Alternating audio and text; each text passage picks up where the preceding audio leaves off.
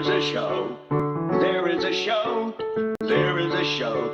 We all love to go to RobLynn Live. RobLynn Live tonight. There are two hosts.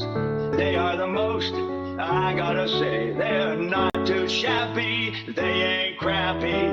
It's a RobLynn Live right now. Updates, panels, info, fun. Variety talk show. It's the one. Like on Passive, it's delicious. It's on Passilicious. You can get anything that you want at Ashton Forest Restaurant. There is a show. There is a show. It is the show we all love to go to. RobLynn Live. RobLynn Live right now. Yeah.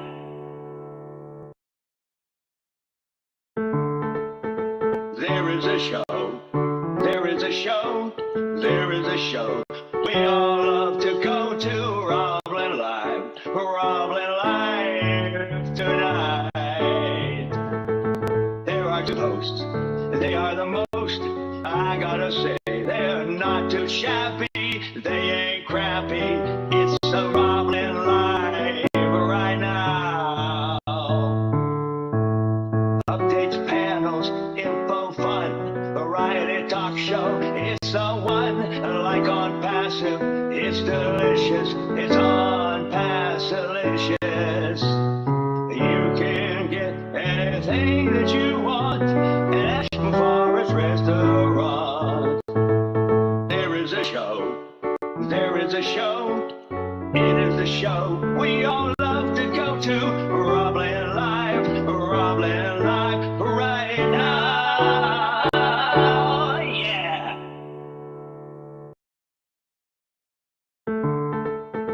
There is a show. There is a show. There is a show. We all love to go to RobLynn Live. RobLynn Live tonight. There are two hosts. They are the most. I gotta say, they're not too shabby. They ain't crappy. It's a RobLynn Live right now. Updates, panels, info, fun. Variety talk show. It's the one. Like on Passive, it's delicious. It's on Passilicious. You can get anything that you want at Ashton Forest Restaurant. There is a show. There is a show. It is the show we all love to go to. RobLynn Live. RobLynn Live right now. Yeah.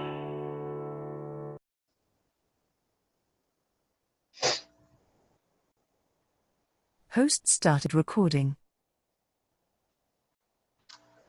Ooh, yeah. Welcome, welcome, welcome. This is day 649 of consecutive RobLynn Lives. That's 649er. Wow. Good tail number for an aircraft. 649er. Over. Sunday, June 2nd, the second day of June, 2024. This is RobLynn Live Network production of RobLynn Live and Ali. The Wonder Dog.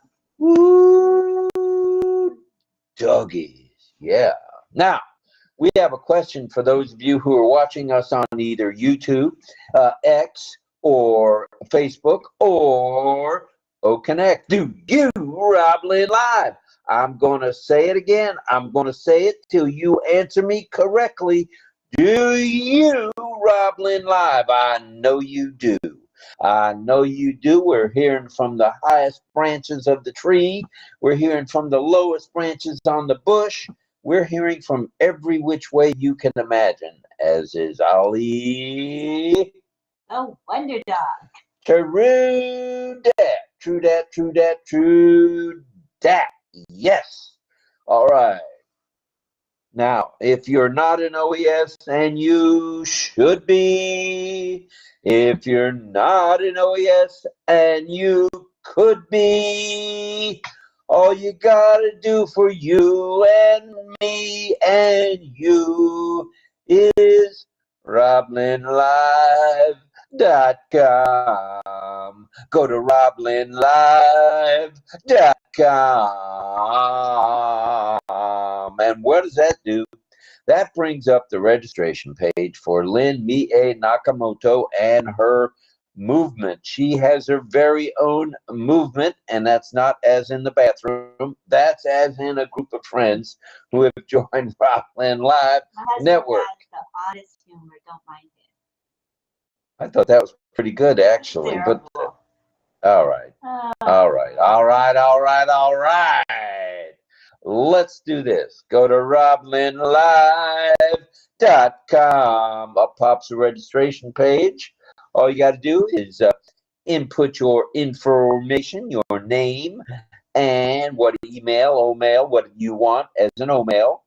You'll get yourself a password to go along with it. Then you're an OES, and then you may, if you desire, s'il vous plaît, to get yourself your very own OConnect subscription. We recommend it. We highly recommend it. We're on OConnect every night, unlike many, many, many of the webinars worldwide. RobLynn Live comes to you live from St. Petersburg, Florida, high atop the mound they call the 6-foot mound on our street. Yeah. So, very easy peasy to do. So do it. Just do it. JDI. All right, all right, all right. So good morning, good afternoon, good evening from wherever you are to wherever we are. We think we know where we are, but that questionable at times when it comes to me. Welcome to the RobLynn Network presentation of RobLynn Live and Ali. The Wonder Dog. With our topic tonight. And we think you're going to get a bang out of this. If not a bang, maybe a backfire or two. Driverless technology, the future of transportation. What an odd topic. Doesn't it seem like we're getting into the era of the George Jetson? Yep, we are. Daughter D, Jane, his wife. Now remember, we have an international audience, so you might want to tell them why you're singing that. All right. Well, the Jetsons, many, many years ago, back in the 60s, maybe early 70s, was a television show. Cartoon. That's right. Cartoon. Before cartoons were really cartoons. About a family, the Jetson family. George Jetson, Jane, his wife, Judy, his daughter. What was the son's name? Not Nimrod. What was? Somebody knows. Come on, the chat. Tell us. Yeah, somebody tell me who his son was. Probably on the tip of your tongue, right? Oh, it is. It's right there. I do know the dog's name. Oliver. No. Fido. No, not Fido. Oh, why do I have her on the show with me tonight? I don't have a clue in the world. Elroy. Jillian says Elroy. Elroy, their son. Yeah, Jillian. Yes, Elroy. Leroy's cousin Elroy. Yes. All right. So now that that's settled. Don Swihart says Astro. Astro is the dog. And Pam Crowick says dog was Astro. There are a lot of these people here are Jetsons lovers. Right. And we're going to be talking Jetson type language tonight for sure. Spacely Sprockets was where George worked. He didn't go to work much, if you noticed. If you've seen the replay of the reruns. Was he a part-timer? Or he was on call? He never could figure out when he was supposed to be at work. Oh, and when he'd get to work, Mr. Spacely Sprocket would say, "Where you been, George?" And he'd say, "Well, I was trying to fire up my jet car."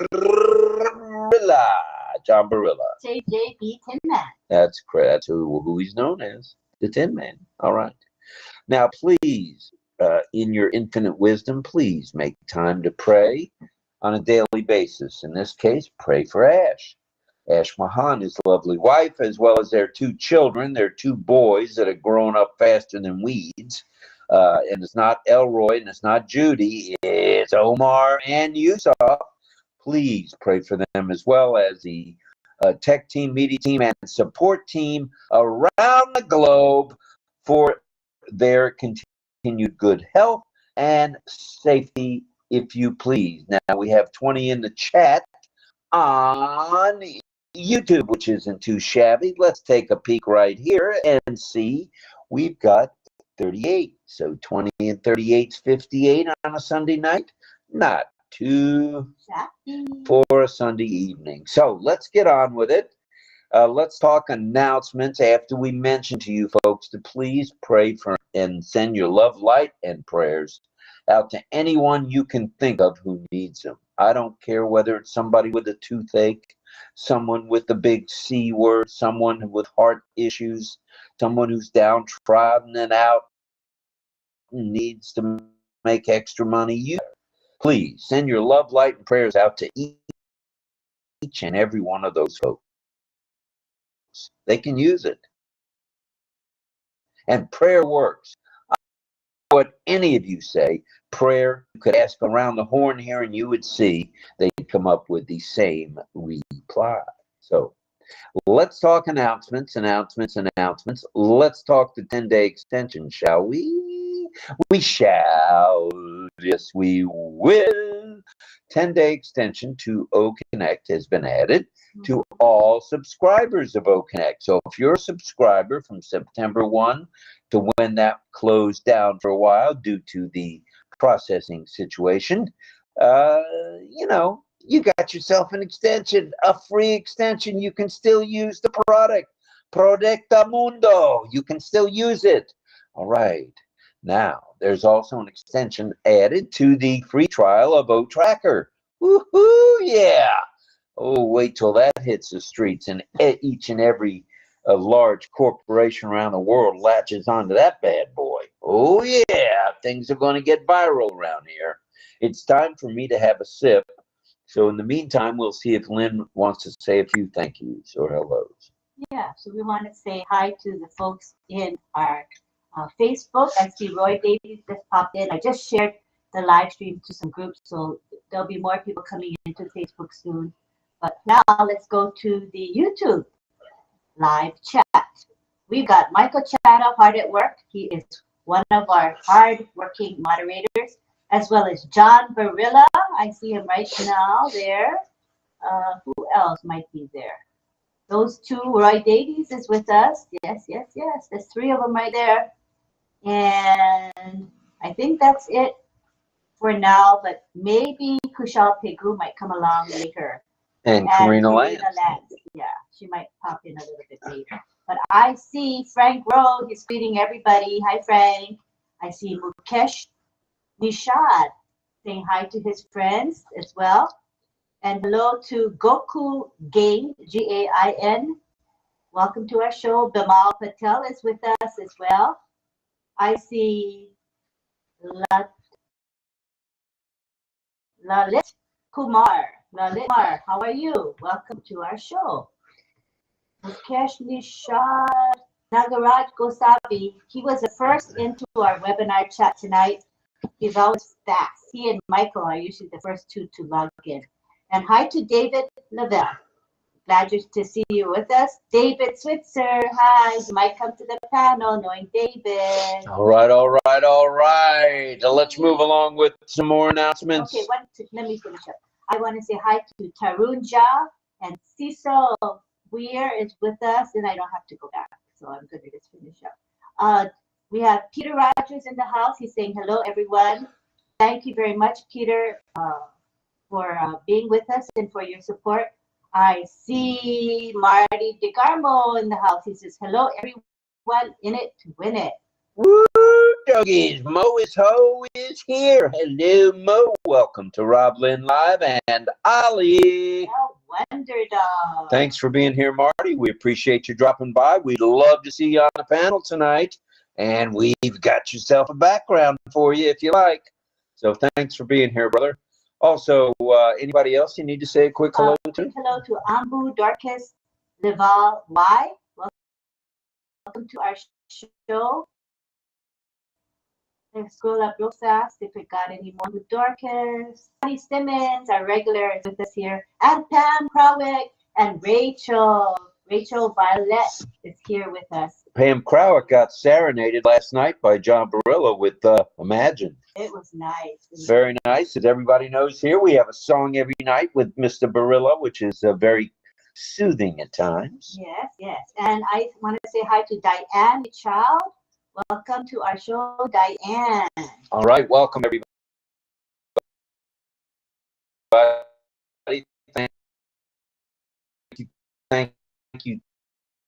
Thank you for being here. Welcome to our show. India's waking up. And Doyle Ingebrigtsen. Welcome, Doyle. Welcome, brother. Hi to Regina Baker. Okay, I think I got them all. Carmela Schwartz is here. Greg Lakin. Oh, I missed them. Satish Wakhade. Hello. Thank you for being with us. All right, I think I caught up. All right. Yeah, we like a caught up RobLynn Live when we can get one. Not always happening, though. All right. Now, we talked about the extensions, and now let's talk about migration. If you haven't migrated, shame. It's time to do it. Get it done. Just do it. JD and I just do it. I have a feeling that the folks here watching probably all migrated. Chances are. Yeah. But there may be a few stragglers out there. They may know people who haven't migrated, right? You guys may know of people. Straggler here, a straggler there. Helping one helps us all. So if there are any people like that, reach out to them and help them to migrate. All right. After you've migrated, you know the drill. Sign the NDA, sign the affiliate agreements, and away you go. Check out the newest OnPassive website, please. Check out the OnPassive YouTube channel, more please. Check out Mohammed William Nazal on X, s'il vous plaît, and attend chats and webinars when you can, okay? Hop on an OConnect, as we are every night on OConnect, and be a host or co-host. And remember, here at RobLynn Live, all are welcome, okay? There are no exceptions to that rule. We welcome one, we welcome all. Cha-cha-cha. Hop on an OConnect, be a host or a co-host. Subscribe to OConnect when you can. And if you know of anyone needing help, if you know of anyone needing help, you know the drill. You know the drill. As helping one helps us all. Yeah, please do it. Just do it. Help me laser focused and ready to rumble. Yeah. All right, all right, all right. With driverless technology, our topic, let's get it on. There are plenty of things to discuss as we talk about riderless cars, riderless trucks, riderless John Deere tractors, you name it. It's all going to be riderless at some point. Not riderless, it'll be driverless. Yeah, got to still have a rider in there somewhere. All right, all right, all right. I'm getting excited now. Woohoo! Yeah. And Ollie has a question for us all. And what might that be, you ask, Lynn? Oh, I'm glad you asked. Maybe like something like, have you ridden a driverless car yet? Or something like that? Is that the question? Oh, that's pretty close. Good job, Lynn. Close, but no dice, huh? No cigar for you. Would you be a passenger in a driverless vehicle? Okay. No matter what the type? Or have you been? Because some people maybe they have it in their city, or they've been to a city where they actually rode one already. You never know, right? You don't ever know. That's true, true, and truer. All right. So now we have Ollie's question out there. We have the topic out there, and it's on. So let's get it on, kids. What's a good definition of a driverless vehicle? Well, glad you asked that one. It's a vehicle, no matter what type, that travels without human input, capable of perceiving the environment around and monitoring systems and handling navigation. Ooh, so controlling the item itself. Not too happy. And the potential impact of such driverless vehicles is influence over the auto industry, health, welfare, urban planning, urban traffic planning, and insurance and the labor market. Now, we've talked about the labor market and how it's affected in small ways by small things that are tweaked or big things that are tweaked. Well, we're here to tell you now that this is the exception, that we need all people on board. We can get on board with driverless vehicles. This is not just about the Jetsons. This is about the Nakamotos. This is about the Gormans and the 𝗗𝗵𝗃𝗃𝗃𝗃𝗃 and anyone else that's in on passive. That's what this is all about, the driverless vehicle craze. And it's a craze. It's coming. It's partially here now. Let's talk about it. Well, driverless or self-driving vehicles are equipped with advanced technology. Ooh, yeah, they got those sensors everywhere that allows complete operation without human intervention. Now, as of today, there are no completely autonomous vehicles out. Most vehicles, if not all, have someone in the background who is either a moderator or one of the innovators and needs to be there just to make sure that we don't play bumper cars with those driverless vehicles.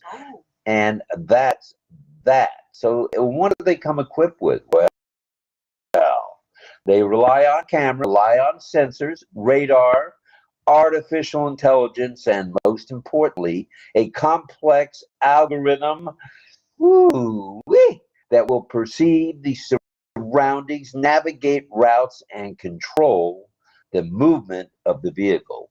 That's what this is about. Like it would be very expensive. Let's say that we wanted to have one for ourselves as a regular person, would be kind of probably out of reach as far as the cost goes. But companies can afford it if they want to have a fleet of driverless cars. I guess they have the money.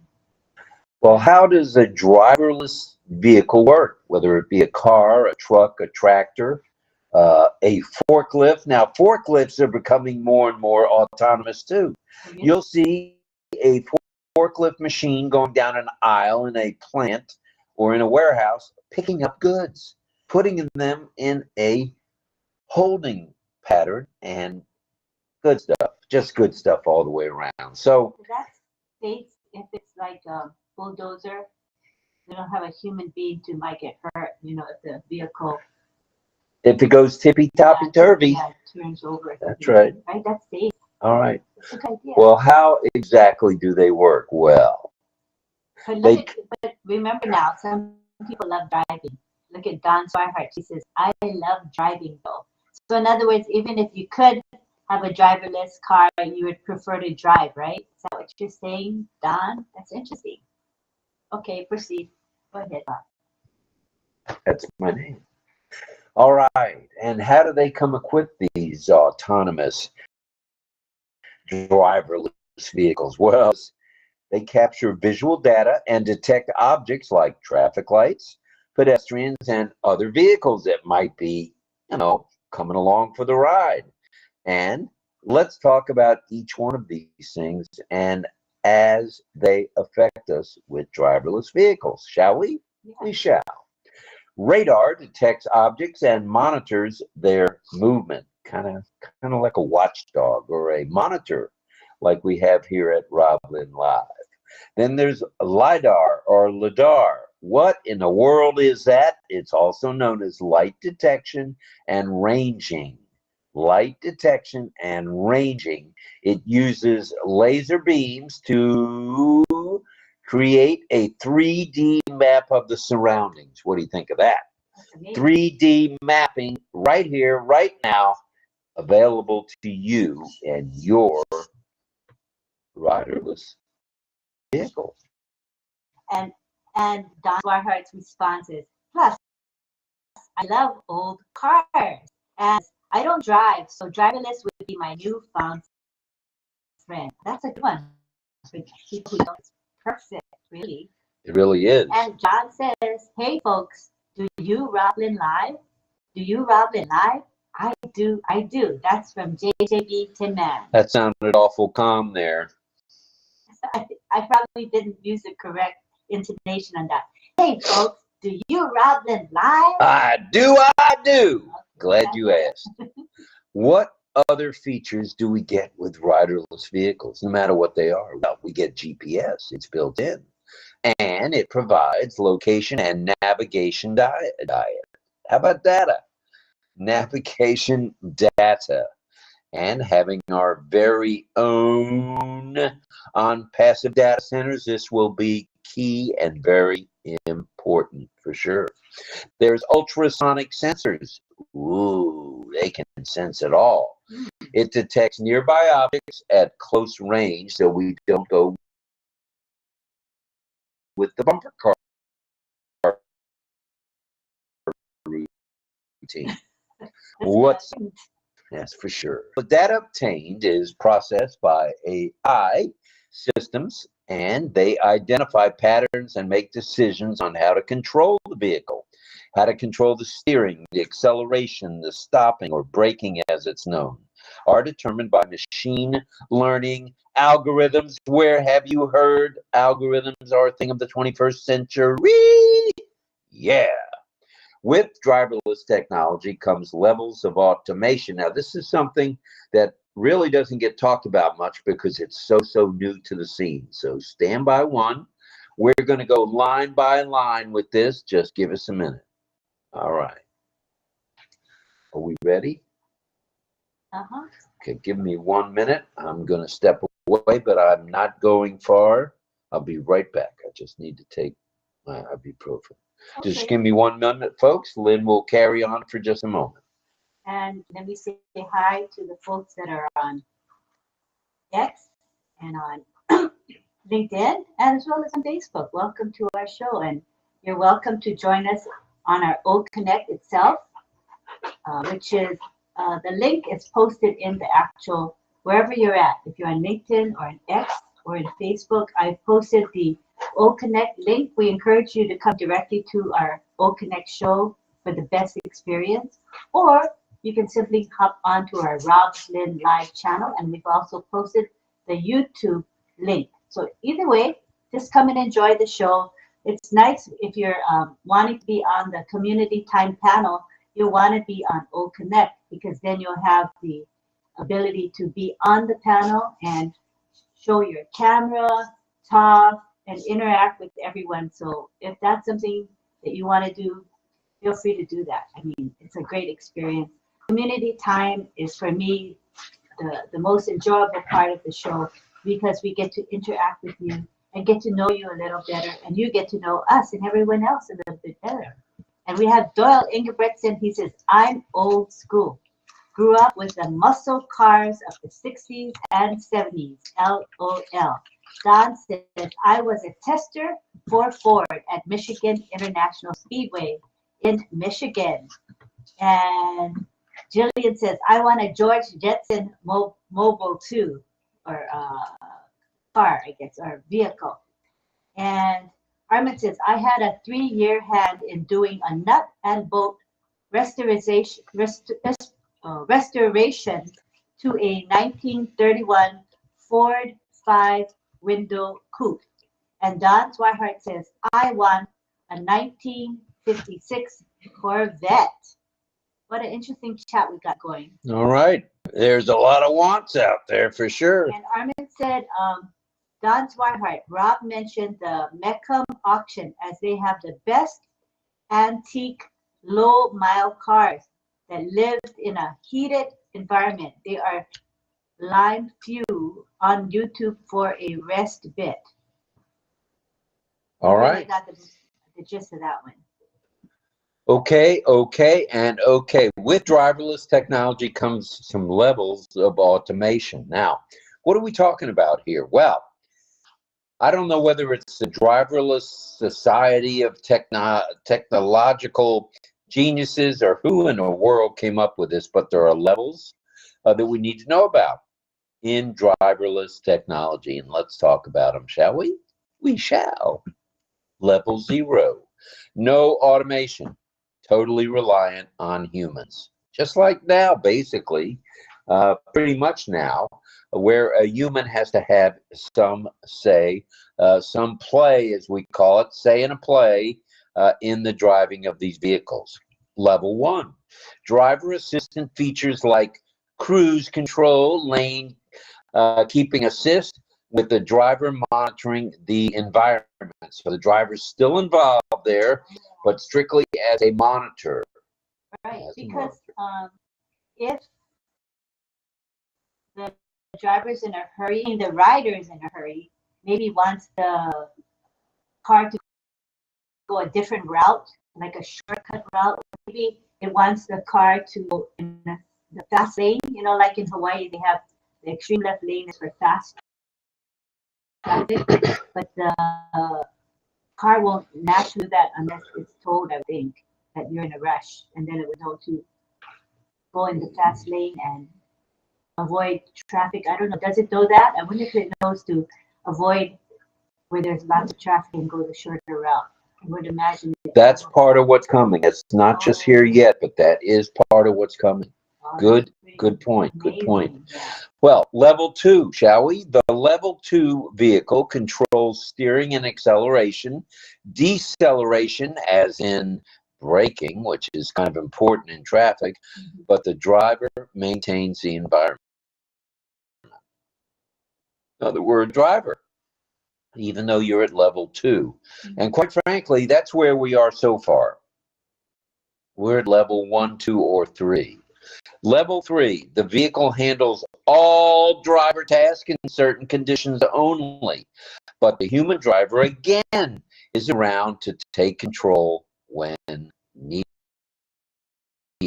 So it's just a matter of a human being there to take control absolutely when needed. Now we've got level 4. Level 4, the vehicle operates without, I say without, human input in most conditions, but still may have its limitations. So there's a place right there for you to slip into a driverless vehicle. Number 4, level 4. Level 5, the vehicle operates entirely without any human input and under all conditions. All right. So we don't have a whole lot of level 5 going on yet, but we got level 4 and level 3 going on, and we have the perfect conditions for that. Well, there are a few examples which I think we should mention of driverless vehicles, if you're ready for this. How about passenger cars? Well, Tesla, Waymo, driving taxis, and GM Cruise autonomous vehicles, Ford self-driving test vehicles, and Volvo self-driving prototypes. Okay, that's for passenger cars. So there's a few already out there working on this. And then there's trucks and delivery vehicles. Daimler, which is the the division of Freightliner, is working on this, and they're very proud of what they've come up with, because if you notice, there are some trucks and tractor trailers going down the highway, and there ain't nobody in the driver's seat. Oh, really? There are some. They're being tested in Arizona and other states where the roads are a little more wide open. Wow. All I right. would imagine the programming would be different, right, for trucks, because they have to have a lot more advance notice to change lanes. You know how, because they're heavy, so if somebody like cuts in front of them, it takes a longer time for the truck to stop than a car would take, because of the sheer weight of the vehicle, right? So then That's right. the programming that is done is totally different for a truck versus a regular passenger. Also a good point. Very good point. So Very trucks, complex, yeah. oh, it's more complex than I think we even know. Yeah. You know, we see something on the Jets and say, oh, we got something like that. Well, yeah, but it took 30 years Yeah. working on it. All right. So that was trucks and delivery vehicles, Daimler being the first, which are wonderful trucks. I had one, owned one, and drove one or two or three or many at some point in my life. Then there's public transportation. All right, get a load of this now. Public transportation. You've got Navya, autonomous shuttle buses. Oh, yeah. You've seen the trains that are autonomous, that you'll see shuttling people back and forth at different airplane terminals. Well, now we've got autonomous shuttle buses, and they're easy. They're mild self-driving delivery vehicles, they're called, and local motors, Ollie self-driving shuttles. There are shuttles out there that will get you from point A to point B and not worry about a driver, because you've already got a driver. Oh yeah, driverless. All right, autonomous forklifts and warehouse robots speaks for itself. You've seen it, you've heard about it in big warehouses. They'll have a machine that does the picking of the orders, not the packing of the orders, but the picking of the orders, and that's very, very important. Got to get that right. Okay, then there's self-driving tractors and farm equipment. Ooh, yeah, baby. So you've got, you know, somebody out there driving a driverless or riding in a driverless John Deere tractor. Oh. Well, might stop him and ask him a few questions. So self-driving tractors and farming equipment is now around. Mining trucks, which brings me to this point. My daughter happens to be in the mining business of coal and out in Colorado, and they have an autonomous mining truck that goes down the wall. They call it the big wall, picking the coal off the wall. Really? Oh, yeah. And that's autonomous. My daughter Ellie used to operate one of those, but now she just monitors it. Okay, because it's autonomous. Yeah, buddy. Then there's autonomous last mile delivery robots. Oh yeah. There's driven either vehicles or things that look like a vehicle, whether it be a gnome, a drone, or whatever you want to call it. And that's underwritten by Last Mile Delivery. So we'll see if that comes to a theater near us. That's it for now on the autonomy of vehicles that's coming to a theater near you. So take it away, Lynn. Well, I think this is going to be an interesting topic. I would like to see how people feel about riding them, or these machines and big trucks on the road without drivers. Are you comfortable with that? Are you like mixed feelings or afraid. And it's going to be interesting to see. And also, I'm thinking about the road conditions. You know, and not every country has decent roads, meaning paved roads, right? With lines dividing the side of the road, so one traffic goes this way and that way, and there's a line between the two. I understand that some countries don't have that, and you kind of just weave in and out, and there's gravel and it's unpaved. You know what I mean? So in that kind of scenario, are these driverless vehicles even possible, or is it feasible? That's my question too. Anything's possible. You just got to dream a little bit Because bigger. if you think about it, in countries where you see them driving and they're weaving in and out and honking at each other and going every which way, are driverless vehicles going to be able to run there? I don't think so. Because you have to have rules of the road, and people have to abide by those rules, right? Or else the driverless vehicle programming, they won't know how to program it. Well, all righty. Thank you for that, Ms. Nakamoto. There's so many questions in my mind. So let's have a good talk during community time. Let's talk about Yes, we shall. And let's get after it. Let's go on to community time, if we may. All right, then we switch the ticker. And you'll get on your page, attendee page, you'll see a little man with a speaker hanging out of his ear like this. Do is click on him, and that will key in that you want to come to the panel. Okay, let's appreciate Michael Chana's ticker message before we change it. Look at his ticker. They're really cool, and they do pertain to driverless technology. So thank you very much, Michael, for thoughtfully selecting the emojis. We appreciate you. Okay, now we're going to go to the instructions for coming to the panel, and you'll see them right here, right now on your ticker.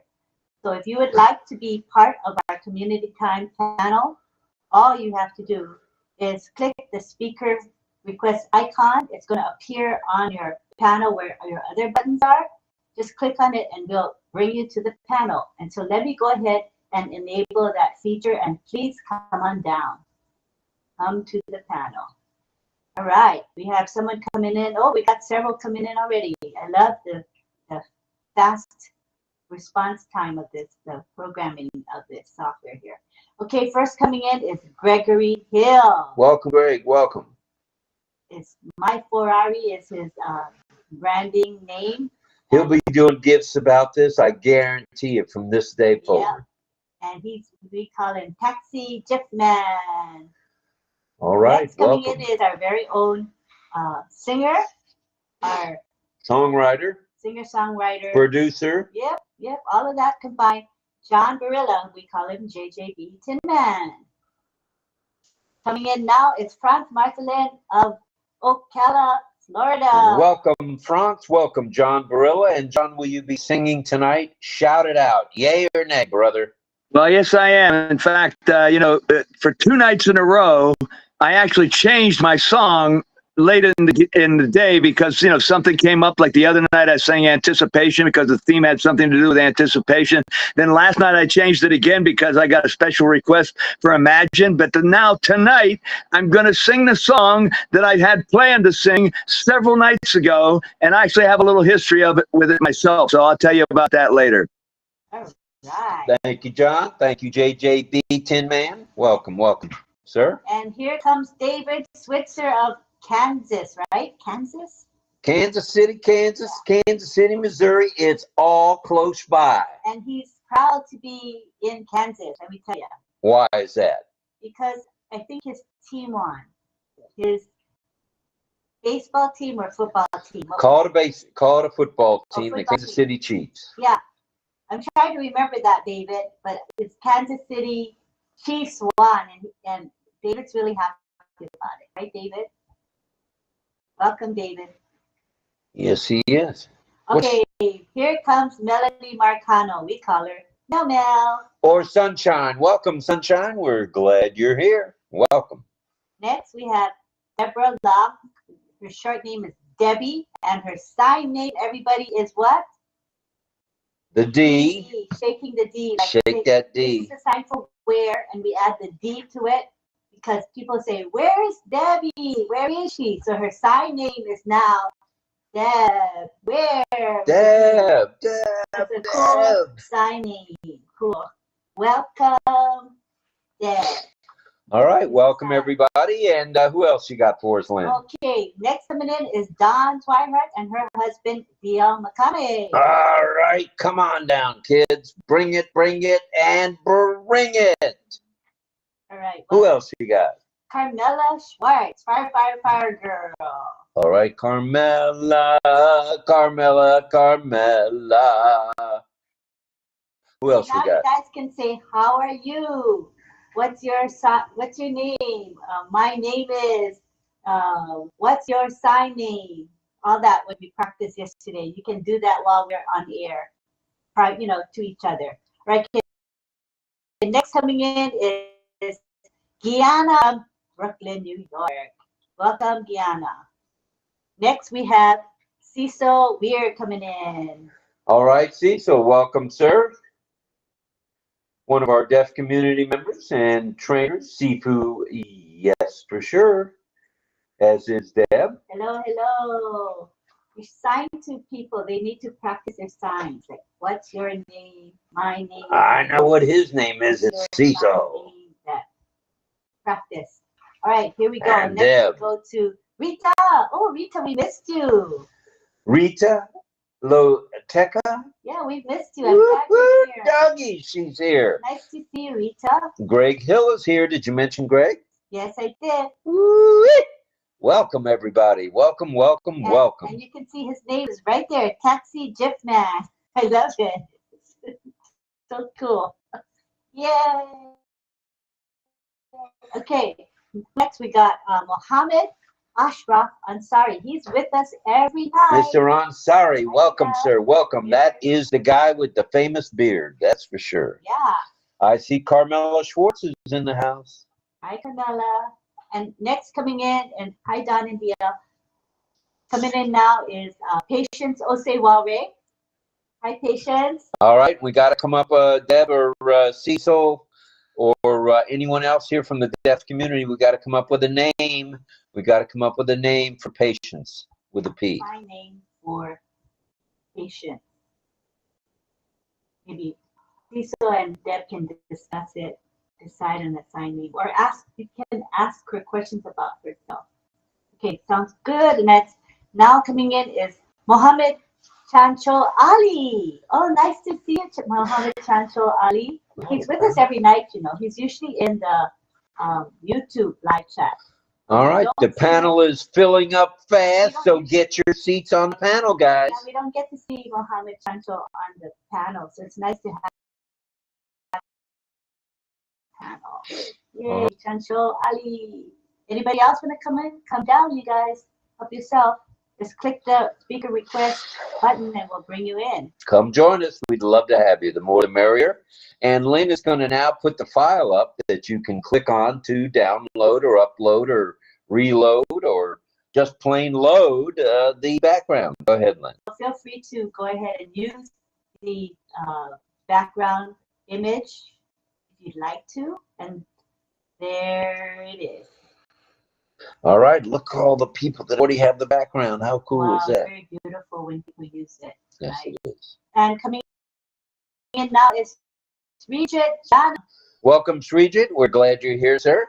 Thank you for being here. Always with good comments. We love having him on the broadcast. Very nice to have him.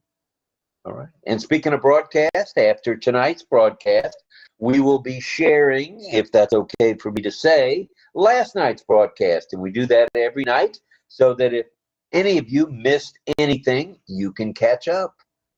Not catch up, catch up. All right. And let me say to Alice, hello, Alice. I see she's in the chat, and she says, it would be nice to join with you, but I'm deaf. And she says, it's okay. I'm watching the closed caption. So we want to let you know that we have deaf that are appearing right now. We have 𝗧𝗲 and we have Deb. And both of them are deaf. And they teach sign language here, and they're also on the panel. So you can come to the panel. If you sign times for you. I'll talk to you. So feel free to come join the panel. We'd love to have you, each and every one of you, for sure. Okay, thank you. Just wanted her to know as well. Even, you know, she's deaf. Right. All right. So thanks. We want to say hello to Alice K, who is deaf, and I also see Clover Kelly is with us. She says good evening to all of us. Welcome, Clover. Mohammed Chancho Ali, is he on our channel? Oh, I didn't see him yet, did he? Is he having trouble? I don't see him. Yeah, I think he tried to, but couldn't come in. You can try again if you want to. And all right, please do. Hello to 𝗧𝗲𝗰𝗵𝗃𝗃𝗏𝗃. I see you there in the chat. Welcome to our show. Why don't you say a few hellos to the folks in the chat? That'd be nice. Hello to 𝗗𝗍𝗶𝗃𝗏𝗃𝗏𝗃. Hi to 𝗏𝗃𝗏𝗃. I guess we said hi to him earlier. Welcome, Nagaraj. Yes, let me scroll up. Right. Mohammed Chancho Ali, Pamela Krawick, Armin Hogue. Armin in the house. All right. Yeah.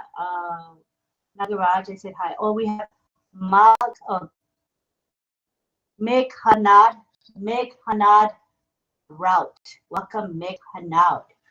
Welcome to our show. All right, everybody. Hello. Welcome. Hi to Wandine Gaskin. Nice and she's from Georgia. Georgia. Very nice. Georgia. She's a Georgia peach. Wonderful, wonderful. Cecil is here. And Deb, of course.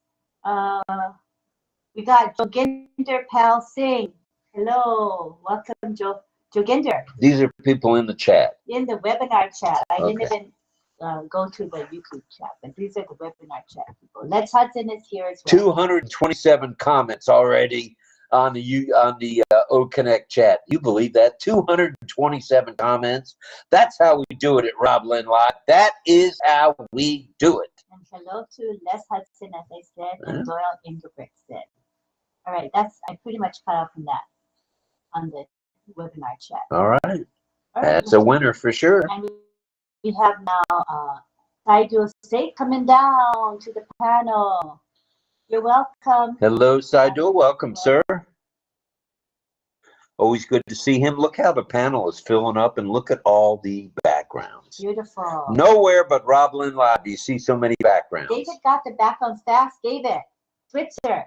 Wow, you got the background so fast. Good job. Way to go, David. We like it. We like it. Right. I don't know if you noticed, David, but the Kansas City Chiefs visited the White House, I guess, over the last few days again for a second time. And Travis Kelce, I guess the president said something to Travis, and he came up. It was kind of, did you see that? No, I missed that. I didn't see that. I have to keep my eye open to catch it. Oh, they play it over and over again. The president invited Travis up and said, Travis, would you like to say a few words? And yeah, Travis said something to the effect of, well, I'd say something, but if I say more than a couple of words, I'll get tasered. So he said he went right back to his seat after that. It was kind of an amusing moment at the time because he towers over President Biden. It was funny at the time. All right, the panel is filling up nicely. We appreciate that. All right, welcome, Guyana, our favorite brother from and monk from Brooklyn, New York. Brooklyn with a capital B.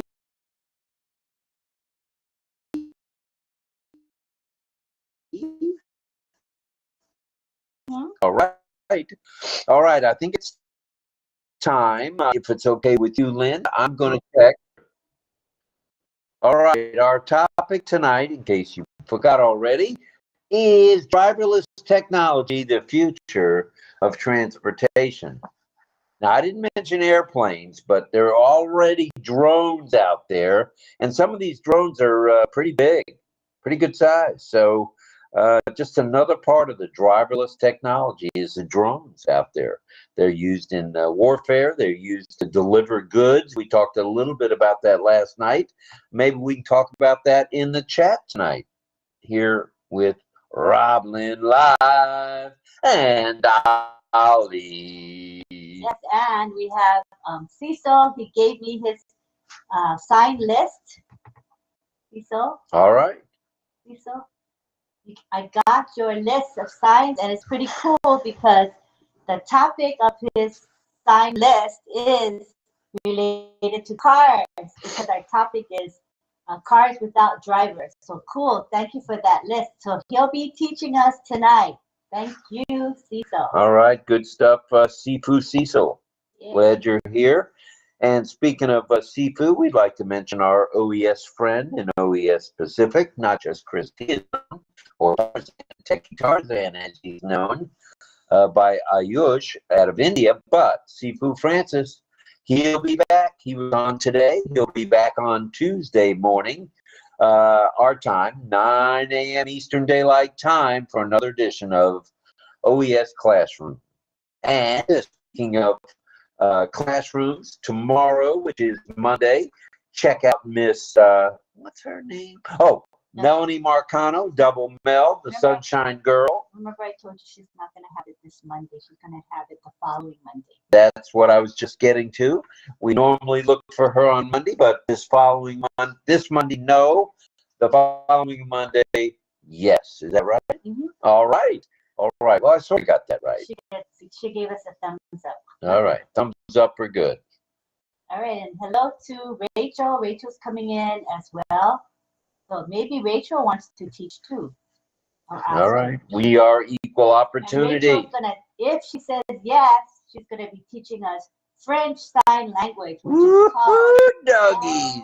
LSQ. All right. All right. All right. Thank you, everybody, for putting up the background. It is very beautiful, and tonight its colors are nice, and as you can see, we have a driverless vehicle there, and on the automated one, it shows this driverless vehicle lady just dancing away, having a good old time. Dancing like she's giving it one of these, you know. She's giving it one of these, John Barilla movement, I guess, or Carmela Schwartz movement, I should say.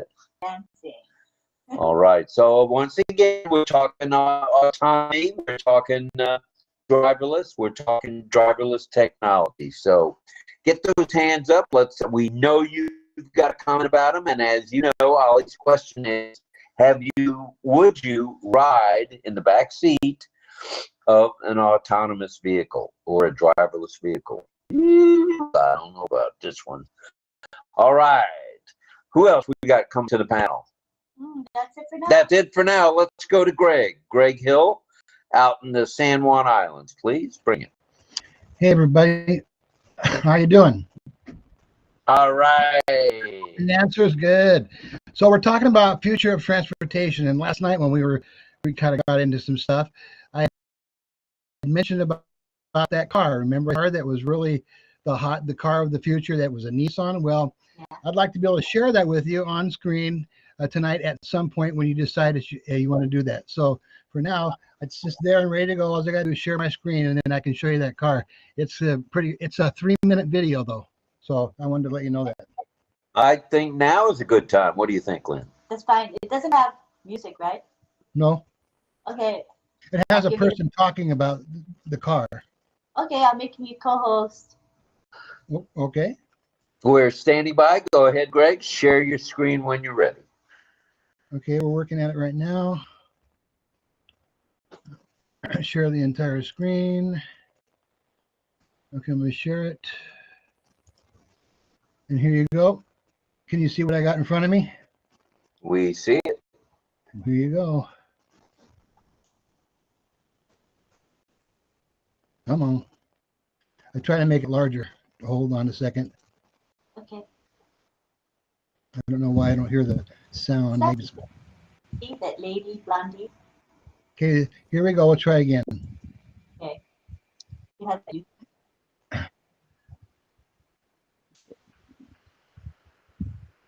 You just have to say to us what we will not be hearing the audio, even then what Blondie. I'm familiar with the blogger. Yes. Okay, so Greg, go ahead and narrate because there's no audio. Okay, well, we'll see what I can do. It says, see, it's like a mysterious, it's so fast, right around here. And then she says, have you ever, this is an air outtake for heat. It's around the, it's wrapped around the wheel. That's pretty cool. The back one doesn't have one because of the aerodynamics, and so it's blocked off. So there's no heat cooling. You touch this button right here. It's a little triangle, and it pops up the top of this car, and this is how you get into this thing. And then this is where the fun part really begins. Is I've only seen this. This is my second or third time, and they'll show you on the inside. Look at that. Does that look like tech or what? Blue, like that. And then you can look underneath these seats, and it's like a tunnel that goes underneath with these neon color. I don't know if there's springs or what it would be that would be comfortable to sit on, but it must be something. And then they're talking about the controls of the car here, you know, and how we can track information and stuff, and about the car inside, and just a bunch of things. It's absolutely crazy. It says more to show here. You push a button, and then the seat starts will move and go in another direction, and it takes you out. She's going to go around to the back, it says, and she's pointing out the tail lights of the here, and they're kind of like tunnels inside there of neon, which are really pretty fantastic, really. And what else does she say here? See, so all you see is this tunnel effect, which is pretty cool. And then it says, she's so fast I can't read. Carbon fiber. This is what this car is here, and see, oh, I can't read it this fast. So, but anyway, that's pretty much what this is. It's a Nissan car, and you can see the Nissan is lit up on the back of the rear end of the car, and then on the front they'll show that. I'm hoping they will. You can see the inside here with my finger. I pointed out how that inside looks. It's red, and then it turns blue when you open up the door, I guess, just so you can see better when you get in at night. Let's see here. The Nissan Hyperforce is what they call it. It's pretty, I can't imagine what, you'll take a few apples to get that. Performance division at Nissan. So this is the future. So what do you think? Okay, wow. I'll stop sharing. That is blowing my mind. I thought it was a pretty cool car, actually. That's for sure. Fancy. Yeah. That's probably why I drive a Nissan. I wish their title was a little bit, I mean, their caption was slower. I couldn't read it that fast. What's the sticker price? It never said what the sticker price was, because I think this is just a car of the future. That's coming out, prototype. It's probably coming out within the next, well, who knows, it might be out now. If you live in Dubai. Probably costs like $1 million, right? Oh, I'll bet you're there at least, maybe $2 million. Oh, that's all? Probably the maintenance on it's probably $100,000 a year or something, just the maintenance alone. Wow. But I suppose as our technology continues to grow in transportation and stuff, that things will get cheaper in that area, just because that's the way they're producing things nowadays with the AI technology and all this. These printers that they have out there, and they're making houses nowadays, and just it come in with this machine, and it just spits out the concrete and goes around in a circle and follows the pattern and builds the walls and everything. So it's I can't think of what the name of this is called. It's like when they're doing I can't think of the darn name of those simulators. Anyway, it's a simulation of some type. So things will get cheaper, and it's all made out of graphite or something, or carbon, some kind of carbon graphite or whatever. All righty. Well, thank you for sharing that, Greg. Thank you for letting me share. A few hands up. Let's see. Let's go to Melanie Marcano first. Go ahead, Mel. Thank you, Rob. Hi, Sister Lynn. Good evening, everybody. They have actually Rob, I heard you were talking about the Waymo. When you were talking about it, I had it on my little notes already. Oh, yeah? Yeah, it's I was watching a demo with a young lady, and she sat on it, so she was demonstrating how you would start the car, not yourself, but she would type on the dashboard. She actually showed the dashboard where you said, "Driver, I'm ready." So she's talking to the robot driver, and then driver starts the car, and then she's showing how it cruises down. You know, if it's a slopey road, just like an ordinary person would drive. And she said she was kind of leery about when it went down the slopes in Arizona. They actually are in Arizona as well. And Canada, I think Canada has some, and San Francisco. So when she was cruising down with the robot car, actually it took its time, or he or she, whoever the robot is, and drove down, you know, the slope, just like someone would carefully drive down. She said she was kind of frightened, but after a while she felt comfortable. And after a while, the robot car actually turned on the music. I guess it sensed that she was probably a little bit scared, so turn on music, nice hot music. So I'm looking at her and saying, "Oh, I would love that." Be scared? I won't be scared about it. Just go sit and take the ride, enjoy. Yeah. The other thing I noticed is the price. It's not bad. It's $7.60 for the Robo Drive, and then there's the Robo Lift, where it's a little bit cheaper, $7.20. You know, and I find that fascinating. You know, we were talking about cars that is to come, and it's already there. Little do we know, there's so many that we don't know of. I also looked up the trains. There are 60 of them around the world, driverless trains, 60, and they have names. You know, they call the metro ones, metro system. However, they are named like the Go A, the Go A, for A4, and the Go Free Plus. And it's these ones are controlled by humans though, because it's the train. It's controlled by humans in a computer room, computer system.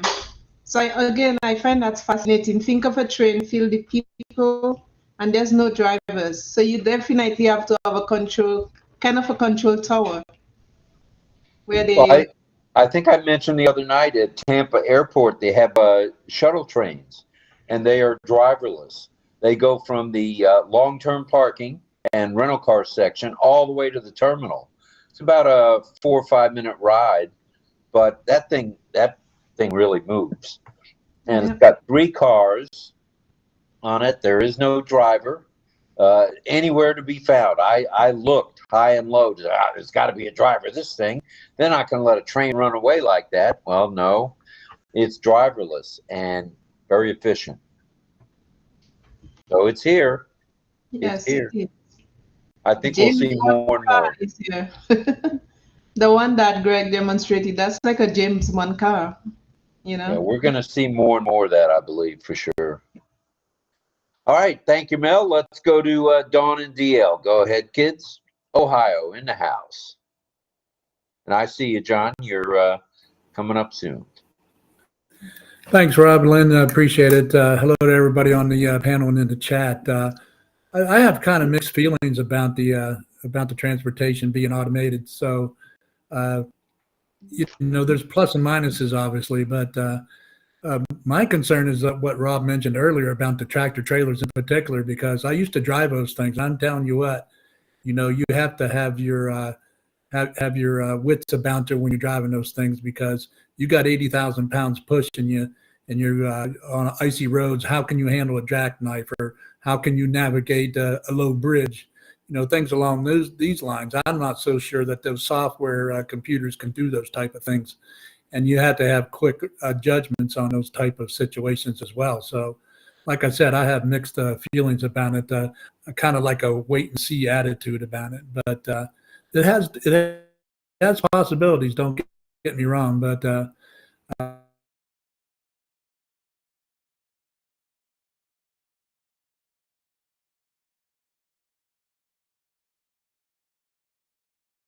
can drive those narrow streets down in Hialeah, for example, or those streets over there in Sarasota. So anyway, back to you, Rob.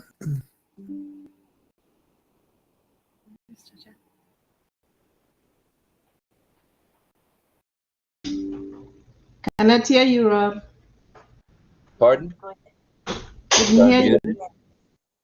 Okay, I was muted. So what I was saying is like Chicago or New York City, where they have low bridges everywhere, that could be a little touch and go as well. So I think we're a ways away from the tractor trailer scene, although they are trying it out in Arizona. Amazing. All right, let's go to 𝗗𝗿𝗶𝘃𝗃𝗃𝗃𝗃, and then I think we'll go to 𝗧𝗲𝗃𝗃𝗃𝗃. Let's go, John. Go ahead, sir. Hi. I had a video. I can't share it because I'm on my phone. I'm trying to figure a way to show it. But anyway, it's from Arizona. It was a driverless car with no driver at all in the seat of the car, and a family, husband and wife, and grandpa and grandma in the back. And they were in Arizona. They were on a highway. It wasn't a driverless truck or anything, but there were trucks and traffic, crowded traffic, that it was zipping down the highway, and they were talking in the car as they're in there, and you could hear the vehicle talking to them, and it was pretty interesting to see how much control and awareness it actually has when situation happening on the road itself, even to the point where traffic backed up at one point and they all stopped, and there was a car in front of them that stopped. There were many cars in the line, stopped, and the car just pulled up, stopped right behind it, no problem. And they even talk and say what's happening. In fact, the people in the car were going, yes, we know, we can see. And then they pulled off of the highway, exited the highway, drove them all the way to their location where they were on their way to, and even told them at one point they're saying, oh, we're getting close. And the car actually said, we're almost there. And it took them right to the apartment complexes they were going to, pulled in there. There was a stop sign, went up, stopped at the stop sign, pulled around it, went and parked exactly where it needed to park so that they could get out and go into their apartment complex. It was really interesting to watch and listen at the same time. So it's pretty advanced out there in Arizona with whatever they're I didn't mention, when they pulled into the apartment complex in the parking lot, there were speed bumps, right? And the AI knew the speed bumps. It slowed up to go over the little speed bumps in the parking lot. So it's already pretty advanced. Anyway, so I just wish I could have shared that with you, but I couldn't figure a way to get it on here. So anyway. All right. All right. Well, thank you for that, John. Let's go to 𝗧𝗲𝗃𝗃𝗃𝗃𝗃. Go ahead, sir. Welcome. Hello, everyone. Today, the topic is driverless vehicles. It's an interesting topic. I want to add a little bit on it. As you know, the driverless car, it is totally autonomous car vehicle system. It has multiple sensors and actuators, and it is fully controlled by computerized systems, by AI technologies. The sensors actually takes the sense of its surroundings, where there is any obstacles, etc., and it analyzes how to move or how to forward, how to control its speeds. This is the core technology of the autonomous vehicle system, and there are several advantages like traffic control, traffic jamming, and also parking. And it takes less time also to reach a destination, and also it is pretty much advantage for the older people who cannot actually drive properly, or due to their age they do not want to take the risk of driving. I think it is very helpful for them. And also it has several advantages that it can maintain it itself. There are the technology is so sturdy that it has alternate sensors, that anytime any sensor fails, the alternate sensors automatically gets on, and it has self-reporting systems also. Greg, just a few minutes ago, they demonstrated the Nissan car. It was great. It was very fantastic. I see its internals, the dashboard, the lady is controlling. Really, it was genius. And that's all I wanted to say for today. Thank you, Rob. Thank you, 𝗧𝗲𝗃𝗃𝗃𝗃𝗃. Appreciate that, as usual. Thank you very much for your comments. All right. everybody. We're talking driverless technology. We're talking ain't nobody in the driver's seat type cars, type trucks, type forklifts, type pickers, those big picking machines that pick freight and put it in baskets.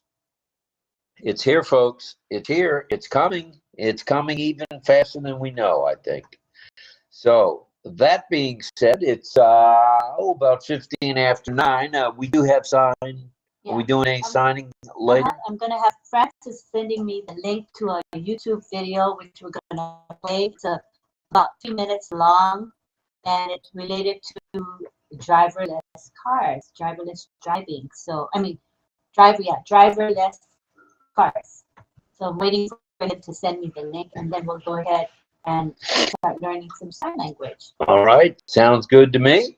And let's go around the room. Let's see who else is out here. Let's bring on Dawn and DL. Go ahead, folks. Thanks, Rob. I appreciate it. Yeah, I mean, I waited 16 years to get my driver's license. I'm not giving it up to no software. So, but the thing is true, too, is that it's you just don't have anybody to talk to. I mean, if you're a passenger in the back seat, for example, who you're talking to, you got to have a nice quiet ride if it's all automated. So there's a lot of things there's good and negative about it, but like I said earlier, I had the wait and see attitude about it, see how it panned out. But don't get me wrong, there could be some pluses to it, but I think a lot more testing needs to be done. And like John alluded to, that is amazing stuff, but I wonder how it would do in something like New York City, for example. Back to you, Rob. Thank you very much for that, DL. Yeah, it's here. How safe it is, I'm still not sold on the safety, to be honest. I want to ask 𝗬𝗏𝗃. 𝗬𝗏𝗃, Okay. do you think driverless cars would work in India, street, showing how people drive there? Actually, I have not seen it yet, but I have listened a little of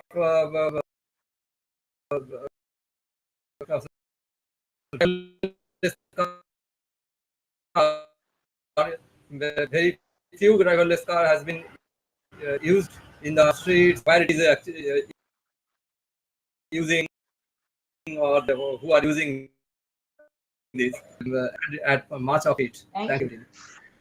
Thank you for that, Lynn, and thank you for that, Bridget. Let's go to Carmela Schwartz. Carmela, go ahead. Hello, everybody. Hi, everybody. There are a new technology with the cars now, which are driverless car. in few places it's already done, and but it's not only the car that is making a technology. It have to be, all the roads have to be belong, and it have to be other things together. So in Israel we have started already called smart city, which help the AI, and it will help the car technology that will come next. And those are very expensive. Only rich people can afford that. But in time, I believe there will be special cities. I have heard already that in the States there is one city that's 600 cars already walk and use it. If you ask me, I'm afraid to go in such a car. So you're like DL, you're going to stand by and wait. I need to hold it in my hands.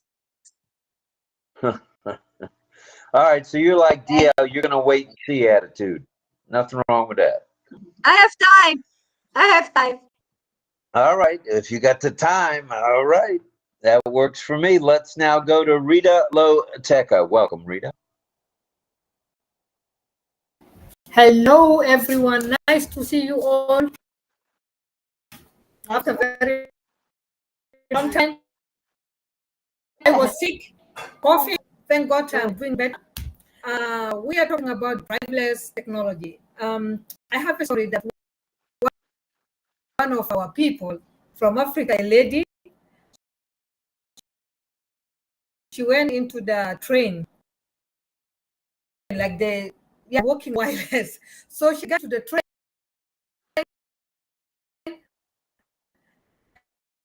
She went through the front door. So when she's expecting to see a driver and at her left side, but she jumped out while the door is almost closing. People say, "What's wrong? What's wrong?"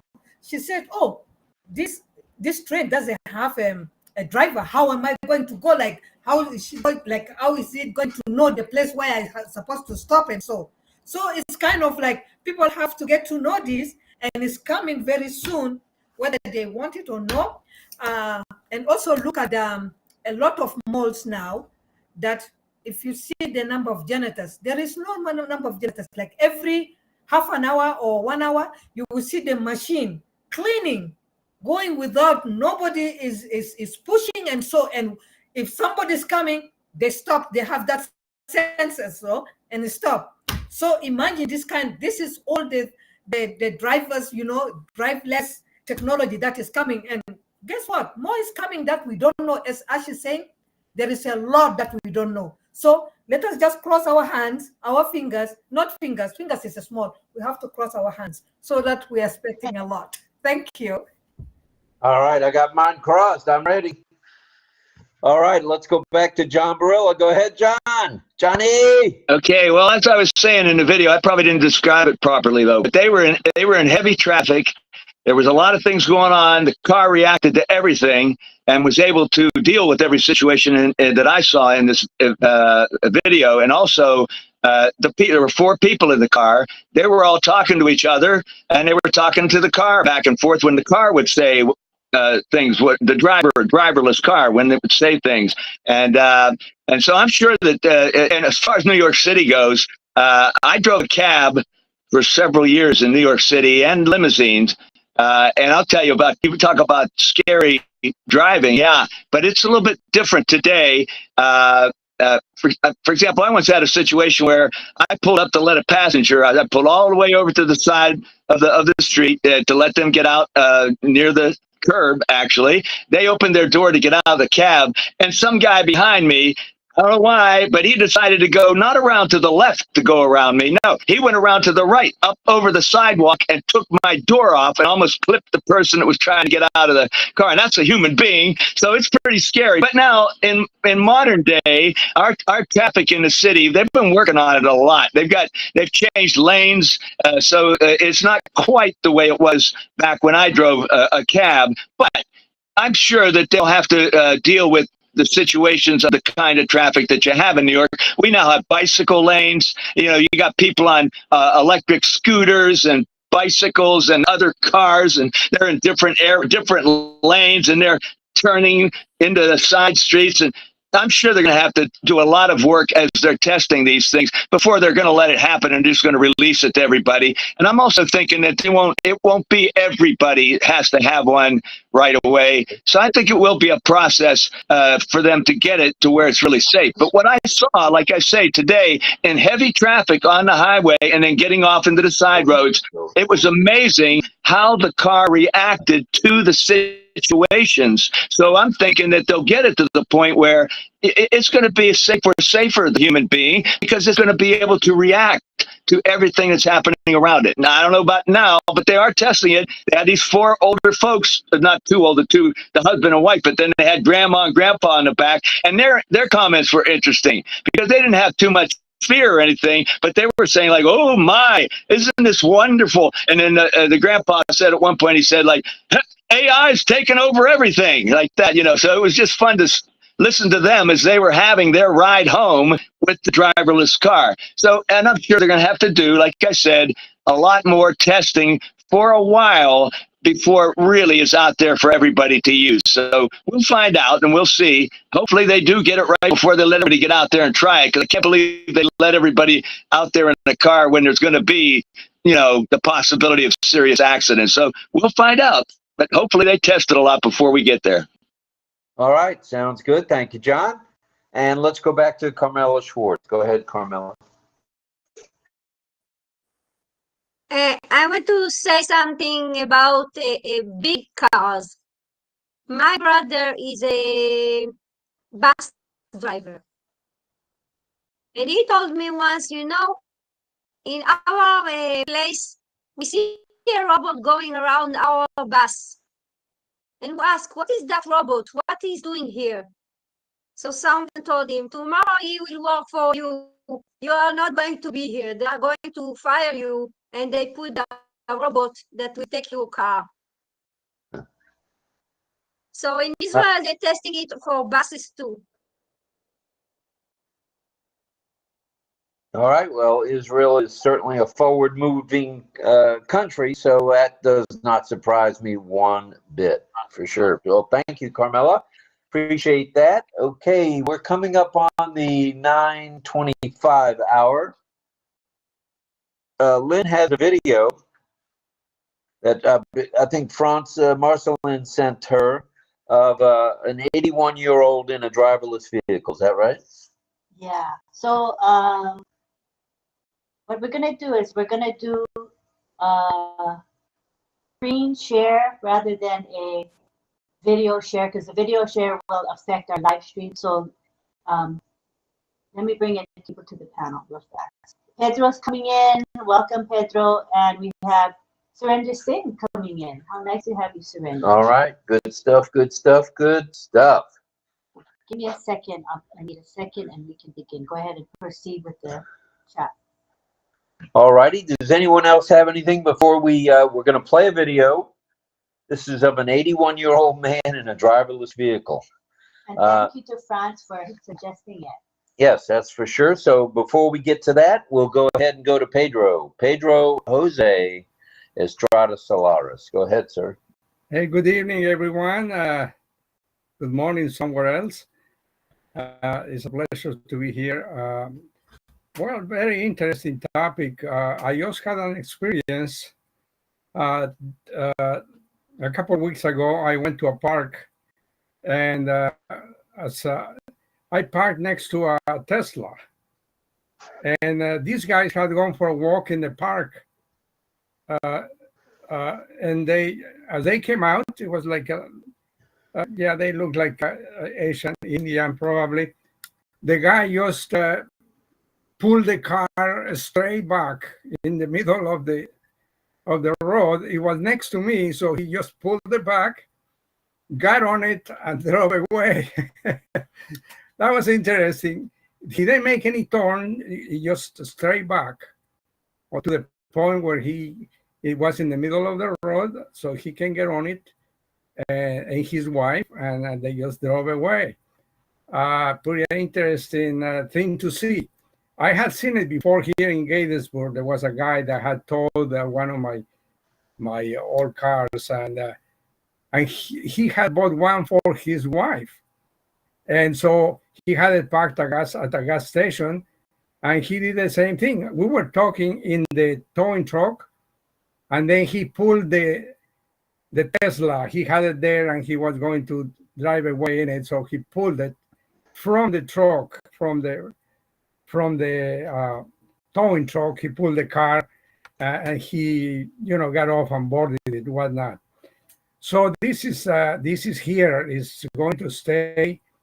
I had the opportunity to talk to someone from California that was the head of, I guess, spearheading this technology, and came to Washington to work legalities about 18-wheelers.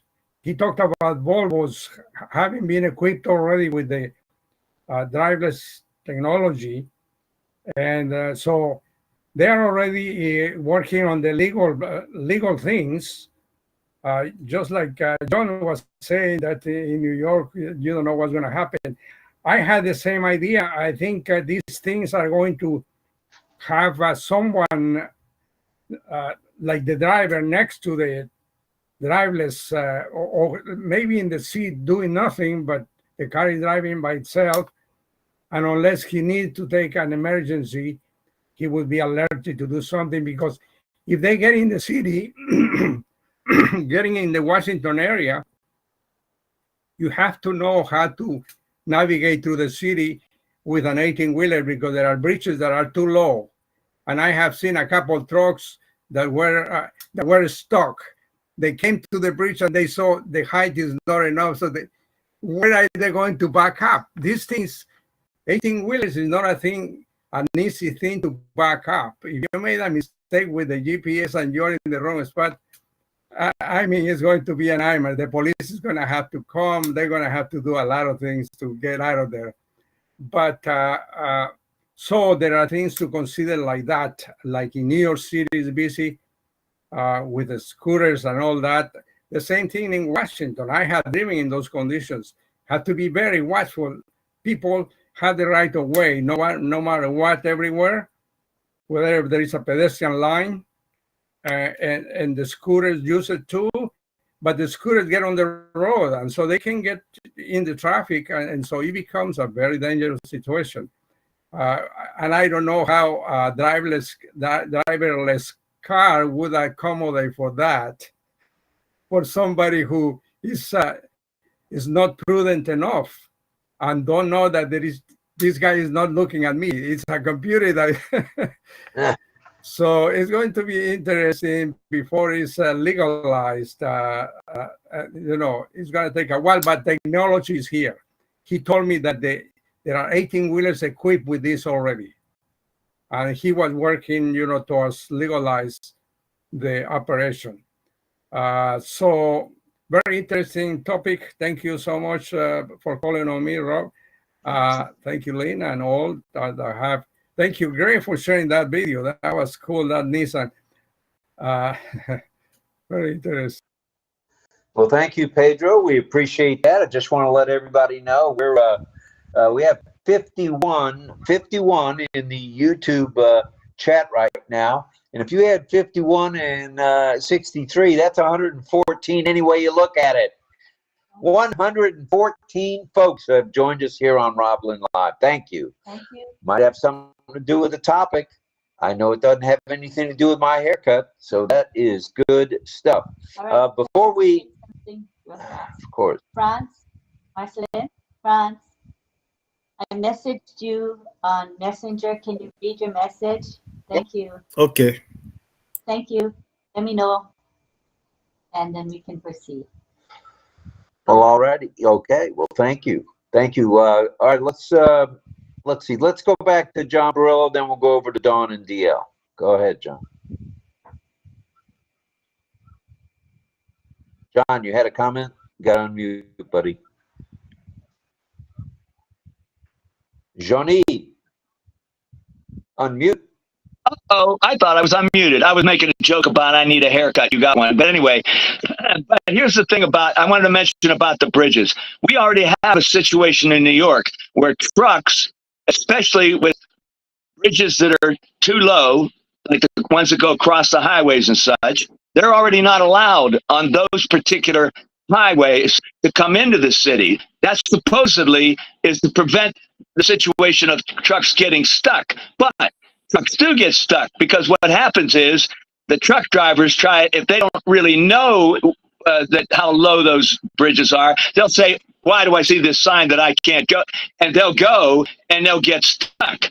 But the thing is, I don't think that the driverless trucks will go because they'll know that there's bridges on that particular route. You're not allowed to use it, and they'll probably be better than the live drivers because the drivers try to get away with it sometimes, and they get stuck in those bridges. Just thought I'd bring that up. I don't know. We'll see. But we do have rules against certain places that the trucks aren't supposed to go in, on that road into the city.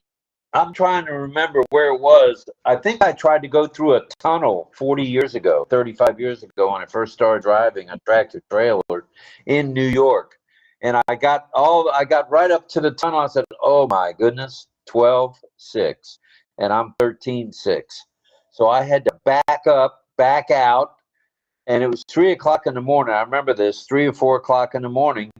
And here I am trying to scoot into New York City without the traffic, and that was ugly. That was ugly. I remember that like it was yesterday, and there was no place to back up. And then there was traffic coming up behind me trying to get to the city, you know, for 4, 5, 6 o'clock at the markets. And here I am. Oh, my goodness gracious. People honking their horns. It was ugly. At any rate, I can attest to all that.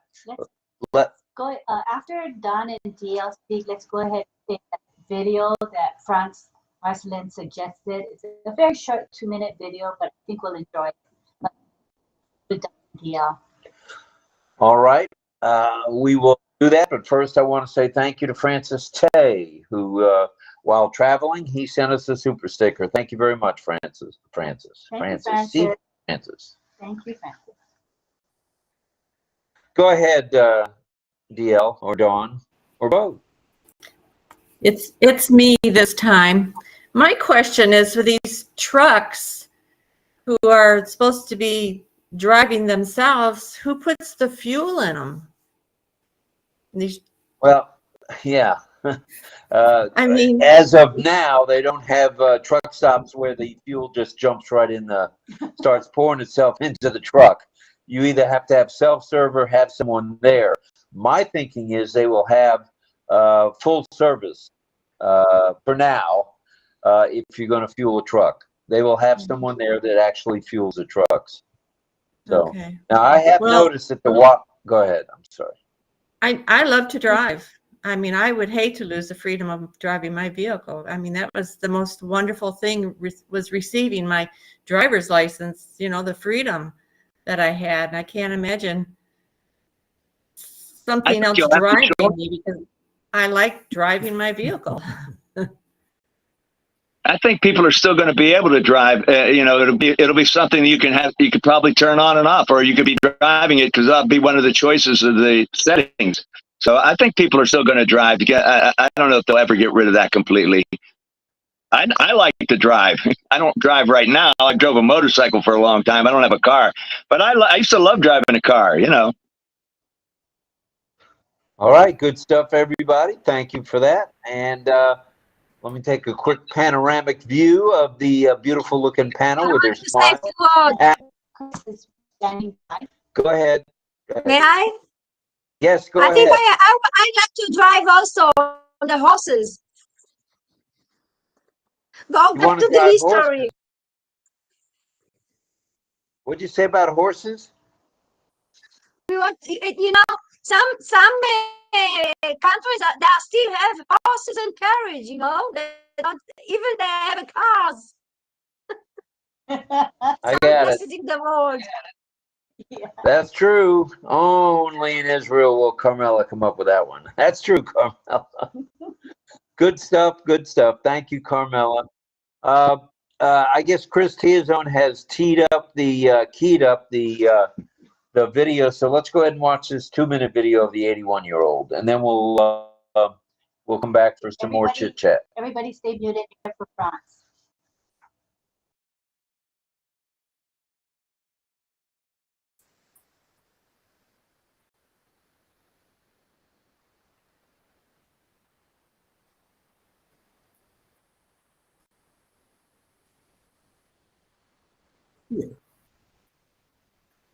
Yeah, this is just about a granddaughter who was there with the the grandfather and another friend. So they just thinking waiting for an Uber, but the granddaughter ordered a self-driving vehicle. So and then he mentioned, oh, that's a Jaguar. You know, he was surprised about the car, and when they got inside the car, they were surprised that the car is driving itself, and also there's the driver. It tells them to wear the seat belt, and you know, you can read the CC of there. They were so surprised. They even mentioned that the car drives better than the real person.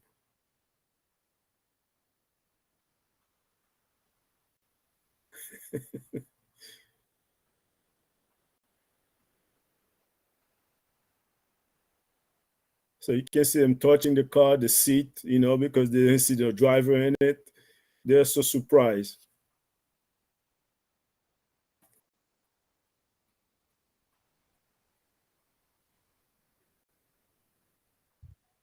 And when they reach the intersection, they say, "Oh, the intersection, he's going to turn." You know, they're very shocked to see the way the car was driving.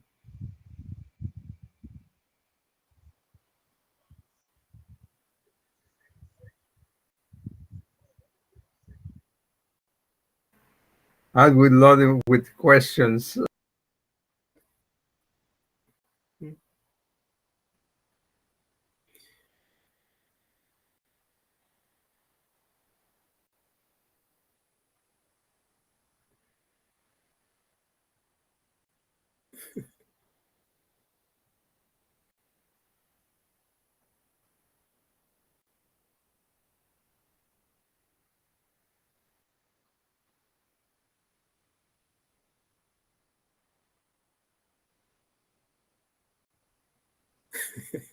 It's like yeah, it is, funny video. You see, this is what I think it's going to do for the elderlies in the future. You know, when they need to go to a store, sometimes they're boring at home and they want to go somewhere, they can always call us a driverless vehicle to take them somewhere. And even though it's going to be a shock for a lot of them, but they're going to try it and they're going to love it. So thank you, Lynn, for sharing that. Let me break in again. Yeah, I wish I could. It shows you how dumb I am. I could have probably shared my video I was talking about to Chris or Lynn, on Messenger or something. And I just went, I can't figure out how I could play that thing. But the only thing about the one that I had was you got to see the vehicle reacting to the traffic and such. That was not in this one. So I really regret that I didn't have a way to share that with you. You can still share it, John, if you just pass me the link. Yeah, John. You want to try now? I didn't want to make it go on too long. How long is the video? It's about 2 minutes or so. That's good. Yeah, we're happy to share. Just send it to me in Messenger. All right, let me try that. I'll pass it to Chris Tizon and he can play it. All right. Any other comments while we wait for the link to be sent to me? It looks like Greg Hill. Go ahead, Greg. I see you, Greg. I see you. I see Carmela. I have to do that because there's no hand when you're a co-host. I forgot that. So it doesn't, I have to kind of go back and forth. I was just thinking about our transportation, and we were talking a little bit about trains and stuff. And at Seattle, in the Seattle airport, for years now, they've had a driverless autonomous train underneath. It's like in a V8 pattern, and it picks everybody up from underneath the station and moves them to another place. So I sent it in Messenger to you. All right. So it's been around for a while. We know that as far as driverless buses or driverless trains. And I think even in Japan, they have quite a few driverless trains in Japan, but they're all underneath the city, which is about 7 levels of stations down there in Tokyo. It's kind of crazy. And I got a kick out of DL's comment about being 16 years old and driver's license. That was good. Had a laugh on that one, DL. But also the thing I was thinking about was, what's kind of cool, what I really like, and what brought on my thinking was these spacely sprockets and the Jetsons and all that kind of stuff. But I was thinking about the pathways and the walkways and places like big cities. They still haven't come up with like sidewalks that you don't have to walk. You just go on like you're going to the airport, and it pulls you along. And so, which I always thought, I love those things in the airport. You don't have to walk around to get somewhere because it's a long ways to walk. So you just step on the conveyor belt and conveyors you down. So I just thought that we'd see more of that in the future in our cities, and we really haven't seen that much. But maybe in just the airports we see that. And but it's interesting. It's fun to use them. Although there are some people that get scared about getting on these things, and they have videos about people trying to get on escalators and those kind of things, because they are kind of a little bit dangerous if you don't know how to approach one.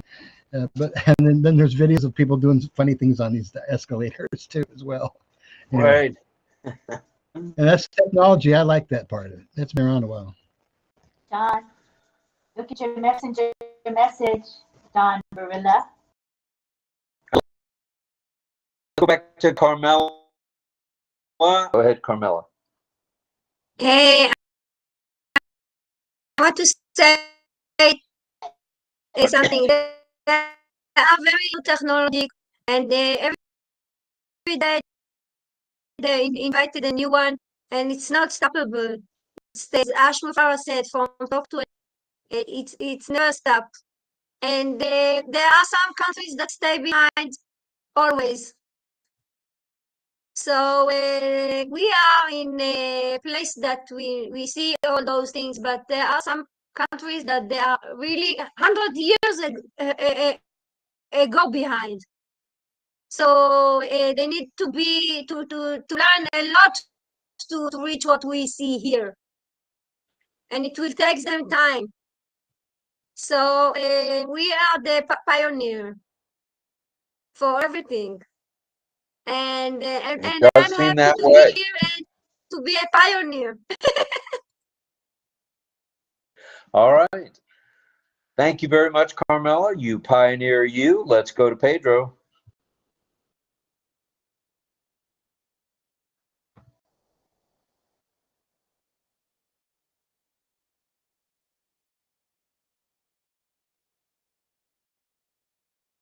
Pedro, are you there, brother?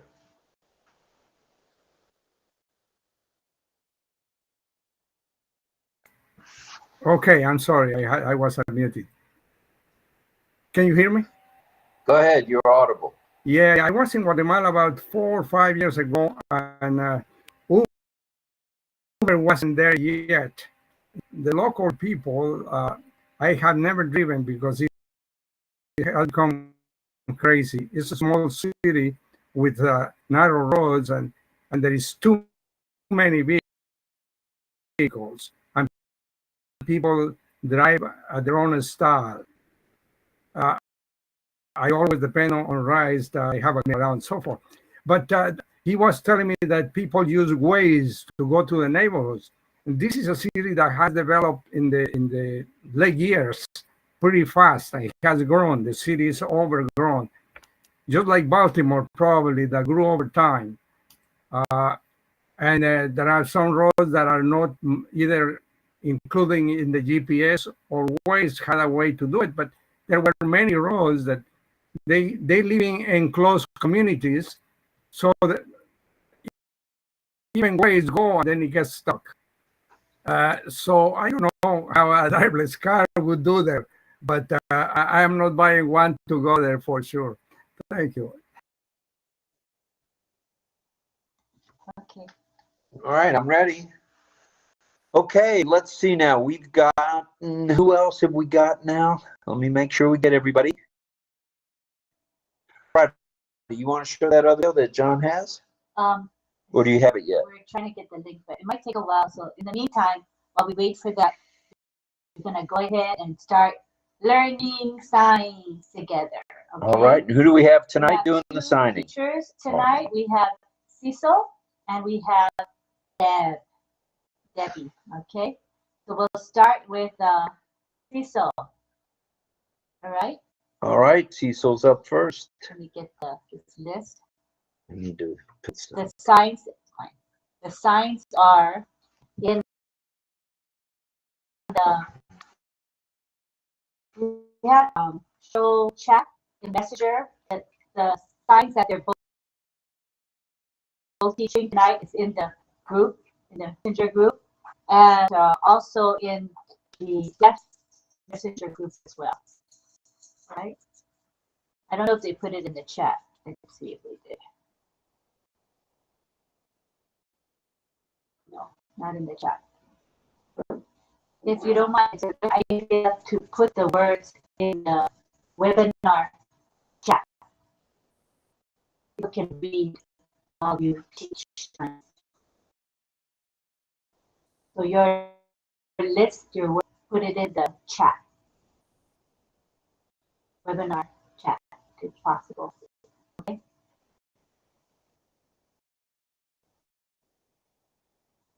Christy, you sent the list to Christy. So I mean your word list. Put it in the chat, webinar chat. Copy, paste into the chat like you did before.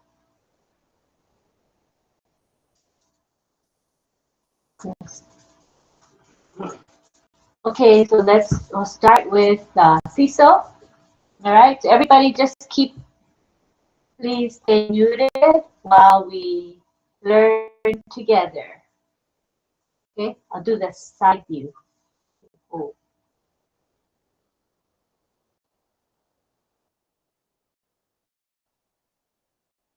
All right, so the words tonight are related to the topic tonight. So thank you, Cecil. Good word choices.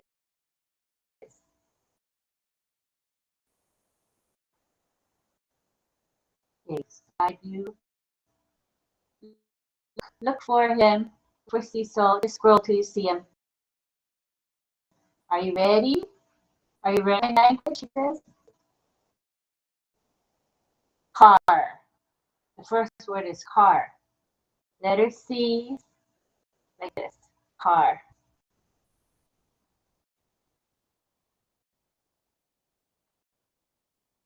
Okay. Next word is remote. Remote. Remote. Looks like you're pressing the remote control, right? Remote. Control.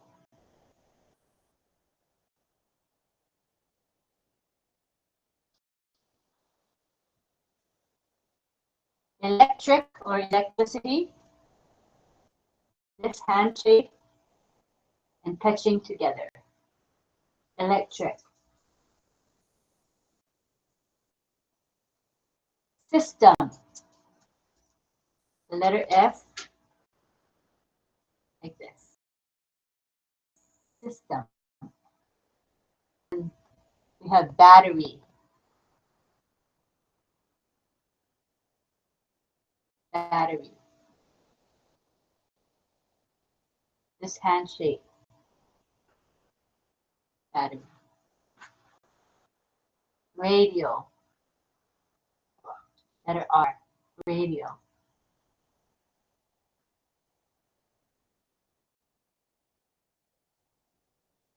Lights. Lights. Lights.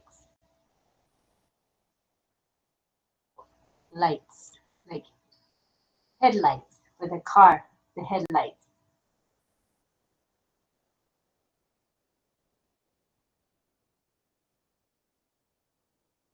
And the horn. Honking the horn. Honk, honk, honk. Honk, honk, honk.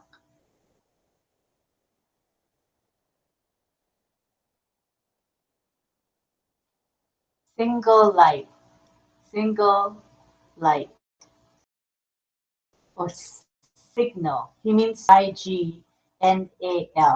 Your left and your right indicator. Left and right indicator. Okay, next word we got is keys. This is the handshake and twist it into your palm of your hand. Keys.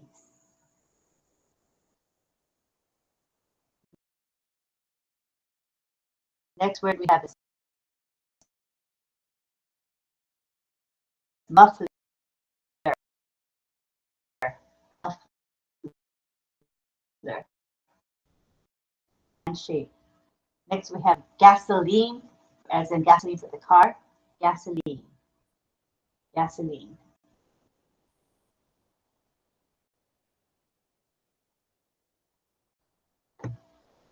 Gasoline.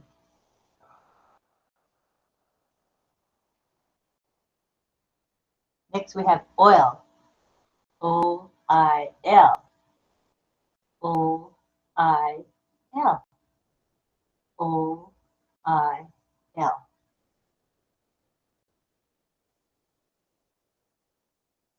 Grease. This is a base hand, and this is the handshake.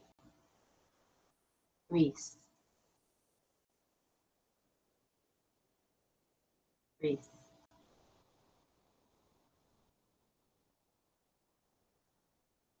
Trunk. trunk,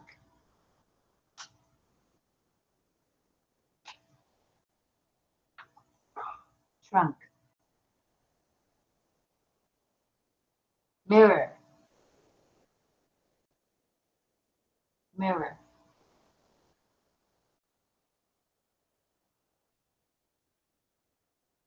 when you're in the car, there's a left side mirror and a right side mirror, right? Driver's side and the passenger side mirrors. Great. Clapping for us. Yay for us.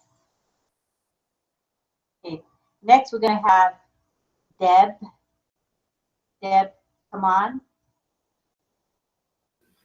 Hello, how are you? Good. It's very short list, so that's okay. Vehicle. To be vehicle. Matter any vehicle. Self-driving. Or self-driving. Camera or video they have on the car. Set it on there. Take a video. Control movement. X. Control, alternate movements. Control movements. Navigate route. It's almost the same as a map. Navigate route. Navigate look. R for route. Forklift. My husband operates one. Forklift. When you put something in, you lift it up. Forklift. Forklift. Taxi. I put spell, but I did look in the book. I'll show you. T-A-X-I. I looked in the book. It said, let us see. It's they have a light dome on the taxi. So it'd be a good sign for a taxi man. It's good. Taxi man. Capture visual data. Capture visual data means information. Capture visual data. Traffic light.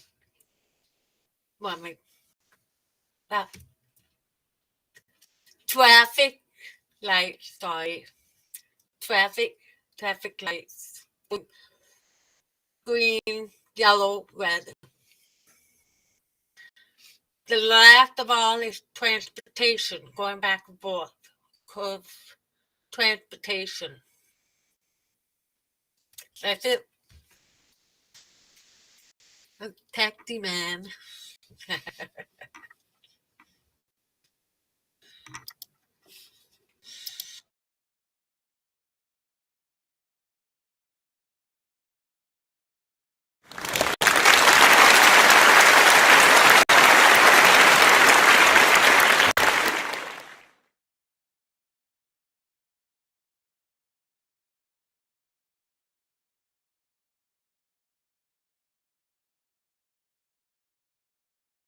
You're muted, Lynn. Thanks for letting me know. Thank you to both Deb and Cecil for teaching us tonight. And what I'm going to do first is we're going to do pictures, take pictures, and then we will play a video suggested by John Barilla, and he will narrate the video. Okay, so let's go ahead and start with Cecil. The sign he wants to pick, honking the horn of a car. So hold the car steering wheel and honk the horn. Honk, honk, honk. I love that. Okay, are you guys ready? If anybody who wants to be in the picture, come on to the camera. We're going to take a picture soon. So again, hold the car steering wheel and honk with your right hand. Honk, honk, honk, honk. Okay, are you guys ready? 1, 2, 3. Honk. Beautiful. Let me see. Okay, next we go to Debbie, and Debbie's gonna pick a sign for us.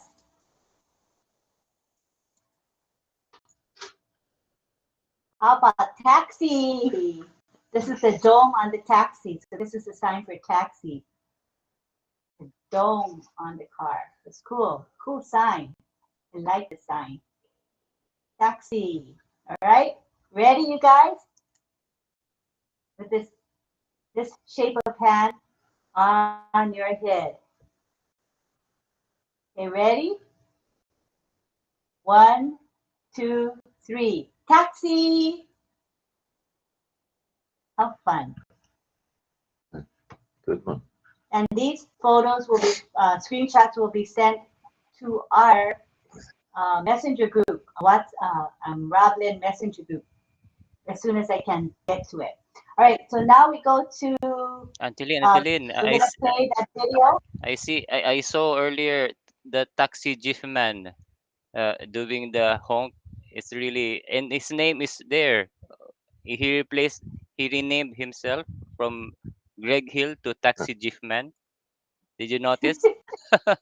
Yes, that's pretty cool, huh? Yeah, it was pretty cool. Anybody can do that. I didn't know that, but you taught me that. Thank you. Anybody can change their name simply by clicking their name right in front of you and typing what you want to replace what's there. It's pretty cool. All right, so now we're going to have Christy John help us with the screen share, and John is going to narrate the video. Thank you, John. All right. Okay. I guess we can see it now. You can see it's also a Jaguar, just like the car we saw in the earlier video. So Jaguar must be the one that's out there really ahead of the thing. And so you can see there's a gentleman sitting in the right seat. There's his wife right there. There's the grandma. Well, I don't know if that's grandma, but that's a lady there. And there's the old, we missed it. We'll see the older gentleman in a minute. So there's 4 people. 4 people in the car, and you see there's nobody in the driver's seat. Now we'll get a chance to see traffic as we view. You can see the highway, and you'll see traffic as we go. And again, they're going to have to pull up and stop in front of the car that stopped there. And it stopped. There's a car in front of them that has stopped. And meanwhile, the car is talking, saying that they were going to make that stop. And also that the car says, almost home. And they said, we know we're almost home. So the car is actually, now this gentleman's saying things like, AI is going to take over the world. That's what he's saying. And the lady is kind of nervously happy about it, but she's got a little nervous giggle as she talks about their driving home. And you can see there's nobody in the driver's seat. And now they're getting off, they're going off the highway and into the apartment building that they're going to, and it's going to come up to a stop sign now, and they're saying, the lady's mentioning, oh, the stop sign, and then she go, oh, it's stopping, and it stops for a moment here, and then it's going to go on, and it turns to the right, and it's going to go up to where they need to go, and they'll pull up and stop for them to all get out. It's much more charming if you hear them talking, because the stuff they were saying was slow down for the bumps. That was a street bump there, you see? Slow down for the bumps. I didn't realize there was, I would have read the darn, oh boy, I could have read the dialogue as it's going by there. Sorry about that. Maybe you can see it.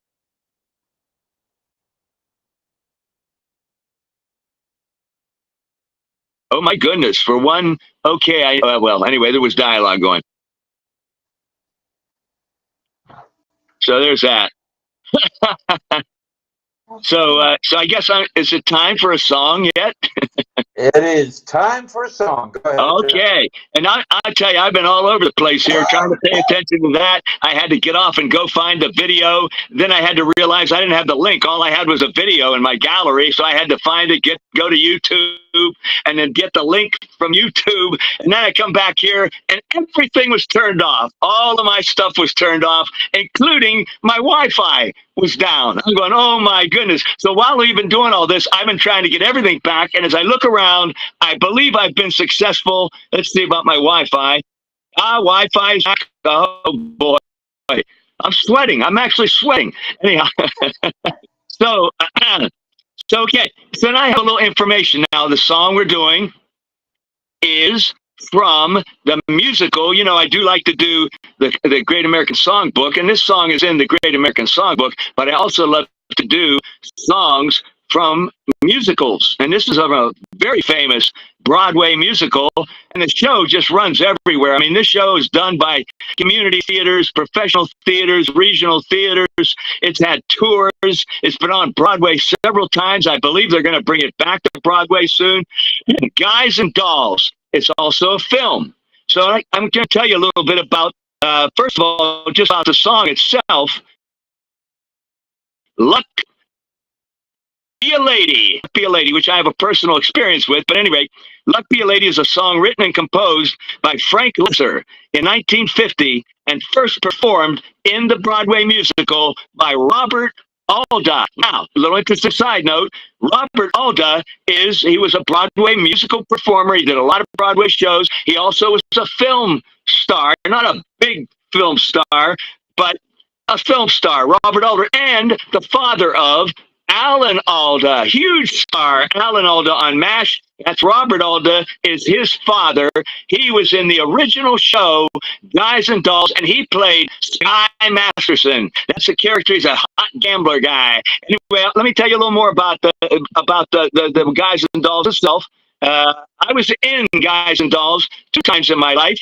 The first time, I was in college, and I was one of the gangsters or the gamblers.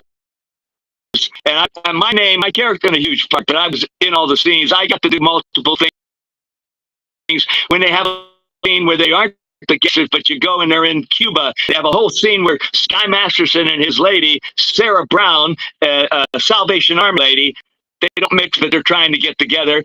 And I'm like a Cuban dancer in that scene. I'm also one of the gamblers, and in that scene, I've got to go from that scene to the next scene where gamblers are in the mission.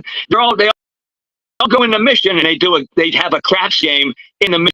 Oh, it's just wonderful fun, this movie. Anyway, I got a concussion one night when I was doing this show, and I was one of the Cuban dancers, and we have to like remove the scenery as we're going at the end of this dance number, and there's a big fight scene. Big fight breaks out in the Cuban dance hall, and I got clipped by a chair. One of the guys was carrying a chair across to get it off the stage, and first of all, I get knocked down by one of the actors who was overdoing it, and he didn't, instead of doing stage fighting, he knocked me out.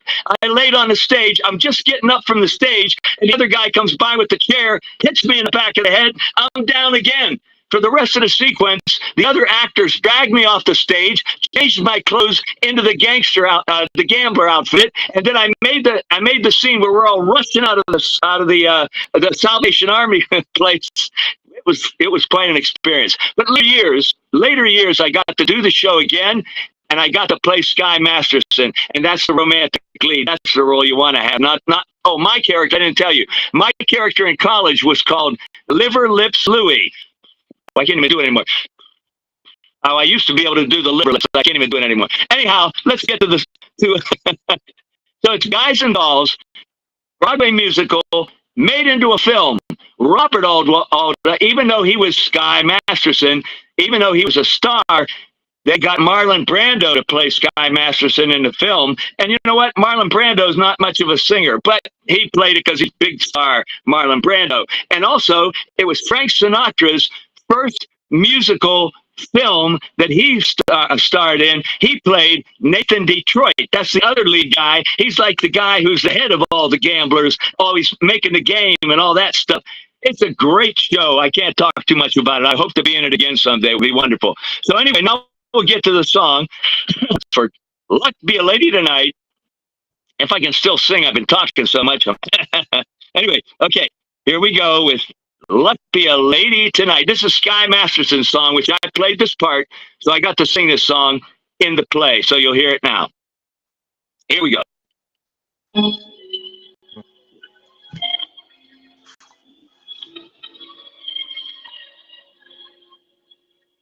Oh, dang. They call you Lady Luck, but there is room for doubt. At times you have a very unladylike way of running out. You're on this date with me. The pickings have been lush. And yet, before this evening is over, you might give me the brush. You might forget your manners. You might refuse to stay. And so, the best that I can do is pray. Yeah.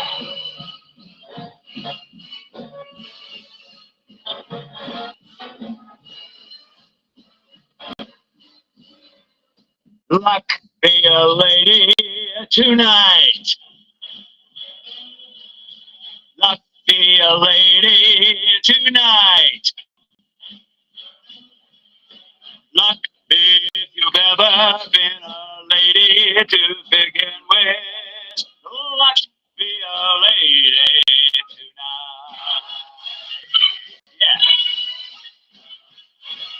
Yeah. Luck, let a gentleman see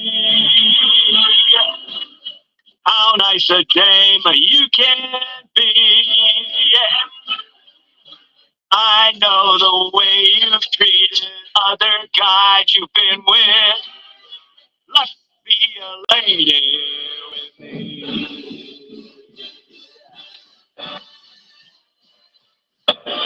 A lady doesn't leave her escort. Is it fair? And is it nice? A lady doesn't wander all over the room and blow on some other guy's dice. Let's keep this party polite. Never get out of my sight. Stick with me, baby. I'm the fella you came in with. Let's be a lady tonight. Yeah. Da, da, da, da, da, da.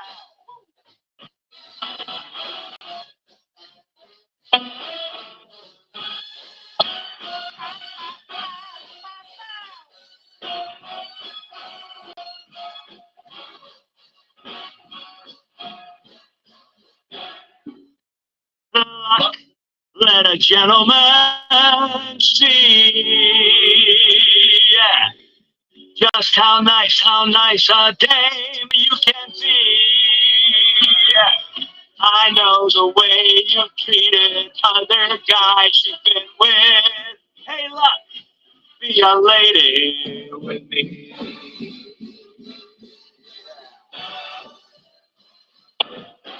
A lady doesn't leave her escort. It isn't fair.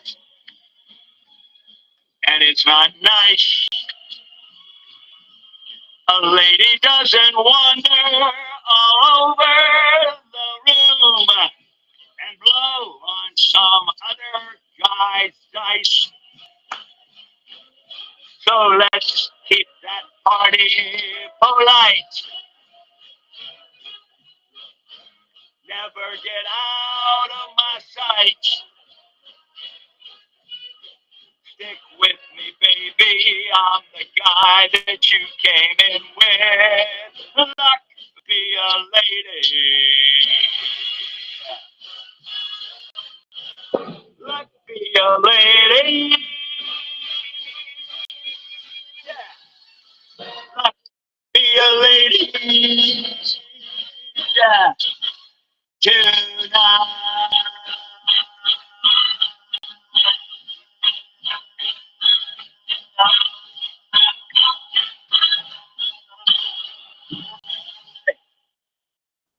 That's it.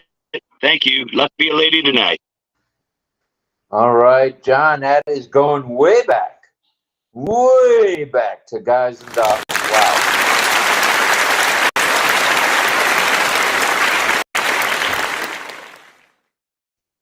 Good stuff, John. Thank you very much for that. Wow, what a night again tonight. We're still hovering. We've got 50. Got 99. Make it 100. We got an even 100 here still. Thank you for being here. We appreciate it very much. Let's go to Dawn and DL. It's me. I just wanted something to share.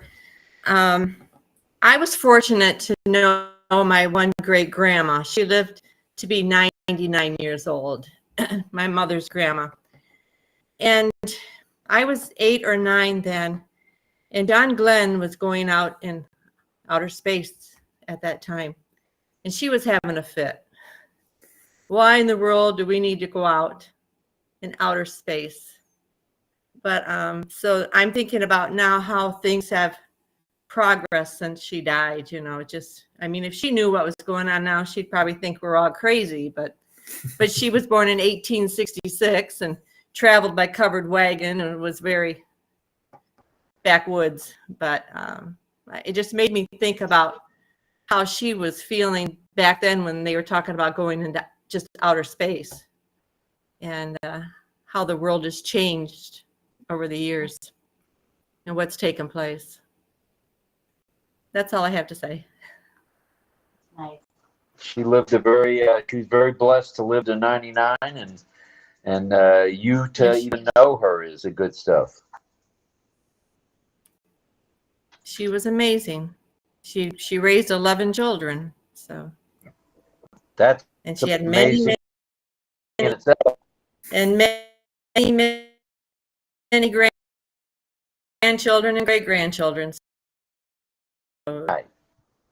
Well, man, I just say, since you say "Luck Be a Lady" tonight, the version I sang was actually Frank Sinatra's version. But in the film, Frank Sinatra didn't sing the song because Marlon Brando sang the song because he was Sky Masterson. Frank Sinatra was Nathan Detroit, the guy that made all the illegal gambling games and all that kind of stuff. Just to say that. But of course, when he sang "Luck Be a Lady," that's the version I sang tonight. You notice that the lyrics change a little bit when he goes, "Hey lady, don't be in what I," you know, Frank Sinatra was famous for putting his own kind of little lingo in a lot of the songs he sang. But Marlon Brando, I don't want to put a negative comment on him, but I mean, you know, if you see the film, he sings the song okay, but I think I sang it better than he did anyway. Not Frank Sinatra, but Marlon. Not quite. All right, good stuff all the way around, John. What a night, what a night, what a night. Great sign language training tonight. Outstanding. Yes, thank you. And I see that Sirija Jana is in the chat, and he's saying, beautiful singing, John. Thank you, brother. We have Arvin Holt who says, or. Great tune, John, brother. Dunja Dun. And Jillian says, it will be good when people can live simple lives and with the best technologies for the future, lifting up humanity. And Camilla says, Global Unpassive, created by Brother Ashmore, born a unicorn, uplifting, #humanity, future of internet. And I know I mentioned prayers for Ash and his family. Ash mentioned the other evening or afternoon, I should say, on OP360 round 2, that he'll be having a procedure to remove it's called a tack. I'm not sure where. Tag, I'm sorry. I'm not sure where it is. Skin tag. Yeah, skin tag in his ear. In his ear, okay. So let's continue. Along those lines of prayers, Ash, we're pretty sure he's going to be fine, but one never knows whenever you go under the knife. So prayers to Ash and to his family for standing by him as he recovers. He's thinking maybe a week to 2 week recovery. I would say that's probably likely. John can attest to that. I can attest to that as well. It does take time to heal. So prayers to Ash, prayers to his family. Again, happy birthday yesterday to Mohammed Kamal. We mentioned that yesterday. We'll mention it again today because he's having a birthday week likely over there in Dubai. So all of that being said, wow, I'm impressed. We hovered at 110, 112 folks between all the broadcasting, and right now we're sitting at mercy, 99. So not too Shabby, and don't take a group picture. All right, we'll do a group picture, probably with the what do you got? The helicopter going there? What do you got going on there? Group picture. All right, let's do the group picture, and probably on the count of 3. Okay, who wants to be in the picture? France, you guys want to be in the picture? Surrender. Come to the camera. We'll give you a second to come to the camera. So, right? You ready for the picture? We're gonna say, "I love you," our basic and tried and true universal sign. I love you. Are you guys ready? On the count of 3. 1, 2, 3. Sign I love you and smile. Thank you all. All right, thank you again, everybody, for being here. I want to say, if I may, salute to all active duty military. Salute to all reservists in the military around the globe. I don't care what country you're serving in. God bless you for serving. Bye-bye. See you tomorrow. Okay, bye-bye. Salute to all. Love you. Love you. Everyone, bye. Namaskar. Bye-bye. Good night. Yeah, salute to all first responders. And you know it's coming right now. Salute to each and every one of you for being here tonight. Assalamualaikum. Bye. Good night. Let you want to, Hi, John. Good night. Good dreams, everyone. Good night. Okay, briefly, I just want to say Lynn's going to play last night's replay. If anybody's in, hop on board, and that way you'll hit us. YouTube channel for yesterday's show. YouTube channel. Good night, everybody. Good night. Thank you, Don, for sharing that 99 year-old grandmother. Good night. Good night. Good night. Good night. Bye. Good day, good night, good day, whatever. And 20 World Cup. What? 20 what? Okay. 20 Cricket World Cup. World Cup? Who's talking? Wake up. Oh, who said that? Yeah, it's early for some folks. Who was saying that? I missed who was speaking. Srijit. Oh, Srijit? Oh, okay. Thank you, It guys. was Muhammad Ashraf. Yeah, Oh, Mohammed Ashraf. Nice to hear your voice, Mohammed. the World Cup. I think he said World Cup. World Cup is coming up. Ma'am, actually in New York 2020, Cricket World Cup is going on. So that's why he told like that. Okay. Thank you. Thank you. All right. Night, night, everybody. अच्छा sir मैं हिंदी बोलता हूँ आप थोड़ा बता दीजिए हमको उम्मीद था कि ये 20 वर्ल्ड कप में अपना ऑन पैसिव का ऐड आएगा लेकिन आया नहीं सर कोई बात नहीं इससे बड़ा कुछ हो रहा है हम लोग के लिए और मैडम लोग अमेरिका में ही अपना 20 वर्ल्ड कप हो रहा है देखे हम लोग का तो टाइम डिफरेंस है इसके लिए हम लोग नहीं देख पा रहे हैं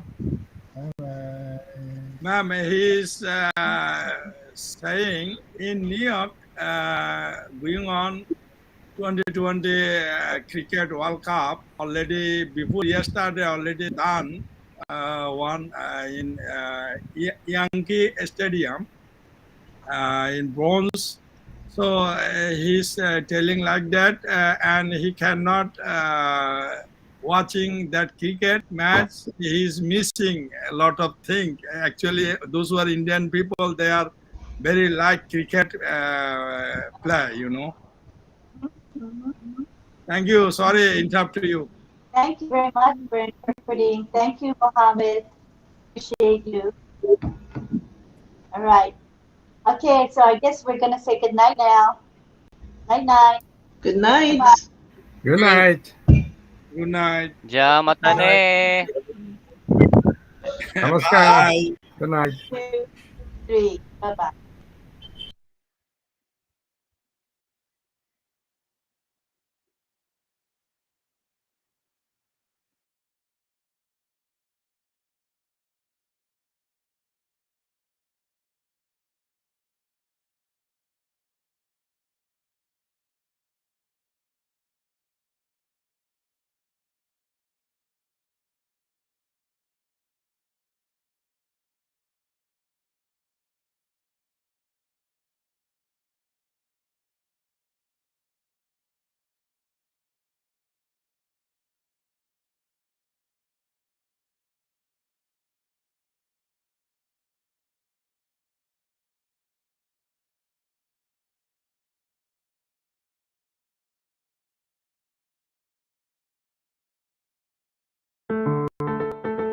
There is a show. There is a show. There is a show. We all love to go to RobLynn Live. RobLynn Live tonight. There are two hosts. They are the most. I gotta say, they're not too shabby. They ain't crappy. It's a RobLynn Live right now. Updates, panels, info, fun, variety talk show. It's a one, like on passive. It's delicious. It's on Passilicious. You can get anything that you want at Ashton Forest Restaurant. There is a show. There is a show. It is the show we all love to go to. RobLynn Live. RobLynn Live right now. Yeah.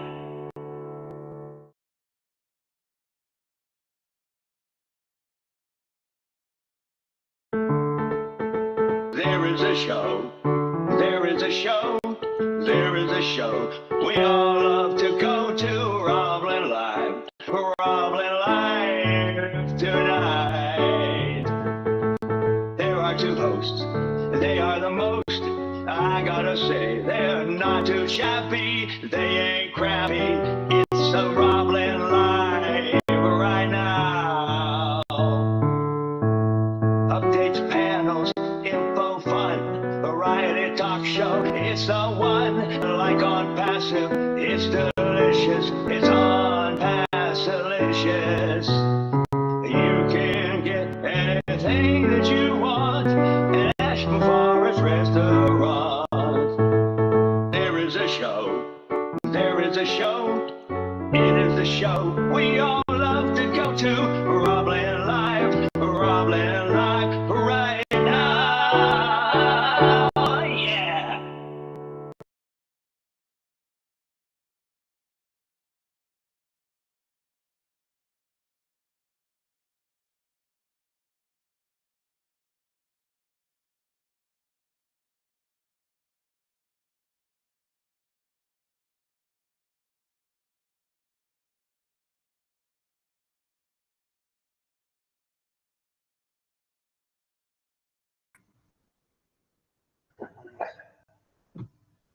You know what that means. If the host started recording, it's time for another edition of RobLynn Live and Ollie. The Wonder Dog. That's him. The one, the only, the guy whose skin is clearing up, the doggy with the mostest. He's looking much better, I might say. And we got his eye drops, his eye salve, I should say. So his eye is open, not swollen, partially shut. And that's good. It's not weeping anymore, thanks to Lynn putting the eye medicine in. So thank you to Tyrone Veterinary and to Miss Nakamoto. This is day 648.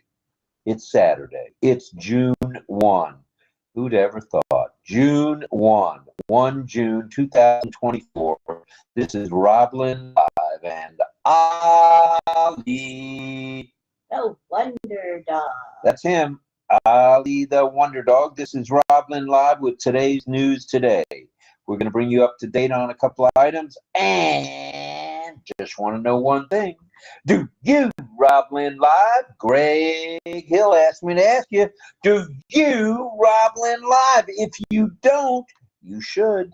And if you won't, you could. So let's get after it. Let's be a RobLynn Live. That's where you belong. Hundreds and hundreds and hundreds of others are. So you should be too. All right, enough said on that subject. And let's go to RobLynnLive.com. Yeah, that's Lynn Nakamoto's registration page. As you know, we don't often advertise other than every day that you folks can sign up on Lynn's organization. Up to you. You certainly don't have to, but should you want to do that, go to RobLynnLive.com. And what happens then? Up pops Lynn's registration page, Lynn Nakamoto, and all you got to do is fill it out. You get yourself an O-mail. With that O-mail comes a password. With that O-mail and password comes a O-net and O-trim. All free for thee and me. So get after it. Get it done. You need to be there. It doesn't cost you anything. Now, should you want to subscribe to OConnect, which everybody else does, why shouldn't you? All you got to do is go to RobLynnLive.com. Get yourself registered. That's all I'm going to say on that tonight. All right. It's day 648. That's 648 consecutive RobLynn Lives without a miss. I was sick for 2 of them and still showed up. Lynn was sick a couple times. She still showed up. So our heart is here. Our heart is in the right place, so we feel. So, good morning, good afternoon, and good evening, everybody. Welcome, welcome, welcome to the RobLynn Network and its presentation of RobLynn Live and Ali The Wonder Dog. That would be him. Tonight's topic, if I might add, is E-Marketplace. E-Marketplace, the phenomenon. Ooh, and you thought we were going to just talk about Skittles and eating candy, didn't you? Well, no, no, no, no, no. Tonight we're talking E-Marketplace. We're going to delve into what's involved with E-Marketplace. We're going to delve into the security involved, which will wrap up our talk this evening, because I think you need to know these things. And by having them towards the end of the presentation, they'll stick with you. And that's how we do things at RobLynn Live. We are a variety chat. We feel we're one of the best. Maybe we are the best variety chat. Well, we may think so, but we're good. And you're good for being here, and we appreciate you there. Let's remember that after the little talk we'll do on the E-Marketplace phenomenon, it'll be followed by community time, a bit of signing, should any of our deaf community come in tonight, and a song. That's right, a song by JJB Tin Man, a.k.a. John Barilla. He already announced what it's going to be. John Barilla. He already announced what it's going to be? What, imagine? It's dedicated to Pam Crowick. Whoa, wowza, wowza, wowza, Johnny. He's singing Imagine. Imagine. That's the Beatles. That's the Beatles. It's a beautiful song. All right. Well, let's talk a little bit about tonight, shall we? But first, before we do, please pray for Ash and his family, which includes his lovely wife, Ashmahan. Also includes Omar and Yusuf, his boys. And I don't know that they have a dog, so let's just say the family. And what you need to do is also pray for not just them, but the support media and staff teams around the globe for their continued and safety. That's how we roll at RobLynn Live. We are all inclusive. We don't have a WhatsApp or a messenger thing where people are excluded like some others. everyone is welcome at RobLynn Live. So thank you for being here. Thank you for thinking of us that way, the way you do, most of you. And that's pretty good stuff. That's what keeps bringing us back for more, and more. So, that all being said, if you know of anyone who is ill, if you know of anyone who is hurt, just send them some love and send them some light. And why not send them a prayer too? There you go. There you go. So send anybody you know, I don't care who it is, if you like them, hate them, dislike them, distaste them, whatever it is, forgive and forget, okay? We're on the same, we're in the same movement where the team is used a little loosely. Let's just say we're in the same movement and we are moving on strong. We are moving on up just like the Jeffersons. Moving on up. Yeah. Imagine. All right. For anyone you may know who is ill, injured, or what have you, please, because prayer works. We've seen it in action already with it on passive, so keep up the good work. Now, without further ado, we have a few announcements. We'd like to make those now, if we may, s'il vous plaît. Let's remember, happy birthday to Mr. Kamal. That's Mr. Mohammed Kamal. He is the COO of OP Technologies, also known as On Passive Technology, and he's the #2 guy. He may be #1, the way he does everything. But Mr. Kamal, happy birthday, brother. The newest 10-day extension for OConnect has begun. It's in full throttle. And O-Tracker, the free trial, has also been extended. So buckle up, Buttercup, and go see both of those parts of our On Passive movement. Got it? You got it. Sarai? Sarai. Migration without hesitation. You know the drill there. If you know of somebody who hasn't migrated, lend them a hand. Help them. Okay? Get them inside. They need to be inside this big dog movement called On Passive. All right? Check out the newest On Passive website, s'il vous plaît. Check out Muhammad William Nazal, affectionately known as Billy. No, we don't call him Billy. He's Mr. Nazal. Mr. Nazal has got a blog. He's got comments. He's got videos. He's got commentary. Speak to him on Speak to him when you can, okay? He's every day. He's doing something new and different in X, not X-rated, X, which is the former Twitter platform. All right? Check out the newest On Passive website. Check out the newest On Passive YouTube channel. They're loaded both. They both are loaded. Log into your OES and check the ticker and the OPO Founders pop-ups for the latest news. That is the news. Today's news today often appears there. So check it out, Buttercup. Hop on an OConnect as a host or a co-host when you can. And if you know of anyone needing help, you know the drill. It doesn't take a pill. Just help someone out if you can. Yeah. That's our motto. Helping one helps us all. That's very true, Miss Nakamoto. So subscribe to OConnect when you can. Stay laser focused always, because each and every day things are changing more rapidly than Superman and his speeding bullet. All right? So be ready, be prepared, get ready to rumble. All right. Now, the topic of this evening is e-marketplace. Got that? E-marketplace. Has anybody gone to the e-marketplace yet? Oh, I would say everybody that's got a debit card has probably gone to the marketplace. Yeah. So that's our topic tonight. And just what is the e-marketplace and how it has become so much a part of everyday life. It's a phenomenon. And Ollie's question of the evening is, do you use marketplace in your daily life? Oh, I'd say the answer to that is probably a resounding yes around the globe.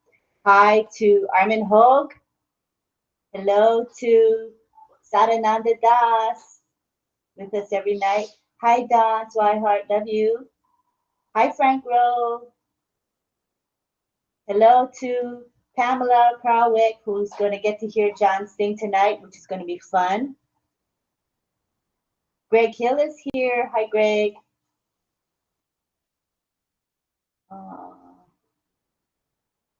Oh, Sadananda says e-marketplace usually refers only to the trading of goods and services over the internet on passive in target.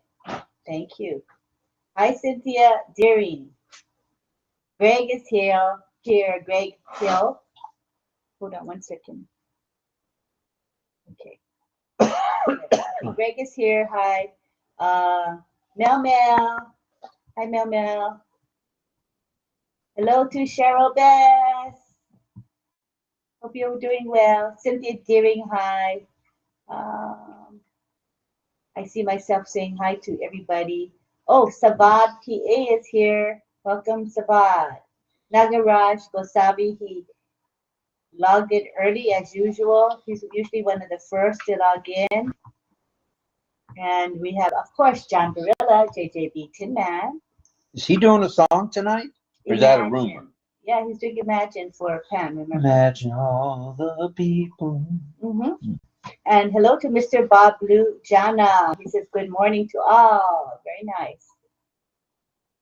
Good stuff there. I said, Sadananda Das. Hi, Sadananda. And I think I might have gotten everybody, unless there's people way up, you never know, you know, at the very beginning. All right, let me see where we're at here, if I may. I think, oh, I said Armand already. And, oh, Carmela, she said hi early on in the chat. Hi, Carmela. Welcome to our show. Isabel Bailey, also, she's way above. You see, that's why I got to scroll up, because otherwise I'm going to miss people.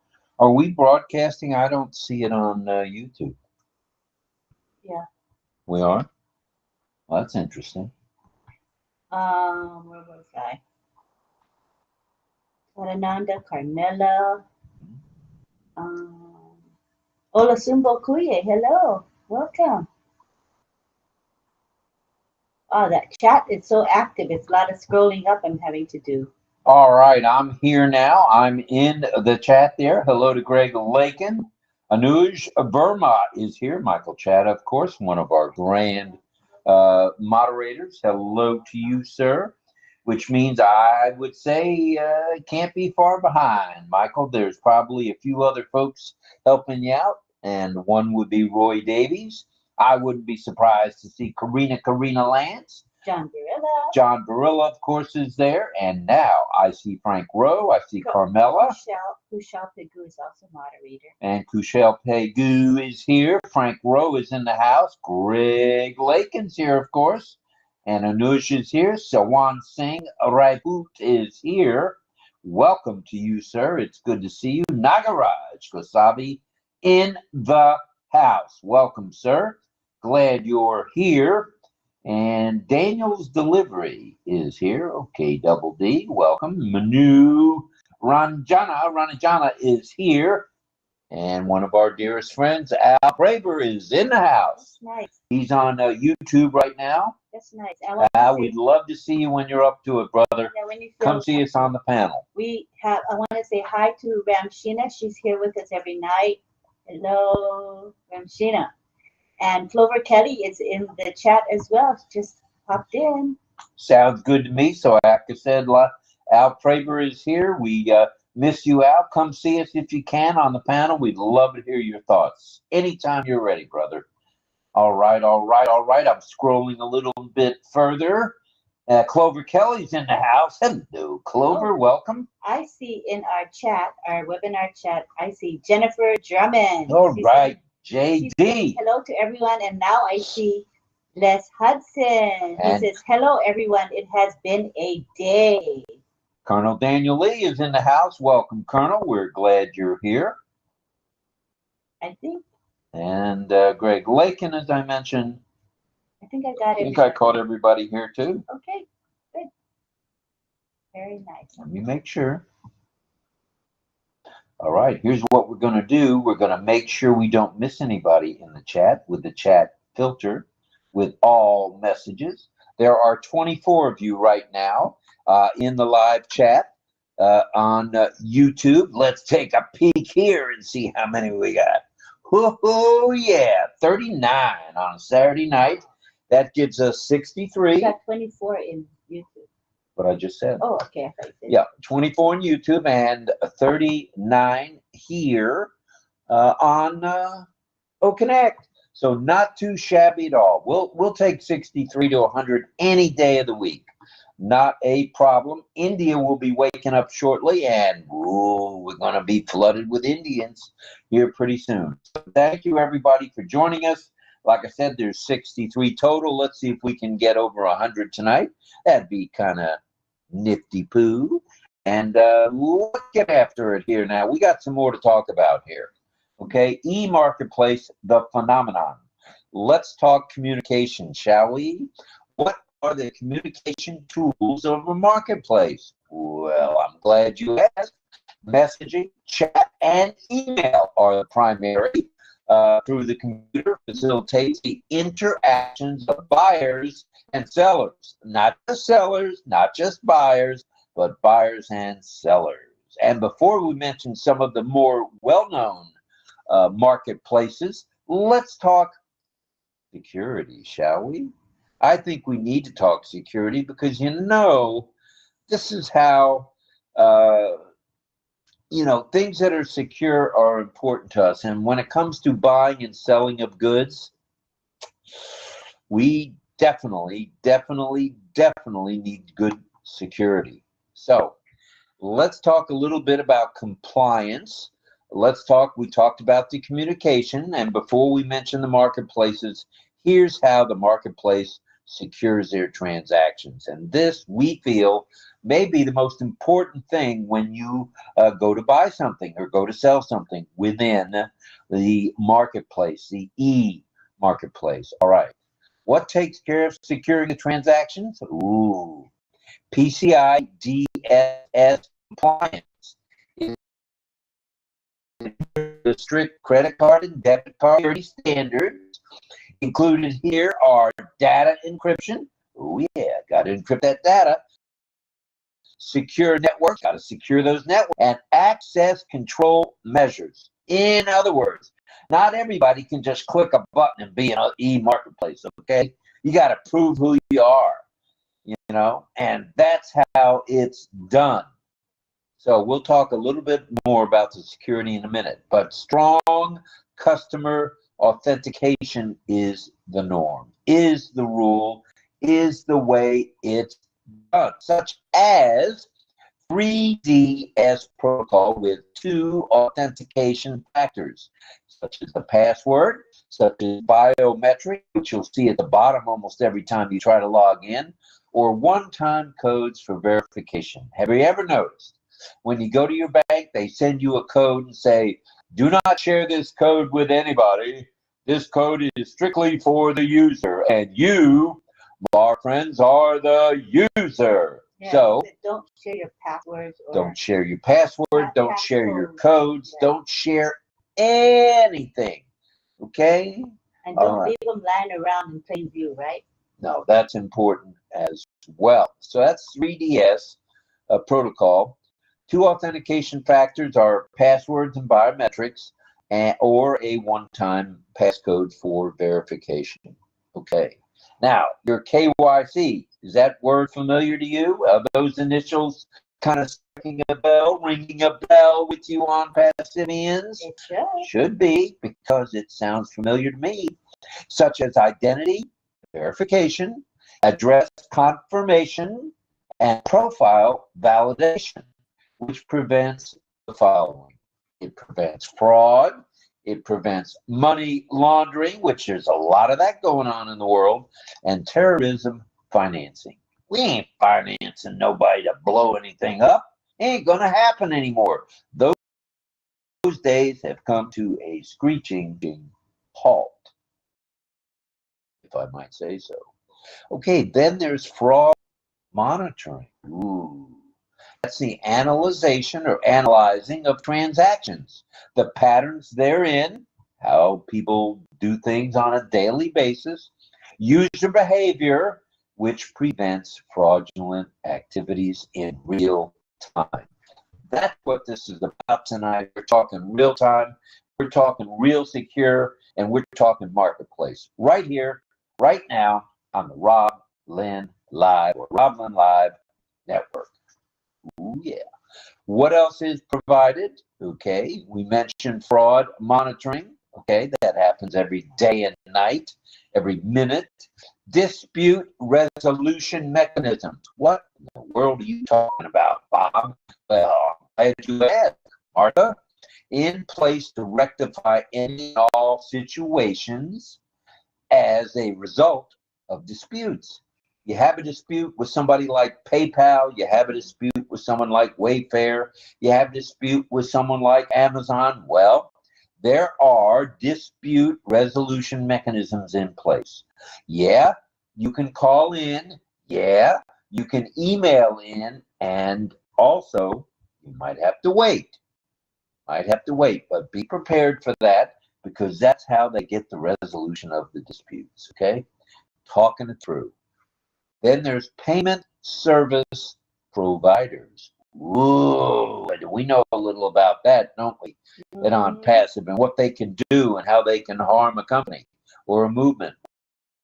Well, payment service provider, they partner to provide secure payment processing, compliance, and fraud prevention. That's what it's all about. That's what these providers are supposed to be doing. They're supposed to be partnering with us. They're supposed to be offering a secure payment processing method and to comply and rid of all fraud, any and all fraud. And they do a pretty good job so far. All right. And finally, TEE. What in the world is TEE other than a tee to golf, to hit a golf ball off of on the driving range? No. We're talking about trusted execution environment, TEE. And what is all that? Well, it's the combining, get this now, combining of cryptocurrencies to create a secure bank. What does that secure bank do? It enables transactions to be secure, okay, through the use of PINs, that's the 4-digit numbers, sometimes 6, secure display, which is a secure display on your monitor, and transaction attestation. In other words, you got to prove who you are. You got to attest that that's really you. Now, I spent 4 days this week proving who I was to a vendor of ours. Well, it took 4 days, but hey, it was all in place for a reason. And we understand that. Did I like it? Oh, no. Did I raise the sand out of the sandbox? Oh, yeah. But I realized that there's a reason those formalities are in place. Now, It's for everyone's good. It's for everyone's good, the good guys and the bad guys. And we're going to get the bad guys, I guarantee it, with all the, not just crypto, but all the different ways of verifying who you are, the O-Verify that we're going to have it on passive. It's all strong, it's all good, and it's all for our own benefit. So what do you think of that? All right, it's 8:36, but I got a couple more things to tell you about here. Let's talk a few of those top examples of marketplace. And correct me if I'm wrong, but I think you're going to know at least one of these men. You probably know 5 or 10 of them. Cool. Let's start with Amazon, the big dog on the block. Amazon, there's eBay. Have you been involved with eBay, where something's posted, you buy it, and the shipper ships it to you? Just that simple. Then there's 𝗗𝗿𝗶𝘃𝗶𝘆. I'm not familiar with that particular one. I haven't heard of that, no. There's Tmall, where you can go to the mall and purchase virtually. There's AliExpress, which may be connected to Alibaba. I'm not sure, but something tells me they got something to do with each other. Then there's Etsy, ETSY. There's Flipkart, and oh yeah, I know you know this one, Walmart Marketplace. Oh yeah, it's around still and kicking. So that's Walmart Marketplace. Then there's Wayfair, which is dry goods, of course. Mm-hmm. There's Overstock. And finally, there's Wish. And then there's Poshmark. And among others, there's a virtual plethora, which means a lot, of different, platforms. In other words, e-marketplace platforms. So check it out. When we go to community time, it's going to be interesting because, you know, people come from all over the world, so maybe they have e-marketplaces that are for their areas. Not everybody has Walmart Marketplace. Not everybody has Amazon or the ability to get Amazon. So we'll talk about it. I want to learn about what others do. That'd be cool. All right. Then there's Poshmark. That rounds out the top 15. So all that being said, we hope you got a little bit of value out of what we're talking tonight about the e-marketplace. And guess who's got their very own marketplace? Guess. Yay. Come on. The first two guesses don't count, kids. Who is it? On Passive. Oh, yeah. So we have our very own marketplace. Stay tuned for all the details on that. As we say, film at 11. Film at 11 as I drool all over my freshly ironed shirt. Or at least freshly out of the dryer shirt. No ironing here. All right. So all of this being said, we want to hear from you. We want to hear from you, the panel, you, the attendees. Think about it. We want to know what you have to say about having ever used the digital marketing place. All right. So e-marketplace is for you. E-marketplace is for me. Just follow the rules. That's all you got to do. All right. Anything else from you, Lynn, before we move on to community time? We said hi to the folks in YouTube already, right? We did. Let me go peek over at Facebook and see what we got. All righty. Why don't you? And in the meantime, maybe see who else is in the chat, in the webinar chat while I look for this. I can do that. I'm going to the webinar chat now. Stand by one, please. All right. In the webinar chat, we have 44 of you kind souls.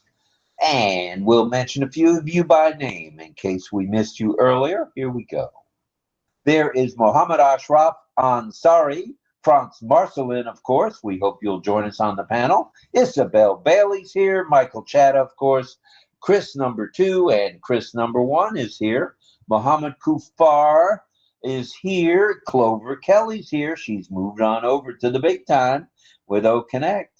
And Mohammed Sazad is in the house along with Les Hudson.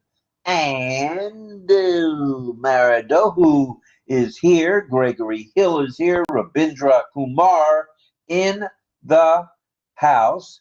And Kumadin Naik is here. Welcome, ma'am. Dawn Swihart in the house. Welcome, Dawn. Welcome, DL.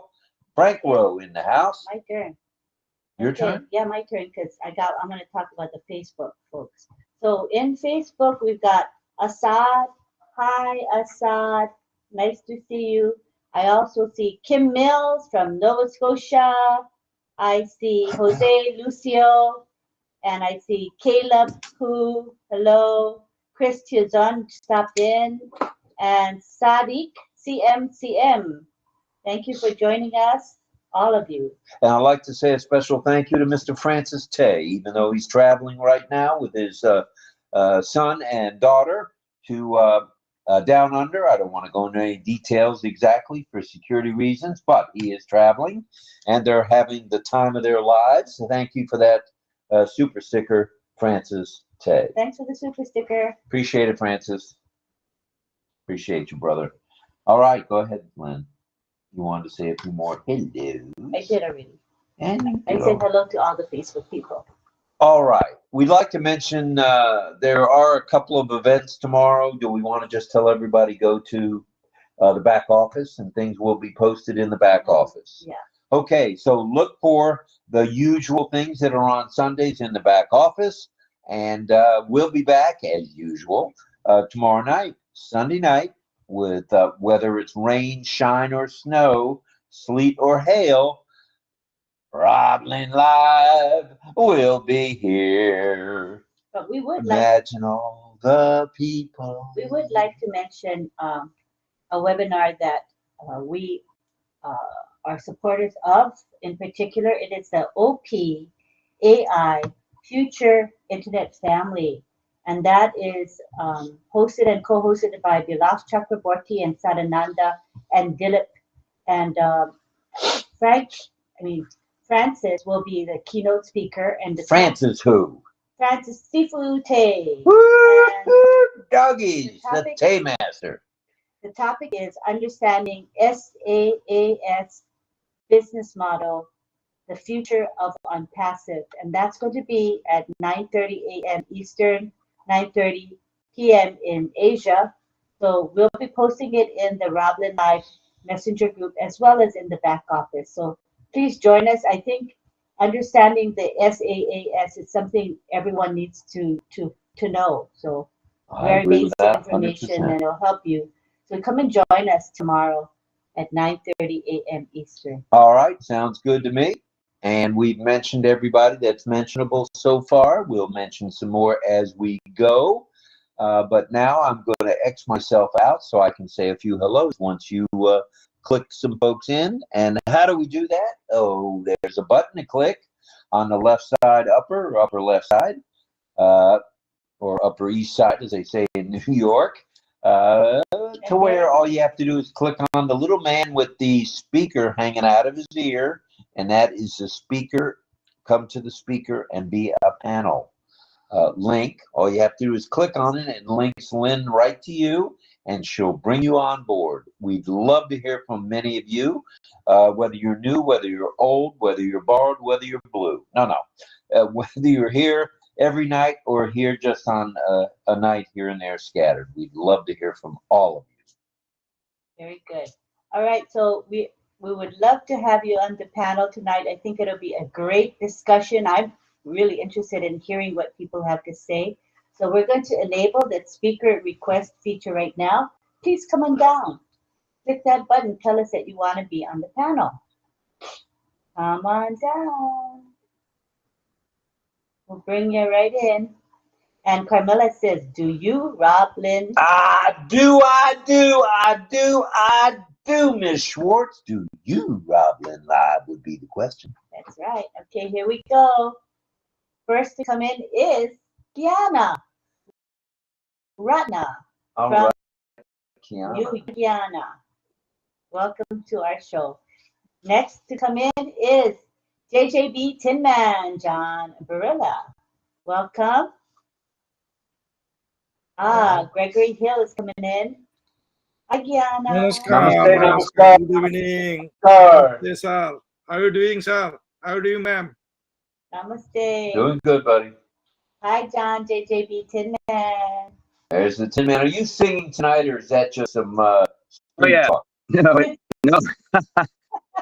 I'm definitely singing because I happened to notice Pam Krawick had mentioned some songs that she had put in there, Imagine. And I said, hey, I sing that song. If you like it, I could sing it. And she said, oh, God, I'd love to hear you sing it. So I said, well, that's a request.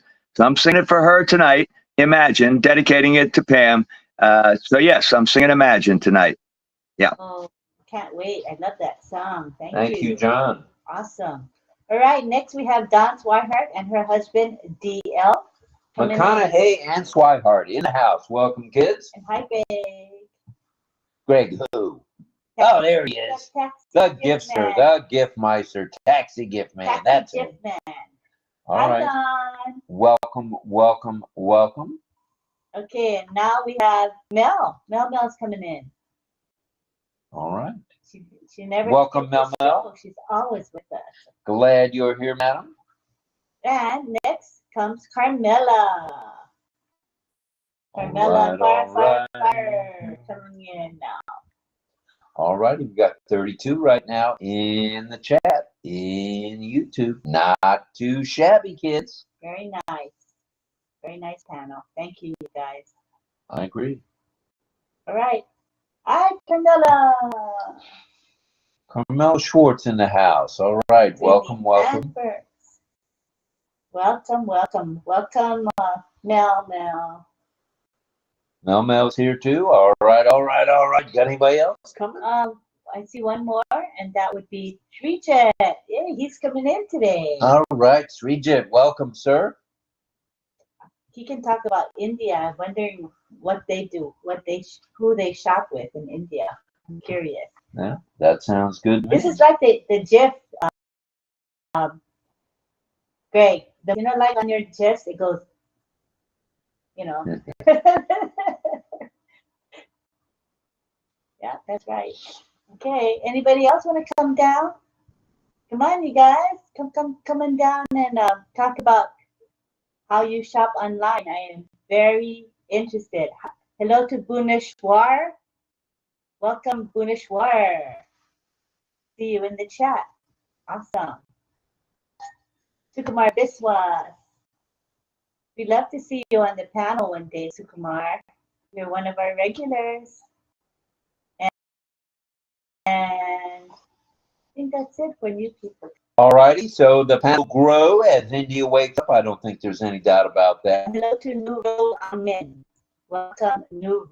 All right, welcome to everybody. Oh, and I see 𝗗𝗿𝗃𝗃𝗃𝗃. He says, good on passive. In it to win it, thanks all. I am 𝗗𝗿𝗃𝗃𝗃𝗃𝗃 from India. In it to win it, thanks, Asher and all. That's very enthusiastic. I love it. Thank you, 𝗗𝗿𝗃𝗃𝗃𝗃. Thank you for joining us tonight. All righty, between YouTube and, of course, OConnect, there's 83. Sidel Steak is coming in. Welcome to all 83 of you. We're glad you're here. We feel thanks for participating with us in our topic. And our topic for the evening is the marketplace, the phenomenon. Ooh, yeah. Woohoo. Right, let me get rid of this, which happens to be that. Hope everybody slide shops, that and over. I want to know how everybody shops all around the world. And we want to say hi to 𝗗𝗿𝗃𝗃𝗃𝗃, who just came into the chat. Hi, All right. 𝗗𝗃𝗃𝗃𝗃. Welcome.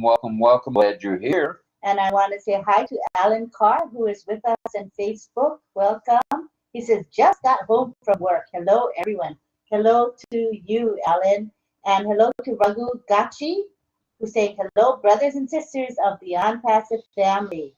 Hi, I see Mohammed Russell Islam is on Facebook as well. So feel free, you guys, in the chat itself, it tells you how to come to our OConnect webinar or how to hop onto our YouTube channel and chat there if you prefer. Okay, so all of the links are within the chat itself.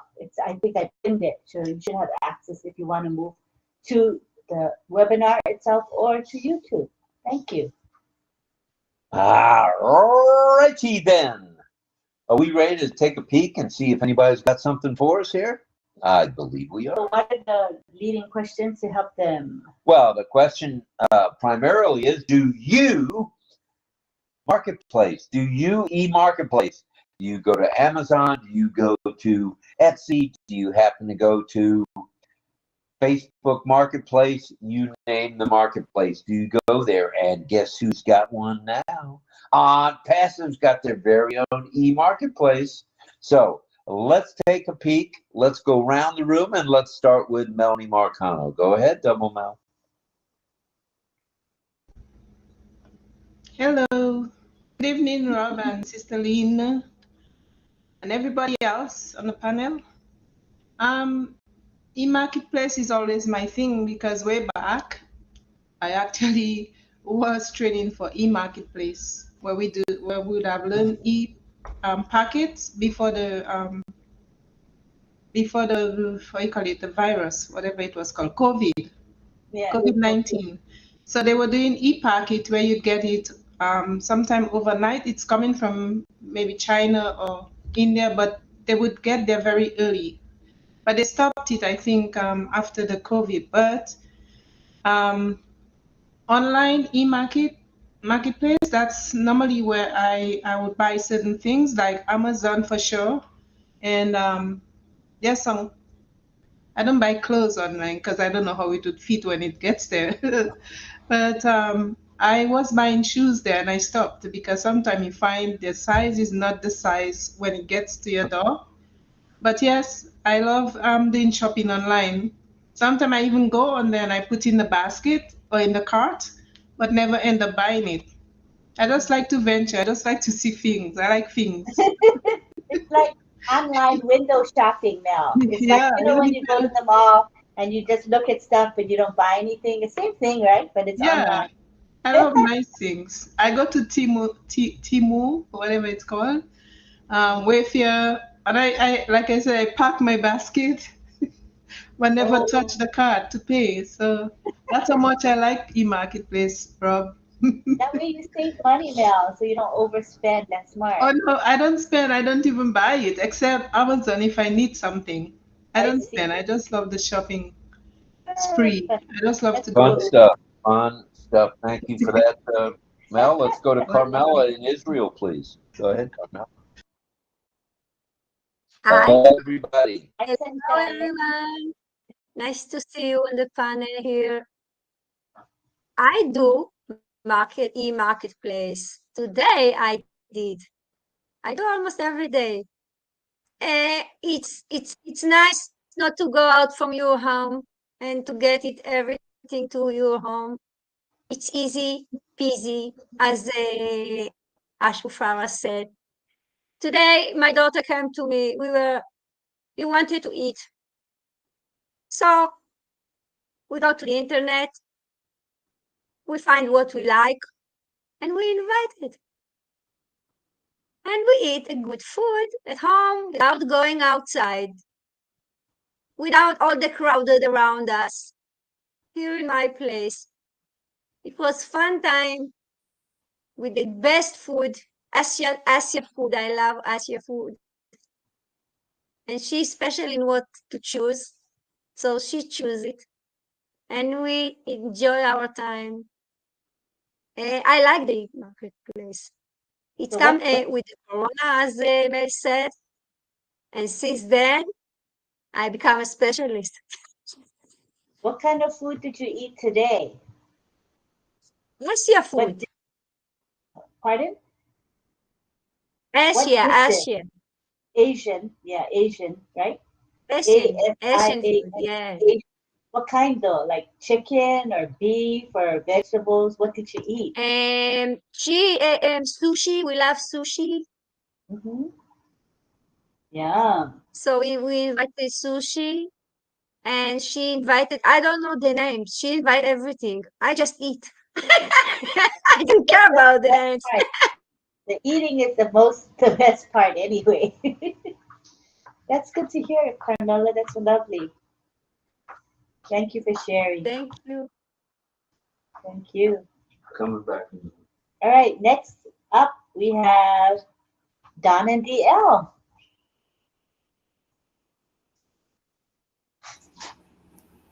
Hello, everyone.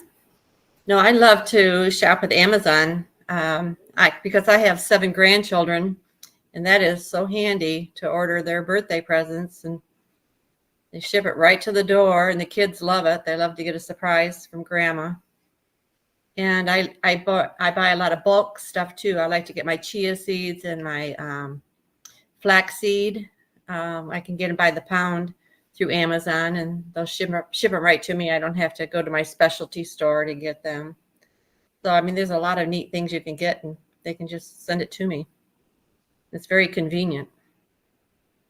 I think maybe I'm getting lazy too, because I don't like to go out and run around shopping, but not like I used to. But no, it's very convenient.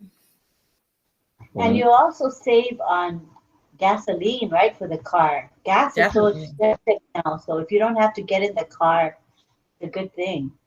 I used to be able to fill up our car. We have an SUV. I used to be able to fill it up for $50. Now, that'll be $75, please. Same amount of gas, fuel, come on. If I could buy that online, this is what Southwest Airlines did. What was it, 25 years ago, when they bought up those millions of gallons of, or the futures on jet fuel. I'm ready to buy up the futures on gasoline if I can, or diesel, on the marketplace. Maybe that's coming. I hope so. And I was going to ask too, I don't want to forget, so I'm asking the group here, if we want to buy loose tea, loose leaf tea, not in tea bags. We're trying to avoid using tea bags. And locally, we can't seem to find loose leaf tea.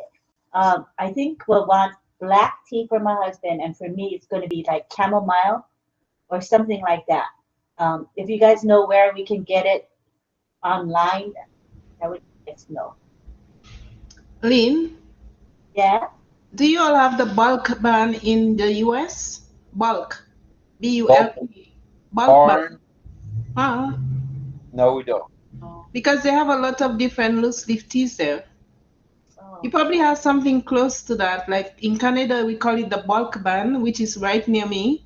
So I go in there and I choose all kinds of nice loose leaf teas.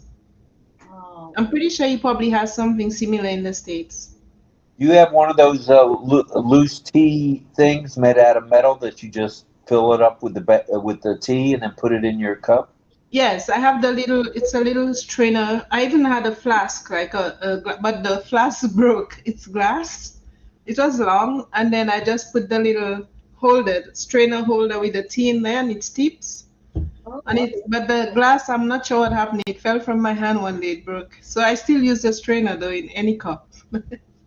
Okay, well, if anybody knows for US where to go for good prices, I know we can get it online, but we would like to get it at a good value. So. We prefer to buy locally from a local vendor, to tell you the truth. It's nice to buy online, and that's what we're talking about tonight. Yeah. But isn't it nice to walk into the mom and pop store or the pop and mom store, either way, and say, hey, I'm here. I need a pound of chamomile tea. Do you have it? I'd much rather give that person $17 for a pound. It's waste of time. What? Huh? I used to have a lady here that. Waste of time. Oh, it's a waste of time. You can do that online. It's so easy. All right, I'm sold. All right, I'm gonna be an e-marketplace guy then. Oh, and Pam is saying to Mel, I love bulk barn. I can place an order online for pickup and pay when I get to the store. Yes. I wish we had it. And they have a variety. There's some nice sweet-smelling, sweet-tasting teas. Really? Yeah. I fell in love with licorice tea. There's a tea that's called licorice tea. It tastes just like licorice. Without all the sugar. That. I don't want that. Yuck. Oh, yes. But he loves it. All right, let's go to Greg Hill. Go ahead, Greg. Okay, so I'm still kind of choked up over Melanie likes to go shopping online and fill up her cart, and then go to another one and fill up her cart. I think she's coming out of her shell, and I think she's going to be a comedian. I tell you what, that just like I almost lost it. She likes to go shopping and fill up her cart and then not buy anything. It's the same, but Greg, it's the same thing as window shopping. Right. We go shopping a lot, and when we have the money, we go shopping, but we don't want to spend, right? So you just kind of look around, and that's shopping with your eyes, not with your wallet. It is definitely cheaper. That's for sure. They don't come after me for money because it's in their cart. They take their items. It's online. I don't do a whole lot of shopping online, but I have done that Temu thing, and it's sure you see cheap prices on that stuff, but you got to remember a lot of it's coming from China, and it's cheap.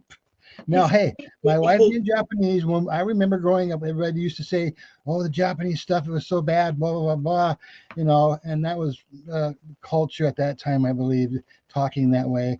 And I think they made some quality stuff. In fact, today online, I saw the most awesome car I've ever seen in my life, put out by Nissan, that a friend of mine shared with me, and it is the future. And I was like, "This is crazy," but anyway, I couldn't buy it online.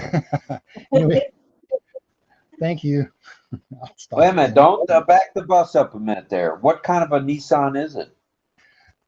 I don't remember the name of it. I only watched it once, but I still have it. And in the front of the car, it has this three-dimensional cone. It's a light. There's two colors of like honeycomb, but it's three-dimensional. It's the actual logo of the car. It's crazy. It was unbelievable when I saw it. These vents that come out as you're going around corners, and you go like this, and the whole inside of the dashboard comes on. You pull the steering wheel out to you, all this flashy stuff. It's just like, oh, this is the future. It was nuts. It was awesome. Anyway. That's amazing. Yep, Yeah. that's what's coming for us. Thank you, Greg. We appreciate that. Hi, David. Thank you. Hello, David. Welcome, sir. Let's go to Carmela Schwartz next, please. Carmela. Hello, everybody. Hello, everybody. Here I am. You said you buy the tea of a licorice? It's licorice, you know, the black It reminds me that I have licorice? one in my cupboard, and I went to make it work. Licorice. L-I-C-O-R-I-C-E. Licorice. You know Yes, what that yes. is? I will show you. Yes, yes, I know. I have the licorice draw, real one. Licorice and I'm what? doing from the real licorice the tea. Oh, you have licorice tea? Wait a minute. I will show you what I mean. Okay. All right. Sounds good. Is that Licorice made out of anise? Is that where they get licorice flavor from? I don't think so. Anise But, you know, has a different taste. It looks like this. Can you see? But you could bring it up close. I'll put it I on have you. to take off I have to take out the image behind me, and I will show you that. Oh, you can see. Oh, I think we can see. Just put it in front of your shirt. In front of my shirt. Okay. Here. Wait. It's small one. Oh yeah, It's called star anise. Star anise. That's what it's called. Yes, star anise. It's a really star. It looks like a star. You're right. We cook with that star anise. It's a nice spice. So we make a tea from it. I make a tea from it. Oh, really? You make a tea? I don't know about that. I guess you could. Yes, I put it in bottled water and I drink it. Yes, you can. Very tasty. Interesting. Very Sounds good to me. I'll be getting some of that anise. I like Do it. you guys like, they have the red whip, that is the candy, right? And you can have it red, and they also have the black version. Do you guys eat black licorice? They have chocolate, too. Yes. Oh, black licorice. Oh, I don't like it. My husband loves it. I'm like, yeah. I like the black. I love the black licorice. It's very famous in Finland. Really? Oh my gosh, it's an acquired taste, I think. I gotta tell you something. Okay, what I was talking about was wrong, because I have it sitting next to my desk. Now, don't laugh at me, especially Don Swihart. But this is a little jar that I have here. It's a flat case that has a plastic top on it, and these are fennel seeds. You know what fennel is? Yeah. It tastes like licorice, and that's why. And you eat it. I just eat it, a pinch of it, whenever I want. And it's anyway. It was fennel that I was thinking about that tastes like licorice, not anise. I've got a licorice right now. Lynn, you want one? You said black licorice? Yes. No, thank you. Tasty. I love that. It's yummy. There's other flavors of licorice, right? You don't have to have black. There's strawberry, various, Yeah, I like the red ones. They're fine. You wouldn't like it if I told you how they made it red. Oh no! Don't tell me then. Yeah, tell me. Tell me too. I'm not going to say it, actually. Hi, Joel. Don't tell me it's some kind of pig. I'll tell you what it is. It's a bug, actually. It makes the red color for licorice. A bug? A bug. A red colored bug. B-U-G, bug? B-U-G, bug juice. Yes, Oh, I'm serious. Is that for real? That's for real. That's how they get the color. They make the coloring from a bug. All right, I'm on my way to the toilet. I'll be back. I found that out. Yeah. That's gross. The bug. I'll find out. All right. Well, that's certainly that's one of those TMI situations. All right, let's go. Welcome to Saido. It's nice to see Hey, you. Saido, welcome, brother. Welcome from Namaste. India. Hello everyone. Namaste, namaskar. Namaste, namaste, ma'am. Hello. Nice to have you here. All right, we're going back to 𝗗𝗿𝗶𝘃𝗃𝗃𝗃𝗃. Go ahead. Take us out of this problem we're in here with this bug juice. Bug licorice. Oh, I have a tea. Go ahead. I have a tea company for you. It used to be local here. I used to go buy all her teas, and she moved to North Carolina. But I can send you her email address. But she makes all of her teas by hand, and she has all different types of flowers and flavors. And I mean, it's really, really good tea. But I can give you that email address. Does she use bugs to get her flavor in the teas? I don't think she uses bugs. I She have uses the website up. buds with a D. I have the website up, and if you want to see it, I'll share it with you. But my dad used to eat black licorice all the time because he was trying to quit smoking his pipe, and that kept him from smoking. So I just want to follow up also what Greg was talking about, and he knows this for a fact. Tea is a very, very popular thing over in Japan for sure. There's tea fields everywhere over there. So just wanted to let it know, tea is a very good thing for you. It can be very healthy. Back to you, Rob. Yeah, it's true. You can be. I found the site that had the bugs that they use to make the red color for the dye. And if you want to see it, I'll share the name of the site in the chat for you. How's that? Yeah, do it in the chat. All right. And while we're here, we want to say hi to Mohammed Shagor Ahmed. He's in the chat. Hello. Welcome, Mohammed. Welcome, sir. Also, Rakesh Kumar. He's saying good morning to us and everyone.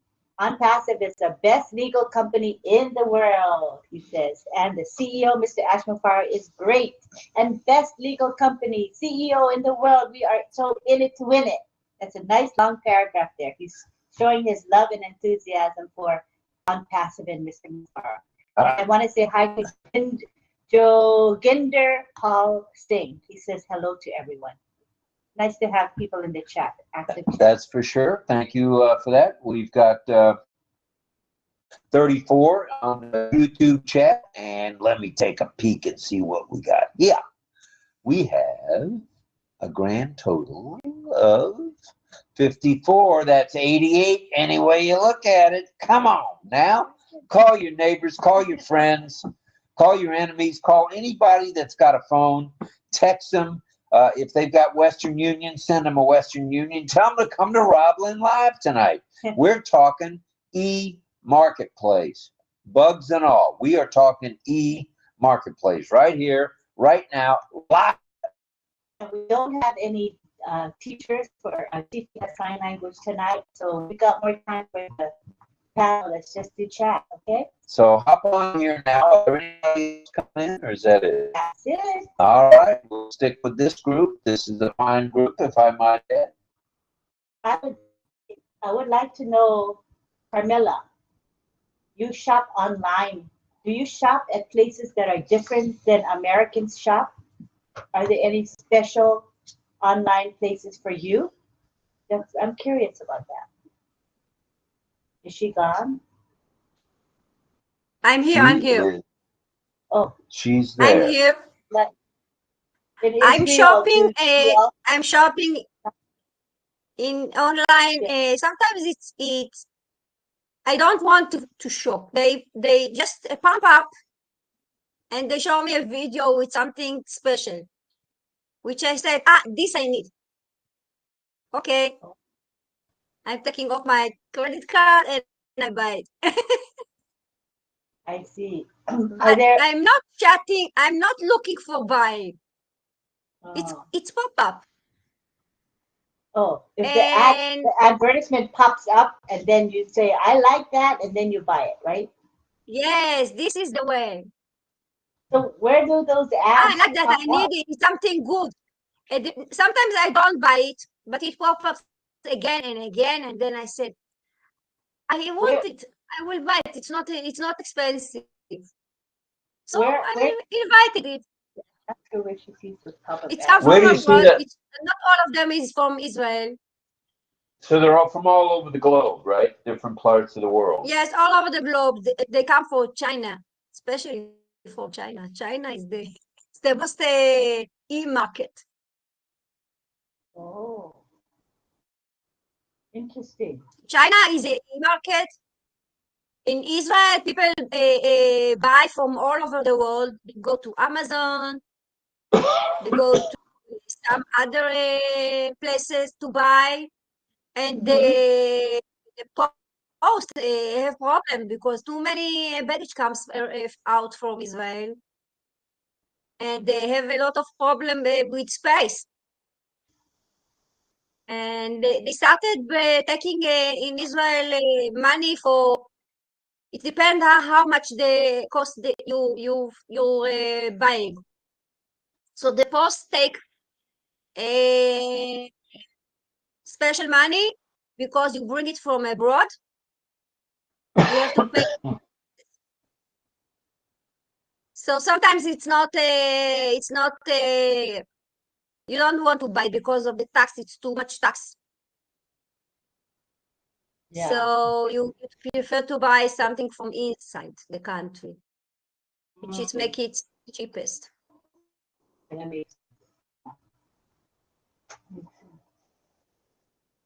It's, you know, each country have its own rules. You know, when not recently, but in the past, I remember my mother belonged to a co-op where people jointly enjoy the privileges of cheaper prices by belonging to a co-op. Is that familiar to any of you here? I don't know if it's just a thing of the past and nobody does it anymore, but I remember as a child having that co-op, and everybody could purchase at a lower price than you could get at a regular store. Like group purchasing. Maybe that's the days before Costco. We have it here in Israel too. We have it here. And is that online or just brick and mortar physical stores? It's you have it both. Oh, in really? Israel, every market now have e-market. You have the shop, your own shop, and you have the e-market from the shop. It's double your money from e-marketing because people are now easy. It's easy for them to market from e-market. They can do it from their job. For example, if you wanted food, you make a list, you send it to the e-market, and you come home and the food come with you. You don't have to waste time to go to check, to try, to this. It comes home. It's very easy. Yep. All right. So co-ops are kind of a thing of the past, or? No, she says she has that. They have that. Oh, they have that in Israel? Okay. All right, got it. All right, let's see who's let's go back to Mel and then we'll go to Greg. Go ahead, Mel.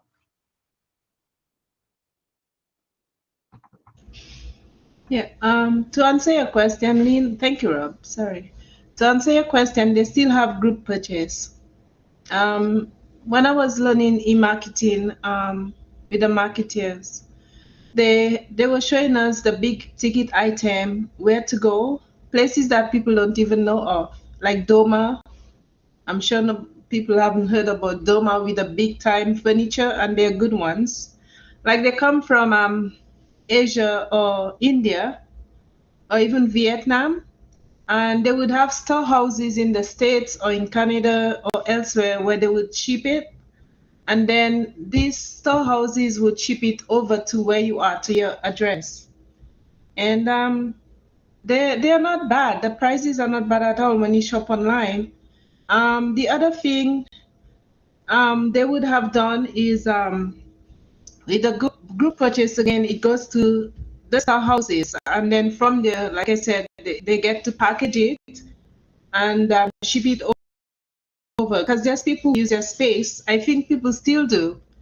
One day I went up the mountain. Well, I was living on the mountain, and then I passed by a home where it was an Indian family, and they had all, you can tell they were doing something to do with maybe Amazon or one of those, places. They had everything spread on their lawn outside. It was summertime, and it was so nice to see about 3 young guys. You can see their packaging, so you know that they're dealing with, they were one of the storehouses, but I guess summertime they took it on the outside to package to send to wherever it's going in Canada. I believe shopping online is a good thing. It's just sometimes when you shop online though, especially with, like I said, shoes or clothes, even if they say large and it comes from certain areas like Asia, sometimes they're slimmer, so their large might not be large for us, right? I'm not big, but it might be something different for somebody else. So when it gets there, then you are disappointed. But most times they're good stuff. My main thing for shopping is electronic stuff. Like I love to buy electronic cords, the outlets and those cords, because when you go into the store, they're so expensive. Like you're dealing with your cell phone provider. You go in there and they're like 60 something. You go to Amazon, they're like 11 something. So, and with Amazon, you have the express delivery, so it gets there in 2 days. So I love that type of shopping. But for my clothes and my shoes, I like to go in store, like Winners, and I get some cool stuff for less. I get brand name, but they're for less. So I like to go in person and win the shop, but online, it's a joke, but it's real. I do that all the time. I'll take this one. Oh, that looks nice. I'll take that one, but that looks nice. And then I leave the shop with so many items which I didn't pay for, but they still have the items. I didn't carry home nothing. It's online. It's a joke. The budget-friendly hobbies for you. Makes it very good. All right, thank you for that, Mel. Are we going to Dawn and DL, or are we going to Taxi Man? Who are we going to first? Who was it? All right, you're going to force me to step on my own tongue. All right, Taxi Man, what do you got? You won. I don't know if I was first or not. I didn't see Don's hand up there. They still need to get those numbers on those hands. What's up with this anyway?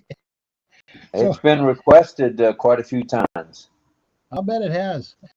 I was just thinking about, you were talking about co-ops, and there is a co-op store in here, and they do have an online site, so you can actually go online, which is kind of fun, and you can see what they actually they carry. We are a farming area, so we have corn and we have raspberries and potatoes, and it just goes on and on. There's a lot of we're in the Skagit Valley, which is some really great fertile stuff, so you get a lot of good things, and apples and tulips a big thing. But anyway, the marketing part of it here is, even locally here, we have a market every Saturday that opens up. They don't have anything online, but then I have a neighbor that actually has a business that every year she's got a huge garden, and she has other people that have gardens, and they bring their stuff to the gardens, and they all trade whatever they want. So I didn't know this until this has been going on for like 2 or 3 years, and she's only half a mile away. So I took my rhubarb and I cut because I like rhubarb, but I don't want to keep it. And I cut it and I take it up there and I wrap it up really nice and cellophane and everything, and I wash it and I bring it up to her, and they trade. So that's kind of cool. Anyway, I just think it's a great way to not have to save money. Well, actually, it won't cost me, but you get to trade with other people's stuff, and you get doesn't cost you anything. So I'm kind of frugal in that area. It's fun. All right, I noticed the chat. Greg Lakin says that he eventually will be shopping organic and with the co-op. Slow but surely. All right. Good stuff there, Greg. Thank you. Thank you. Patience 𝗗𝗍𝗃𝗃𝗃 coming in now. Welcome, Patience. Welcome, Patience. And let's go over to 𝗧𝗲𝗰𝗵 and McConaughey. Go ahead, kids. Thanks, Rob. I appreciate that. I posted the link for the loose bulk leaf teas that we used to use for many, many years here in Ohio. The lady ended up moving down to North Carolina, but she's still in business. I put the link for that tea shop in the chat. So if anybody wants any loose leaf tea, homegrown, obviously. She has all different flavors. She's great. But it's there in the chat if anybody is interested. Thanks, All Rob. right. Thank you. Appreciate it, DL. Thank you very much for that. All right, let's, where are we going next? Where in the world are we going? I got to look at the panel and see who's got a hand up, if anyone. Oh, I don't see any hands. Ha, ha, ha. You're going to make me do it, aren't you? All right. All right. Let's see. Let's see who hasn't said anything yet. And Go to 𝗧𝗲𝗰𝗵, him and his son.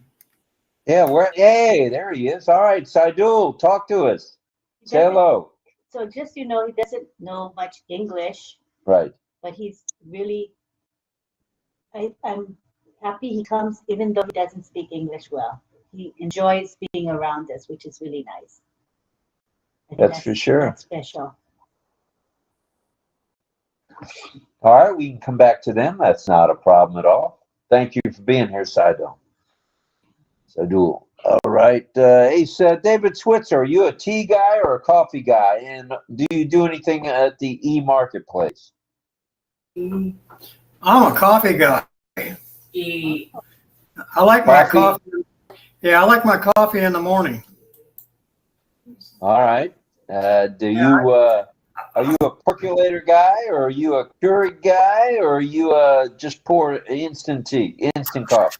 No, I like to put it in the coffee pot and percolate it, you know, that time. I like strong coffee too. Oh no, that tells me you probably drink it black. Yeah, I drink it black. Oh man. Yeah, that's the way to go, black. All right. So do you do anything online with the marketplace, e-marketplace? Like right now, or yeah, do you do anything like with Amazon or eBay or anything like that? Not doing anything like that. I'm kind of waiting for Unpassage, so really I'm not doing any kind of something like that. Well, you know, Unpassage's got a marketplace that's going to be huge. Yeah, that's what I'm waiting on. And that's where the song came, you can get anything that you want at Ashmafar's restaurant.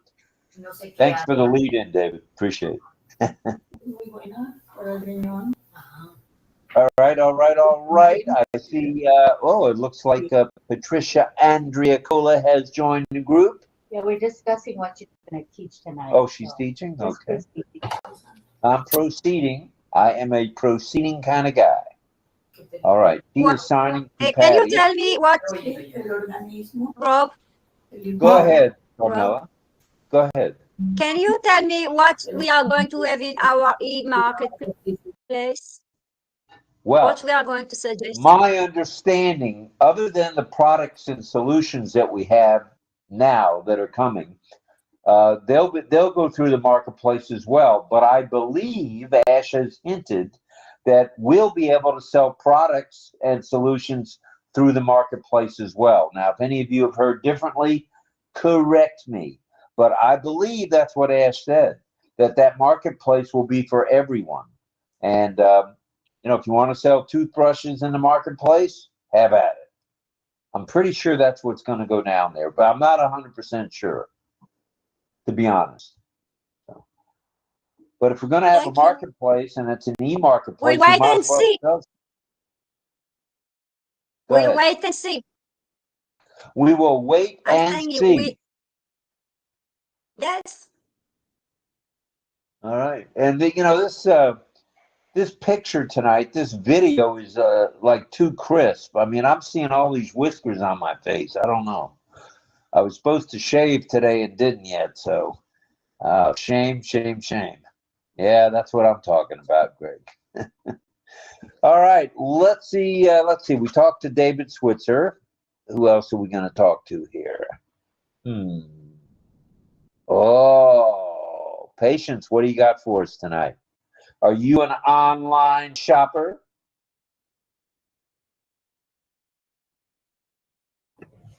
I don't have patience on online. So Patience doesn't have the patience to do online shopping. No. Don't tell me you gotta squeeze everything at the store. Is that what you do? You go to the grocery store? Most of the time, yes. I would say 80%. I have to go in person. Right. To shop. So if I have to buy anything online, I have to let my daughter do it for me. All right. Well, at least you have someone that can be your surrogate shopper. That's for sure. In fact, Mel might volunteer to be your surrogate shopper too. You might not get anything. It might all stay in the basket, but she could be your surrogate shopper. Yeah, as much as we can save. Sometimes, if you're not careful, you will tend to buy more because sometimes everything looks so nice. And I've not been lucky buying stuff online, so I decided not to even try anymore. That's all I want. All right. Well, thank you, Patience. We appreciate that. So that's one for the I don't do online marketplace stuff. Okay, that's cool. David doesn't either. He's waiting for on passive and its marketplace. And let's see who else we got here who might just have a comment on that. Let's see. Woo-wee. I see it. I seen the light. Okay. So we're going to have go ahead. I wanted to say one thing. What's going to change the marketplace, this online shopping, what's really, really going to change it, and that is drones. And it's going to happen. It's starting to. The drones will change the marketplace. Is that to say I can order it online and a drone's going to deliver it? Yeah, absolutely. Like in 2 minutes, you could be there, depending where it's coming from. Yeah. That's the next phase of marketing, and getting that stuff to those customers and doing it with a drone. Oh yeah. Well, I think there's probably a couple of marketers that have probably already have that in the works. Man, I'm gonna start using my drone to make some money. You better make sure you don't fly into the trees, though. I'll put a chainsaw on it. It's going to be interesting how it works because AI is going to be ahead of a lot of that. It's not going to be controlled by some guy in a controller. It's going to be AI actually taking the order, knowing the drone, and finding the product, having it loaded up to the drone or whatever, and the drone taking off and being flown by AI somewhere to this certain spot and dropping it off and coming back. Yeah, they just probably put your address in the computer or whatever and automatically just take off and take it right to that address. Yep. Oh, yeah. Wow. The Jetsons are here. The George Jetson. Yeah, they are, and small, even smaller than we thought. Well, that's for sure. But Patience, it's very do you want to say not something? more in the sky. It's there is no road limited. They can one go in the other, on the other, without the other. It's going to be a little bit problem. Who knows what's going to happen? But it's going to happen. I think they're doing things like that already in Dubai. With the drones? Wow. Yeah, I know they actually have. I've seen a video about having taxi drones in Dubai. Oh. It's already in the US, Greg. Huh? Yeah, it's already happening. So. But it's the people with money who has it. I saw two different ones. You know the way. Oh, it's scary. Wayne Brady on what's the show in the morning? Him and the other guy, Wayne Brady, I think his name is, black guy and a white guy. Yeah, yep. Yeah, so he accepted a parcel on drone. I saw him, and then when he waved to them and he went into his house, I saw that one and I saw another one. So it's already in the States, but it's for those who can afford, like people who have the money. You mean people ride the drone? Is what you're saying is they ride the drone? No, the drone delivers, and then they wait outside the door and just pick up the parcel, and they wave to the drone back off in the air. I guess somebody's in that drone delivering. A person is in the drone? No. No? No, I don't think there's a person in the drone. The drone is able to deliver it to the location very quickly. So one thing it'll change is, you know how when they deliver now and a human comes up and drops it on your porch and leaves it there and it gets stolen. That's happening all the time. The thing about the drone deliveries will be it happens so quickly that you only will order something that's going to come by the drone when you're right there and you don't have to worry about it being left on your porch. Or what they mean possibly by the wealthy is you will have some type of container that will be out in the front of your house, and in some way it will automatically open. The drone will automatically put the thing or whatever it is into the container, closes it so it's safe, and the drone splits. But it'll all be done without humans. I mean, not gonna be like people driving the drone or anything like that. I don't think so. I don't know, but I saw the drone chop it off, and Yeah. and then he waved, and up goes the drone back in the air. I thought somebody was in there. I saw that too, actually, Melanie, and that is somebody delivering something in a drone. I saw that. But as far as a lot of people, no, they're going to have small drones because a lot of people only need small items, maybe 5 pounds or less. And you'd be surprised. I may do it. Huh? You'll do it? I may do it. I'm into it. I may do it. Now, how would they control that traffic? It's all GPS. Mm-hmm. Everything will be GPS, that's for sure. So the drones will never run into each other? No. I'm asking how they will control that traffic. It's just kind of like the same technology that you have with cars nowadays. We have turn signals, and people in their mirrors, they have a light that comes on when the car is coming up on them, so that's in that zone. So it'll be the same idea, but it's probably detected a lot closer because they're going at a lot faster speed. Well, maybe not. I don't know. But cars, you know how it is with nowadays. A little light will come on your mirror if you have that kind of car, if you have a newer car, and saying that there's a car getting ready to pass you. And there's a certain zone there that they deal with. And that's basically AI technology. So this is going to be like air traffic control with drones and AI. Yeah. I wonder if that's going to be coming. I know this is the cart ahead of the horse, but having air traffic control handled totally by AI. That's a possibility, I suppose. Because these planes, I've got a friend who's a pilot for United. He said when he started flying the 737, it was all hands-on. He says now they push buttons and the plane just about takes off and lands itself. Yeah, I wouldn't doubt that at all. And he sits there, he's got a joystick. He used to have I call it a steering wheel, but I know it's not. It's whatever they call that in the jets. Yeah. And now all he's got is a joystick on the left side. It's like a video game for him. And he's flying this 757 all over the world with a joystick. Yeah.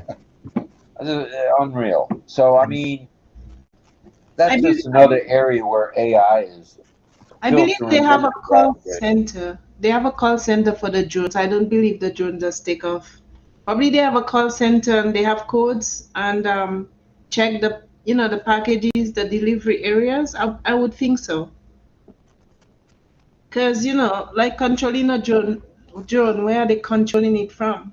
For it to get to the right address, it has to be a call center where they have people, specialists who are trained to control it from the control, whatever, tower, whatever, wherever they are. Well, let me tell you something, Mel. think about the automatic cars, self-driving cars they have out there today, okay? Self-driving cars, there's nobody in those cars. It's the same idea with a drone. Nobody's going to control that thing. And basically, you set it on a path to go, and it follows the path and comes back. And it won't be controlled by a human. It'll be controlled by AI. Some AI will take the order. It'll fill the order. It'll set the drone up, and it'll go away and come back, all under that AI that's controlling that drone. Yeah, it's the same idea as pilot-free cars. Now, you've seen what happens when something goes down and you got all these cars in a big pile. I've seen that already. So it's going to be interesting, the future with the AI and delivering stuff, you know, for our marketplace. But I know that's coming, for sure coming. I can't wait to see the flying cars and the flying buses, because I saw it's coming. We have a video about it, and the bus comes from the air and it goes down to the side, picks up the passenger, and off they go. Yeah. And they are the taxi too. So that's coming. Anything they portray in little movies, it comes to life. I know this. So it's coming. Well, look at the Jetsons, all right? Yeah.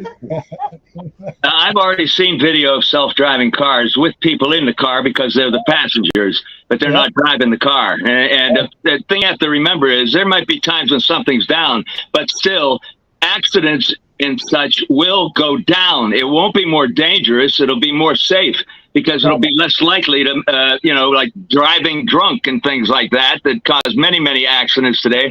All that stuff's going to be gone. So it'll actually probably have less casualties when it's totally in control. And I mean, I don't know what it's going to be like exactly because it'll take a while before it's all completely like that, but it's coming. I've seen video of actual, cars without anybody driving it. They're just sitting in the car and the car is driving itself on the highway, Yeah. So they got it. You won't get me to let go of the wheel. It still scares me. I keep hearing that they're trying in Arizona, correct me if I'm wrong on this, to have tractor trailers making deliveries. And you're talking 80,000 pounds with the truck and the trailer and the freight coming down the highway at you at 80 miles, 70 miles an hour. Yeah. Quite frankly, I don't see that as safe. I'm sorry, I don't. Well, okay. So I think they have sensors. Well, I know they have sensors. Yeah. You got truck drivers that are fatigued, that are overdriving their hours. They actually have to limit them so that it's safer. I don't think it's really going to be an issue of safety. I really don't. I think that things like that will be ultimately safer. I mean, right now it's hard to think of, but I think it will actually be safer. Well, now people are not driving over unless they have got a special compensation from the state where their license is. There's electronic logs, and it will shut the truck off when the driver's out of hours. So my son is in that business, and he's had trucks shut down at a rest area 8 miles from their delivery for 8 hours, making the delivery late. So I know that's happening. And that's got to have something to do with AI, too, if you think about it. Electronic logs. Yeah, you know what? That's good. They're coming all this fancy stuff. But I'll tell you what, you have a car like that, I guarantee you the government's going to know everything about you. They're going to know where you're at. They're going to know if you're drinking or not, because they're going to shut you down if you've been drinking, or maybe they're going to know that you drove too many hours and they're going to shut you down. I guarantee you the government's going to know everything about you driving that car. And sometimes even there's a notification for you to take a break whilst you are driving. And if there's a car in front of you and you are speeding and you are getting too close to the car starts beeping.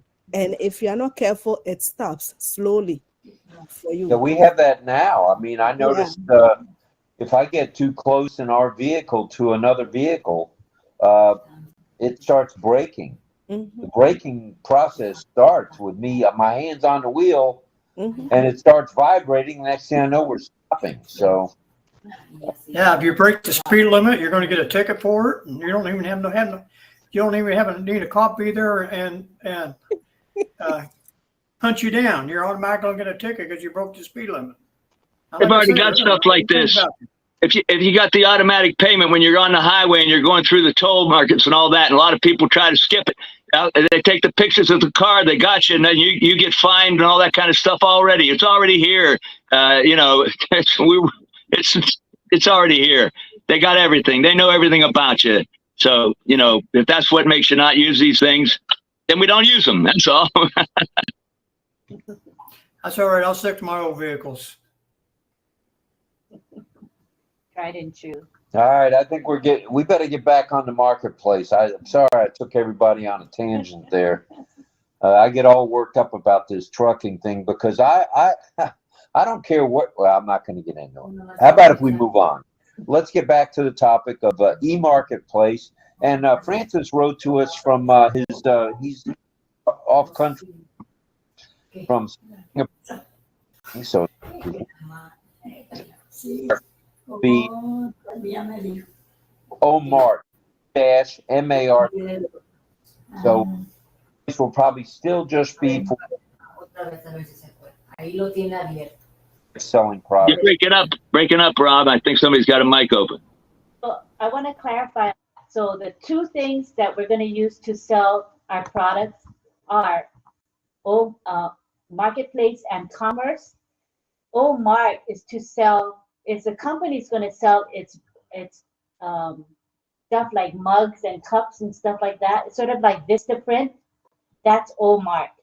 Okay. Okay, so I know that for a fact. So Mart is where if we want to get T-shirts, we want to get caps or cups from the company, we will buy them through Mart. But commerce and marketplace are going to be the places where we can sell our things. For example, if you have a health food MLM or affiliate program and you want to sell your stuff, you would go to one of those two platforms to sell your things, to make money, besides doing Unpassive, if you happen to have other things. And many people do have other things other than Unpassive that they've been doing all along. Welcome to Bruce. Bruce is coming in.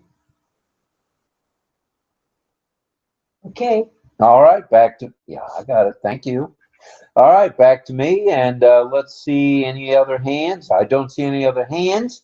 That leads me to believe it's time for Patricia Andrea Cola.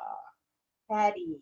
Patty. Patty's going to be teaching conversational signs, so you can actually converse with a deaf person instead of just words. So I thought that would be something different where we can actually teach you how to ask someone a question and how to respond. So we'll go, back and forth. So Patty has some ideas of what she wants to teach tonight. All right. And I think that we have her thing is big enough. Can you guys see her signing? Is it clear enough with her in the grid, in the actual main page? Can you see her well enough?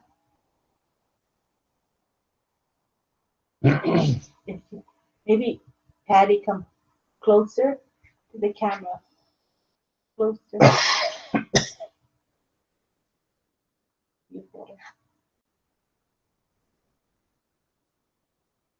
Okay, so we'll try. Let us know if you cannot see her well enough, then we'll do this.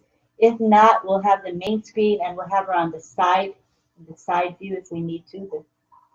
So I don't know. I think for now we'll just keep it like this. See how it works. Okay.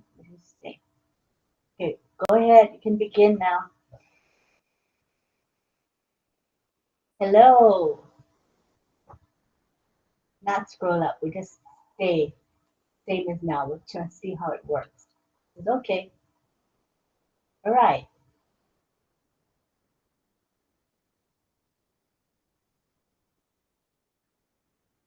Can I pick? I want to pick a lady here. Mel. I'm going to pick Mel. Mel. Okay. She's picked you. Okay. All right. Go ahead. Go ahead. How are you?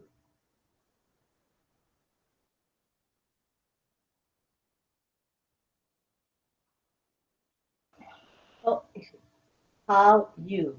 Just Mel, she's saying, how are you? So it's how you means how are you?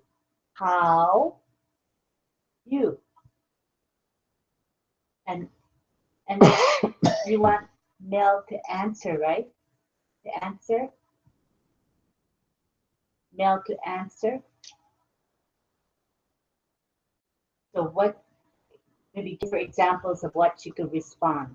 Like fine or tired, or give her examples.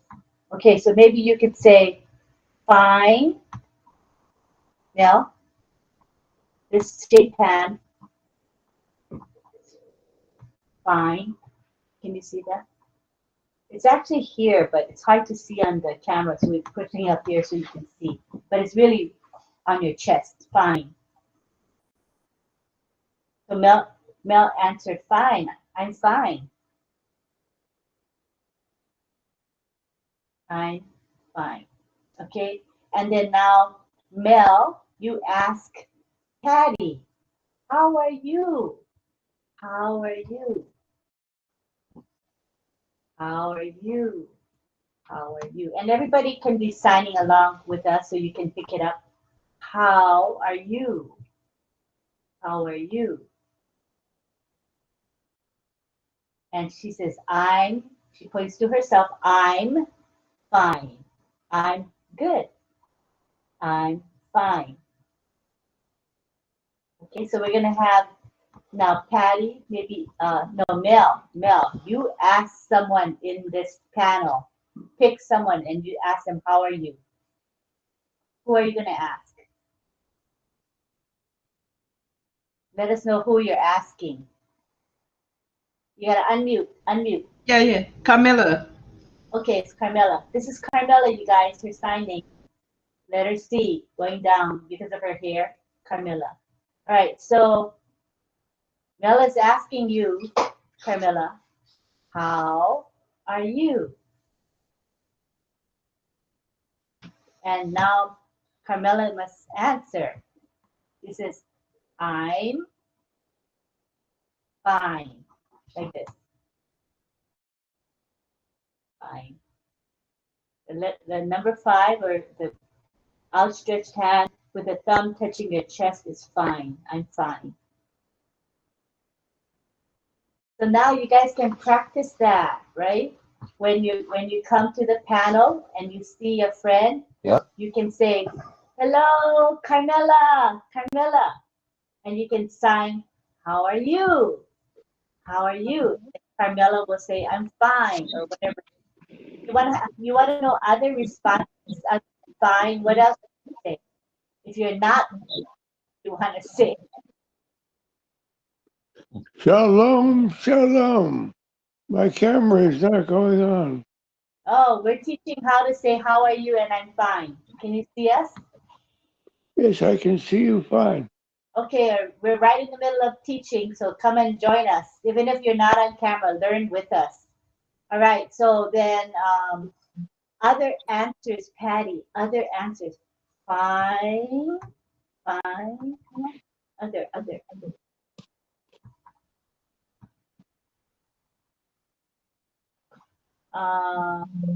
All of you, oh, it's hard.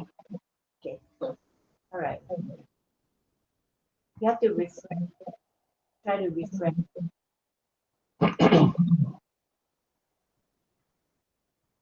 All of the back are off. Oh, he says with this background that we're using, it's very difficult to see you signing. If people are not using the background, she says it's easier for her to see when we sign. I understand. Yeah. I think the yellow is hard. Yellow, hard for deaf. Yeah. Okay, we understand. Want me to continue? Maybe I'll teach a little bit. How about teaching? Let's teach my name is. All right. So it's going to be my on your chest, this shape, hand shape on your chest, my, and the sign for name is two of these hand shapes, the letter H, and you tap one hand on the other. Tap, tap. Wait. Tap, tap. Name. Name. Yeah, everybody's doing it right. Tap, tap, tap. 2 times. My name. And you don't sign is because that's not part of the language. You just say my name and then you spell your name. So, for example, you might say John, John. And then John will respond by saying, what's your name? And this is how you sign it in American Sign Language. Your name what? Yeah, because remember now, American Sign Language is not English. It's not signs in English order. It's a totally different language with its own grammar, its own structure. So you're going to say, your name what? What?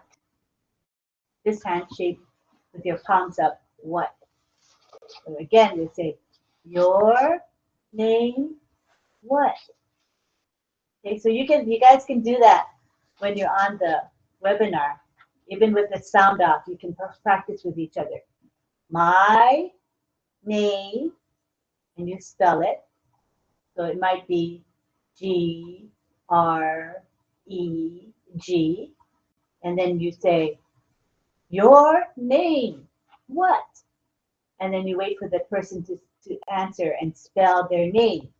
Then the next question you might ask, you might say to them, my sign name is, and this is how you say my sign name is. My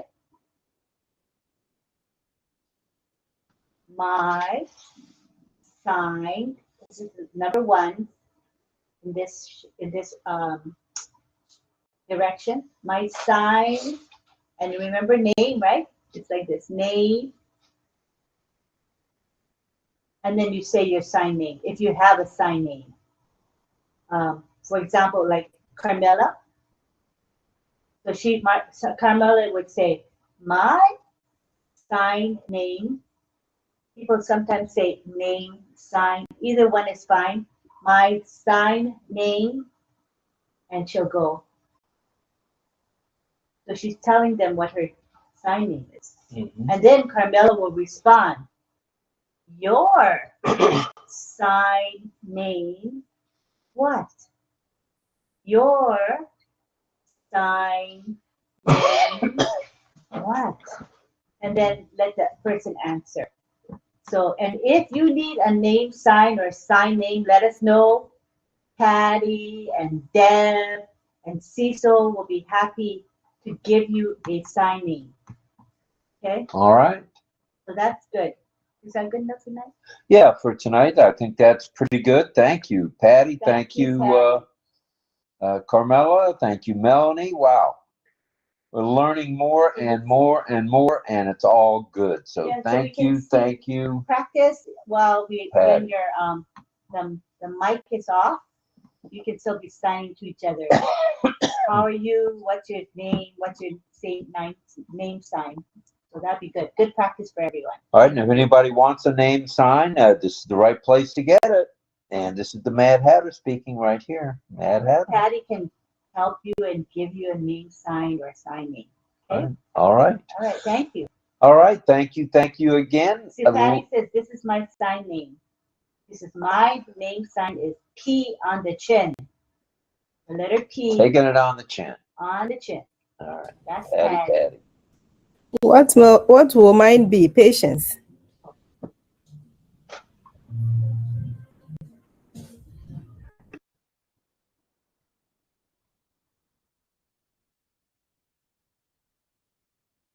Can you come on camera?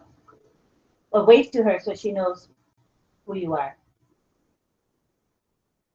Patience. My name is P on the chin because I'm sweet. This is the sign for sweet. So you put a P there, and that's how I got my sign name. Okay, so now someone needs a name sign. Who?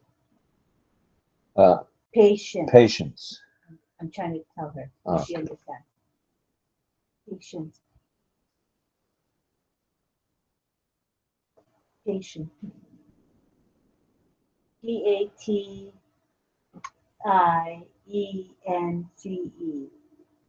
Her name is like the word patience, but she needs a name signing.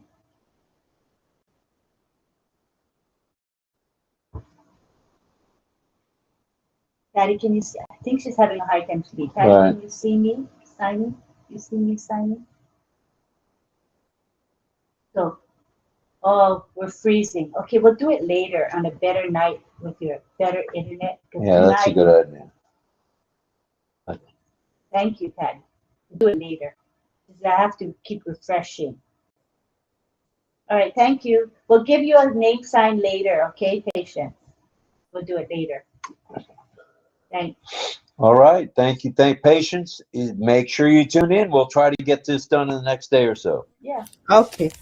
All right. Thank you. All right. I think it's time for the one and only baritone in the house tonight, Mr. 𝗗𝗿𝗃𝗃𝗃. Go ahead there. Okay.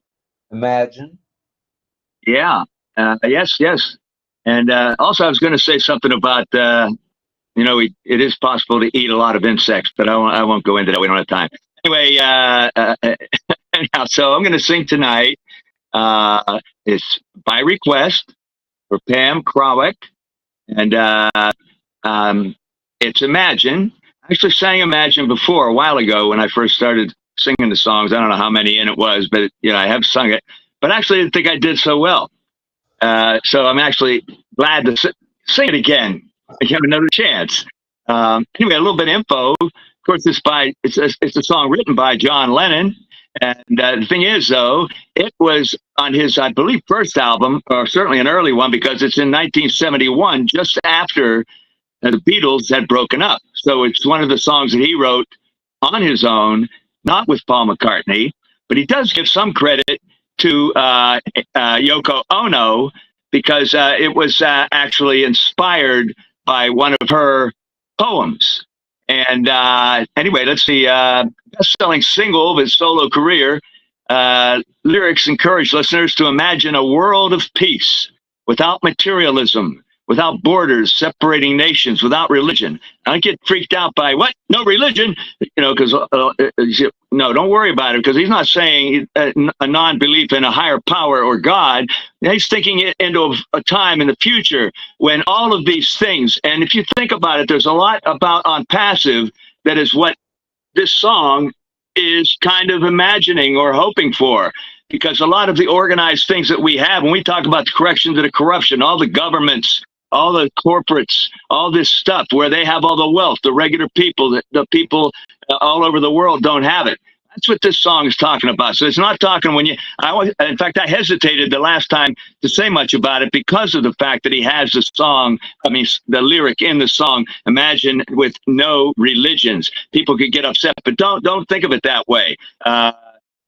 It's bigger than that. It's organized religion, because if you think about it, there are many religions that were even started by men. If you didn't like one religion, you started your own. Or even the Catholic religion, there's Protestant religions. Those all came from men that were or people that were dissatisfied with the Roman Catholic religion, and they started some of the Protestant religions. So that's more what Lennon's talking about. All the religions organized.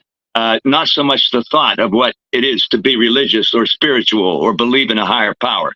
So, see if there's anything else I want to say about it. Hold on. Yeah, that's about it. It just encourages listeners to imagine a world of peace without the things that divide us. And then he says nationality, religion, and material possessions. So I think that's enough, though, just to talk about a little bit what the song really means. And so hopefully now, if everything's working, I think my sound, the Bluetooth looks okay. And I think we're ready to go. Oh, wow. I love that one. I don't have to make an adjustment. So here is, by request, John Lennon's Imagine.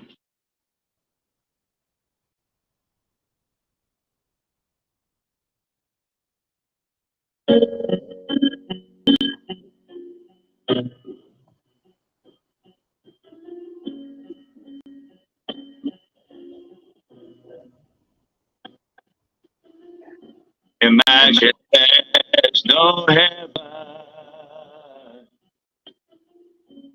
It's easy if you try. No hell below us, above us, only sky. Imagine all the people living for today. Imagine there's no countries. It isn't hard to do. Nothing to kill or die for. And no religion too. Imagine all the people living life in peace. You may say I'm a dreamer, but I'm not the only one. I hope someday you'll join us, and the world will be as one. Imagine no possessions. I wonder if you can.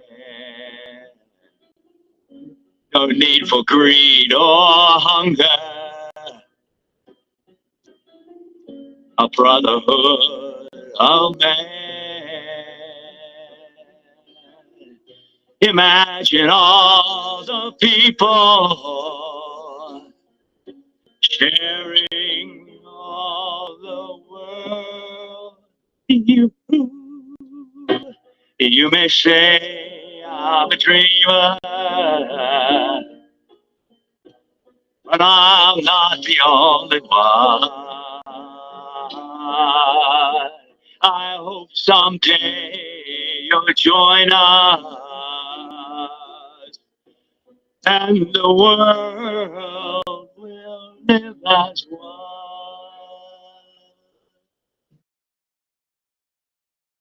That's it. Thank you. All right, John. Thank you. Thank you. Thank you. We're not on mute. All right. Thank you, John. Love you. Love your song. That's a wonderful song, John, with a lot of meaning for a lot of us. Very well. Thank you. Wonderful song, John. Thank you very much. Very good, John. Thank you. Nicely done, John. And we have, just letting you know, Joseph D'Souza is here. Hi, Joseph. Welcome, Joseph. Welcome. Nice to have you with us. Very nice. Well, all righty. It's been a good night. We talked about e-marketplace. We got a bunch of ideas on how people shop online and shop in the e-marketplace. And we hope you got a little bit of value out of that, talking about the security that's involved and what it does to protect us. So I think the e-marketplace is here to stay for sure. So that all being said, we'll go around the room. If anybody wants to have any parting comments, go ahead and just shout it out. Thank you, John. Great song. I love it. The Beatles it's the Beatles, and I love the Beatles, old song of Beatles. It puts me in my history, and I really love it. And thank you very much. You bring me to my history. Thank you. All right. Anybody else? Go ahead. Thank you very much, Rob and Lynn, for the night lives, night after night. Always a pleasure to be on. And I finish at it. As soon as I finish, I switch over to your live. John, we are your fans. Like, lovely song. I love John Lennon's song. It's a nice song. That's a very nice song, actually. It's a song that is in my soul. So when you were singing it, I was singing inside. So thank you for that lovely song. And everybody else, like we are family, as I always said, we know that. So it's good to be here, and it's good to be in the midst of a nice global. We are global because there's people from all over, really and truly, and the discussions pop in night after night after night. So thank you very much. That's a lot. Thank you for the laughter medicine, Mel. That was great. I'll tell you what, it healed a lot of good stuff from today. Thank you so much, John. Yeah, I'll quickly say, I had lost my sense of laughter. I used to laugh, but more like a grin after a while, because life events, when they pass you by, you become stiff-faced. Since I joined a passive, I find myself just laughing or giggling at any little things, and I'm happy that I'm doing that. That's I good. can't get out of my spirit. So that's wonderful. And Greg's absolutely right about the red dye and the licorice thing and all that. And my point was I wasn't going to say anything. I was going to say, Rob, close your ears, because there's a whole list of insects that are commonly eaten all over the world by many countries and cultures, and you hear some of them. I won't say anything. You go, oh my God, but yeah, insects are. Some people think they're kind of tasty and they're good for you. There are you some guys food make me grade. stop my licorice. I can't finish it today. They also use that red color for tile. Actually. Wow. Oh, boy. I want to say, now Anita Frowenshaw, she's in the Facebook live, which is nice, and she says, John Gorilla, lovely song. And she also says, hi, Lynn, thank you for your lovely show. It brings joy to others. So, and Anita says, Mel, keep smiling. You are loved. So I'm glad Anita could participate tonight via the Facebook chat. That's really nice. And we also see some others there as well. So welcome to all. Richard Macias is there. Kenza Masaudi is there. Sarkar Manik. These are all names that are familiar to us. Hello to Rambabu Koneru and Subash Kial. And Robin Nath is here, as well as Earl Ferrer and Raj Shekhar, 𝗗𝗿𝗶𝗃𝗃𝗏𝗃𝗃. Mohammed Rasal Islam is watching as well. Alan Carr is there. So we really have a good turnout on Facebook tonight. So we appreciate you joining us. And we appreciate you all. Wherever you're watching us, I appreciate you, everyone. Thank you. All righty, so let me say from the cockpit here, it's been a nice flight tonight, not too bumpy. What's that? And as Lynn said, we're going to have a group picture. So here we go. Get ready? Picture, Patty. Ready? We can do everybody saying I love you. Picture now. Ready? Okay, let's sign I love you. Regular I love you. Patty, I think she's frozen. Sign. Okay. 2 hands, 1 hand, and then we'll wait. Okay? Are you guys ready? Ready? Everybody got it. Oh, you guys got it down. 1, 2, 3. Smile. Very nice. Bueno, like Pedro says. All right, everybody. Thank you. Thank you for being here. What a grand party tonight was. Everybody that participated, that's great. Anybody that showed up on the panel, that's great too. A lot of chat, over 480 in the YouTube chat. That's pretty remarkable. And chat-wise here, we had 279 in comments. Not too shabby. And like I want to just see if Joseph wanted to say something. He came to the panel and might want to just say hi to us or something, Joseph. Namaste, brother. Brother, good morning. It's early morning here in India. and it's late night for you all. And Brother John, he's got a lovely voice at this age. Very good. And without any breakage in this thing. He has sung the song very well. Thank you so much. Thank you so much. Very good singing, brother. Love it. And we are all in it to win it, brother. Okay, back to you all. Thank you, Joseph. Joseph, thank you, and have a good Sunday there in India, please. And let's see if Srijit wants to say something. He's here. Srijit, bring it, brother. Bring it, brother. Say a few words to us, Srijit. Hello, everyone. Hi, John. It's a very fantastic song, a lovely song. I love it. I love and listened to it and enjoyed it a lot. It's really touched my heart. It's really fantastic. Thank you very much. And thanks. I want to thank everyone for making today's program wonderful and sharing their knowledge, valuable knowledge. We are growing day by day, and that's all. Fantastic. Thank you. Thank you, Srijit. We appreciate you, brother. That's beautiful. Have a good Sunday there in India. Thank you. Anybody else before we hang up the hat here? And also, I want to let you know that the live stream of this show is going to end, but we keep the live stream running. And what we do is we play a prior show. So last night's show will be playing for a couple hours on our YouTube live. So if you want to come down and socialize there, feel free to do so. Thank you. Well, all righty. Again, thank you to everybody. Stay tuned tomorrow at 9 a.m. 9:30 a.m. Eastern Daylight Time. Look for Sifu Francis. It's the OP Future Internet Family webinar. And All we'll right. be speaking about SaaS. So please join us. And Francis is an expert there. And then check your listings for anybody else that might be on tomorrow. And you know where we'll be at 8 o'clock sharp. Maybe give or take a minute or two. RobLynn Live and Ali. The Wonder Dog. So again, thank you to everybody. Salute to all active duty military. Salute to all military veterans. Salute to all first responders. And here we go. Salute to every one of you. Thank you for being here. You guys make our world. Thank you. Thank you so much. We appreciate Unmute and let's all say arrivederci. Thanks for the song, John. Well done. Appreciate you. Arrivederci. Good night, Good everybody. night, everyone. Good night, everyone. Good night, everybody, from St. Petersburg, Florida. Good night. Love you. Love you. See you tomorrow, 9:30.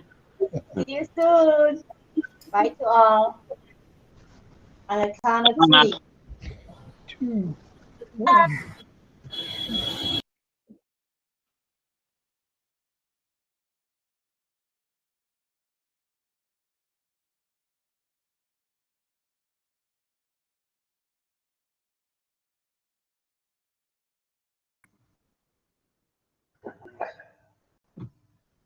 You know what that means. If the host started recording, it's time for another edition of RobLynn Live and Ali. The Wonder Dog. That's him, the one, the only, the guy whose skin is clearing up, the doggy with the mostest. He's looking much better, I might say. And we got his eye drops, his eye salve, I should say. So his eye is open, not swollen, partially shut. And that's good. It's not weeping anymore, thanks to Lynn putting the eye medicine in. So thank you to Tyrone Veterinary and to Miss Nakamoto. This is day 648. It's Saturday. It's June 1. Who'd ever thought? June 1 June 2024. This is RobLynn Live and Ali. The Wonder Dog. That's him. Ali the Wonder Dog. This is RobLynn Live with today's news today. We're going to bring you up to date on a couple items and just want to know one thing. Do you, RobLynn Live? Greg Hill asked me to ask you, do you, RobLynn Live? If you don't, you should. And if you won't, you could. So let's get after it. Let's be a RobLynn Live. Where you belong. Hundreds and hundreds and hundreds of others are. So you should be too. All right. Enough said on that subject. And let's go to RobLynnLive.com. Yeah, that's Lynn B.A. Nakamoto's registration page. As you know, we don't often advertise other than every day that you folks can sign up on Lynn's organization. Up to you. You certainly don't have to. But should you want to do that, go to RobLynnLive.com. And what happens then? Up pops Lynn's registration page, Lynn B.A. Nakamoto, and all you got to do is fill it out. You get yourself an O-mail. With that O-mail comes a password. With that O-mail and password comes a O-net and O-trim, all free for thee and me. So get after it. Get it done. You need to be there. It doesn't cost you anything. Now, should you want to subscribe to OConnect, which everybody else does, why shouldn't you? All you got to do is go to RobLynnLive.com. Get yourself registered. That's all I'm going to say on that tonight. All right. It's day 648. That's 648 consecutive RobLynn Lives without a miss. I was sick for 2 of them and still showed up. Lynn was sick a couple times. She still showed up. So our heart is here. Our heart is in the right place, so we feel. So, good morning, good afternoon, and good evening, everybody. Welcome, welcome, welcome to the RobLynn Network and its presentation of RobLynn Live and Ali. The Wonder Dog. That would be him. Tonight's topic, if I might add, is E-Marketplace. E-Marketplace, the phenomenon. Ooh, and you thought we were going to just talk about Skittles and eating candy, didn't you? Well, no, no, no, no, no. Tonight we're talking E-Marketplace. We're going to delve into what's involved with E-Marketplace. We're going to delve into the security involved, which will wrap up our talk this evening, because I think you need to know these things. And by having them towards the end of the presentation, they'll stick with you. And that's how we do things at RobLynn Live. We are a variety chat. We feel we're one of the best. Maybe we are the best variety chat. Well, we may think so, but we're good. And you're good for being here, and we appreciate you there. Let's remember that after the little talk we'll do on the E-Marketplace phenomenon, it'll be followed by community time, a bit of signing, should any of our deaf community come in tonight, and a song. That's right, a song by JJB Tin Man, a.k.a. John Barilla. He already announced what it's going to be. John Barilla. He already announced what it's going to be? What, imagine? It's dedicated to Pam Krawick. Upon Whoa, wowza, wowza, wowza, Johnny. He's singing Imagine. Imagine. That's the Beatles. That's the Beatles. It's a beautiful song. All right. Well, let's talk a little bit about tonight, shall we? But first, before we do, please pray for Ash and his family, which includes his lovely wife, Ashmahan. Also includes Omar and Yusuf, his boys. And I don't know that they have a dog, so let's just say the family. And what you need to do is also pray for not just them, but the support, media, and staff teams around the globe for their continued good health and safety. That's how we roll at RobLynn Live. We are all inclusive. We don't have a WhatsApp or a messenger thing where people are excluded like some others.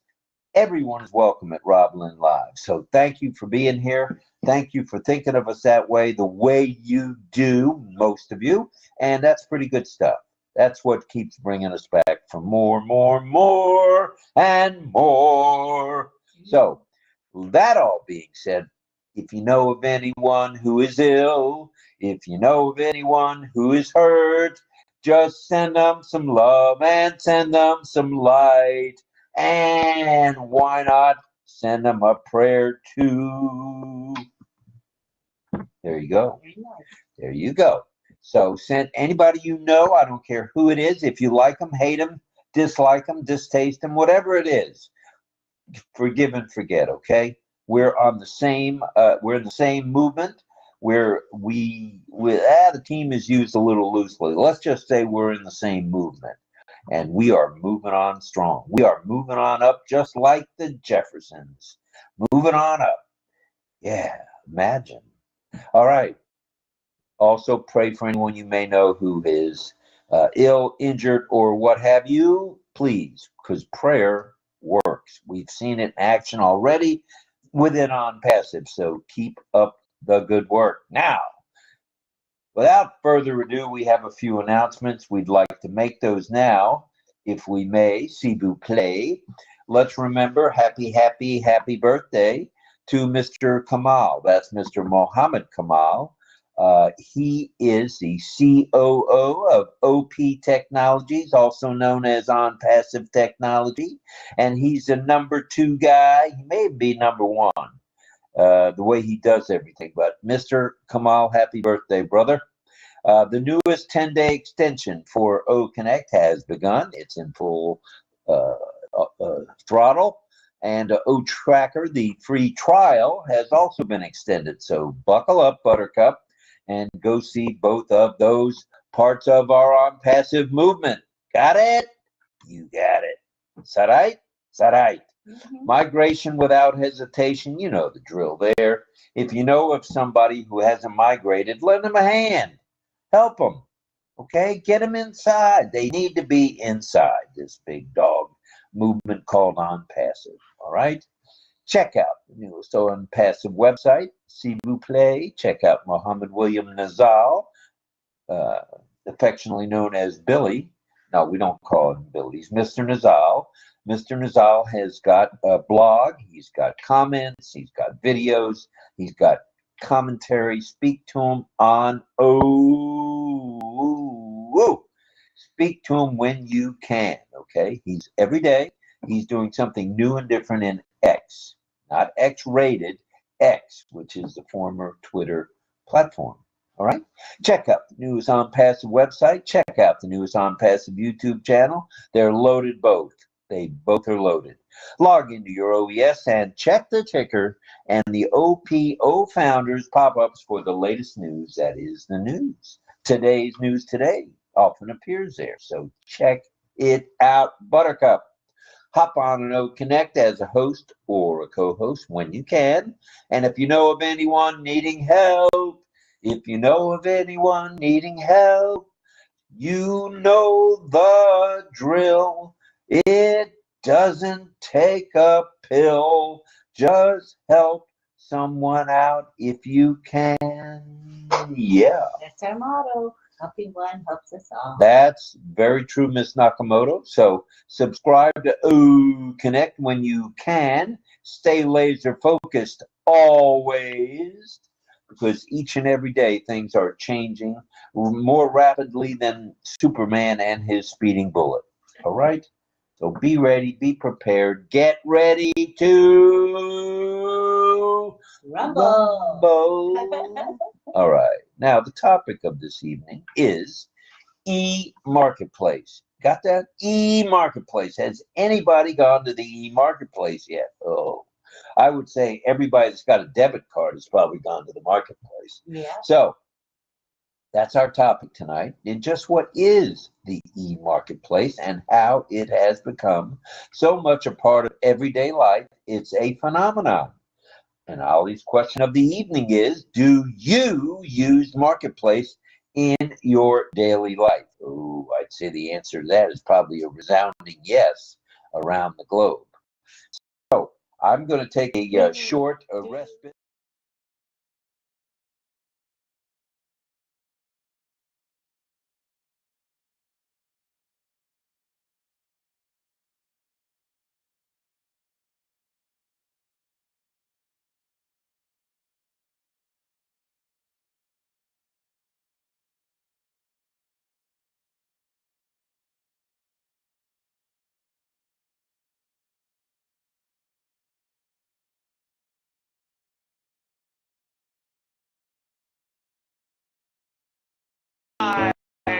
right now. Updates, panels, info, fun, variety talk show. It's the one. Like on Passive, it's delicious. It's on Passilicious. It's RobLynn live right now. Updates, panels, info, fun, variety talk show. It's the one. Like on Passive, it's delicious. It's on Passilicious. It's RobLynn live right now. Updates, panels, info, fun, variety talk show. It's the one. Like on Passive, it's delicious. It's on Passilicious. It's RobLynn live right now. Updates, panels, info, fun, variety talk show. It's the one. Like on Passive, it's delicious. It's on Passilicious.